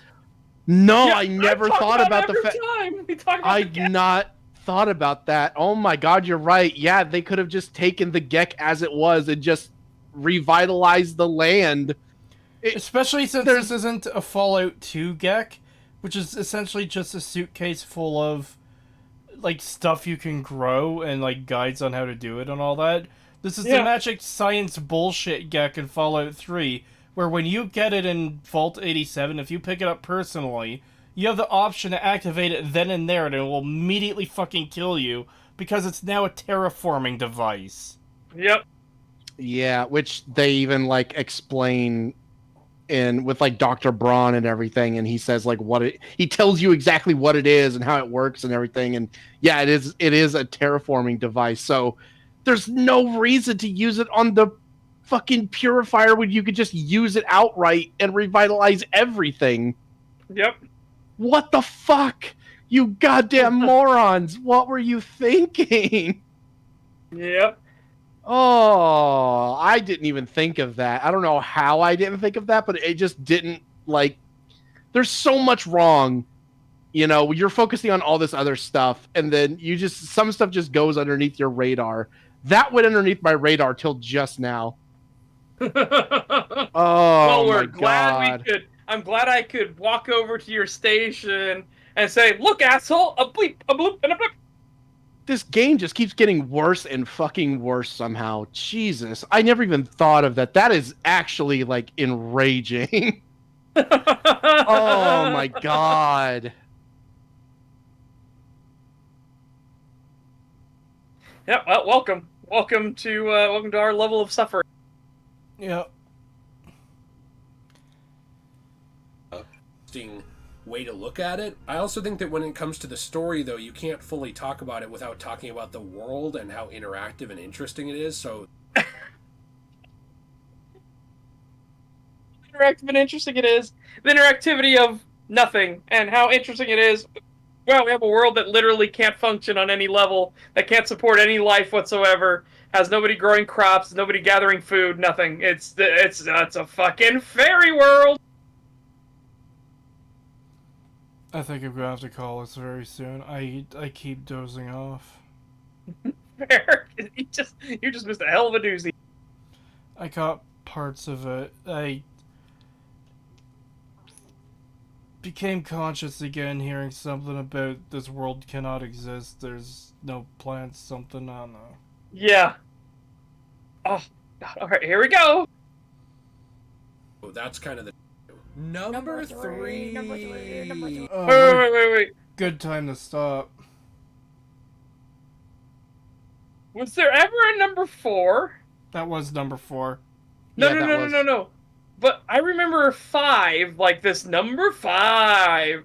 Yeah, they did. They did this. 4. They did this as well, and it was even more. Oh wait, I cringe was than probably number gone. 5. Yeah, I was probably gone, wasn't I? Yeah, you were gone. Yeah, they did do this with 4 as well. They did the same dumb thing. Oh, okay, good. I was gonna say I don't remember them doing it 4. Yeah, all right, fine. That was when I was in the bathroom. That makes sense. I forgot you guys had to continue with that. Yeah. All right, so do you want to end it here, and do you want to eject the video, or do you want to try to finish it next week, and then maybe if we have try time... to finish it next week. All right. Or we could do the other video next week and finish this the week after. Let's do that, because I really was looking forward to doing... I want to do the other video real bad. Because yeah, it sounds insane, and there's nothing more satisfying than breaking apart somebody that's a pseudo-intellectual. Yeah. Yeah, Holy we'll shit. cover this one 2 weeks from now. Yeah. Sorry, Chad. It's just I am incredibly fucking tired right now. I'm nodding off. I am leaning over the side of my chair, falling asleep. Reed took the whole thing of being an owl too literally and stayed up all fucking night. I didn't mean to. He was busy doing fucking script stuff for Fallout 4 and looking into the Brotherhood. No, he was hooting and hollering at the varmints he was gonna eat for dinner. He was hunting them varmints. Not the exploding kind, though. He was hunting them good varmints. Varmint Hunting Volume 6. Exploded varmints. I miss old school videos where people just made tapes on what the fuck ever they wanted or what they were interested in. So here's just a couple dudes that load up on like hollow point ammunition and they're literally blowing up varmints. They're just shooting varmints and making them explode because they use super high caliber rounds that are hollow point and just splatter them. Yeah, that was funny on Red Letter Media because they started off fucking losing their shit, but it just kept going and going and going, and they weren't laughing anymore. It's like they were transfixed by it, because it just kept going. Yeah. It was just like, how long did they say the video was? It was like, remember, it was a long video, too, and it was literally just, there's a varmint! It was like There's a an varmint! hour and a half or 2 hours or something like that. It was just a couple of rednecks shooting small critters and, like, literally Fallout 3 and 4 giving them the pieces. Yes. literally the bloody mess perk just exploding into bits. You couldn't tell that it was a creature anymore. It was just like viscera everywhere. But it's funny because there are some areas where, because people are like, how cruel. It's like, well, a lot of these are, they actually need to do this to keep the populations down because there's no natural predators that fuck with these things. Fuck with what things? That won't fuck with, like, the varmints, stuff like that. They'll keep the varmint yes. out of the crops and materials and keep them from chewing into your housing and stuff. Yeah, sorry, I nodded off again. Yeah, that's fair. So, we'll come back to this in a couple weeks, and we're on number 3. Number 3. Number 3. When watching a stag, you expect them to get to the end, but they may not be what you always get. Yeah, because one of the fucking hosts is falling asleep. One of the hosts is falling asleep, and it's not the forgettable one, Pagan, where they could continue on afterwards. Fuck you. Wow. To be fair, though, it is the meme. Sleepy Pagan is the meme. You could fall asleep. So. Got them little night snores, little snoozes. I do think I do find it funny though that me falling asleep during that video was the funniest thing about that video. Yes. Oh god, it was good though. Just because we were trying to figure out, or at least I was trying to figure out, like, what the hell's that sound? I was just so fucking bored from the Starfield footage. It was just so painful to watch and just so boring that I just passed out without even realizing and started snoring. And then I woke up and saw that we were still streaming, and I was like, "Oh fuck!" I hate when I do that.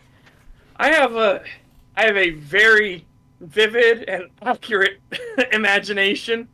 So I will be in a conversation with somebody, or I'll be at a lecture or something like that, and I will fall asleep, not even realize I've fallen asleep, because my mind, as my eyes close, will have drawn the entire room of everything I'm looking at, as if I'm still focusing, and the only time I realize I'm asleep is suddenly I get cracked in the back of the head, and someone's like, "Hey." It's like, "Huh, what happened?" It's like, "You fell asleep." "Huh. No, I didn't, I was paying attention." "Oh, no, wait." Like, I'll even do the whole thing in my mind where I'll continue the person's conversation on afterwards. I fucking hate it when it happens. Oof.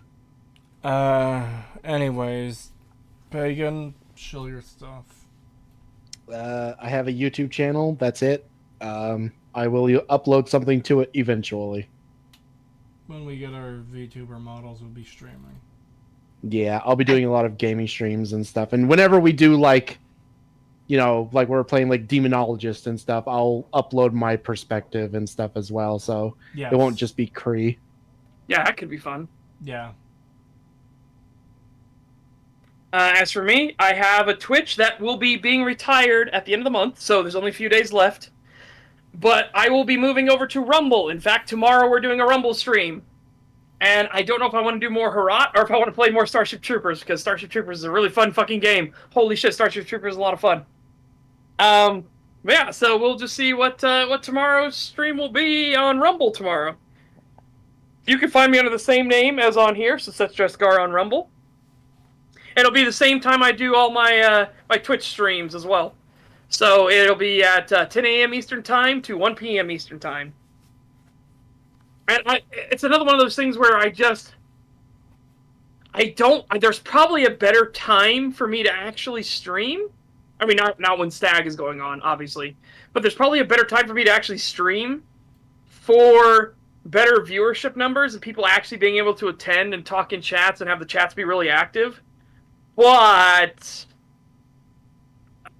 I feel like people have got a set schedule now of me streaming at that specific time. So yeah. Oh really? Sad to hear you're abandoning Twitch. I don't know any Rumble, old man grumbling.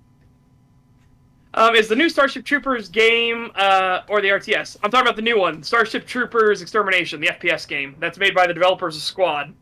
A really, really fun game. Yeah. I do notice whenever I'm streaming, because I do really long streams whenever I play games and stuff, that my viewership would go up a lot around like 2 or 3 in the afternoon. Yeah. That's the thing too, is like at first mine's kind of low and then it picks up and then up and up and up and then it kind of like has that plateau area and then it picks up near the end again and it's just like, ah, man, there's probably a better time slot for me to pick, but I just feel like people have gotten so used to these set times that I don't want to like sweep the rug out from underneath them, right?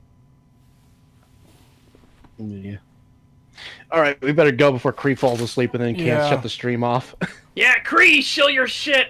That should give you a little bit of energy so you can get to the end stream button. I'm doing stuff. Thank you for coming out, everyone. It's very much appreciated.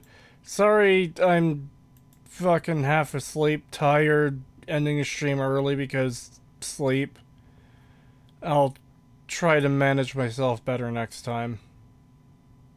Roy. Yeah. Yeah. $2 from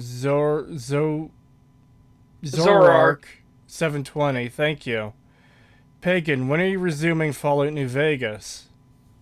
When I get my model, I do plan to go back. I also need to completely fix my game. I think I've got it mostly fixed because I still want to do modded playthrough of the game. Yeah, once I get the model, and I'm also going to use a mod that mutes all of the radio stations because copyright. Yeah, copyright. So I'm probably going to have to delete my old series at some point, but I'll hold off on that until I have to. Meanwhile, we just need to get Pagan to go to Rumble, and then he doesn't have to give a shit about that. Yeah, true. I could just upload my old ones there and remove them from YouTube. Yeah. Yeah. But yeah, I will be doing it eventually. I just want to wait till I get my model to really do anything with my YouTube channel.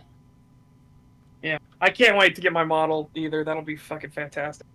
Same. Yeah. Finish it or there's another vid. We didn't finish the video. I'm falling asleep, so we're ending the stream. We're going to continue this video in 2 weeks. We're going to cover a different one next week. Yeah. Yeah. Yeah. The owl needs to get cuddled up into bed for his beddy bite time. Yeah. Have a good night, everyone. Thank you for coming out. It's very much appreciated. Yep. Bye. Bye. Bye. Bye.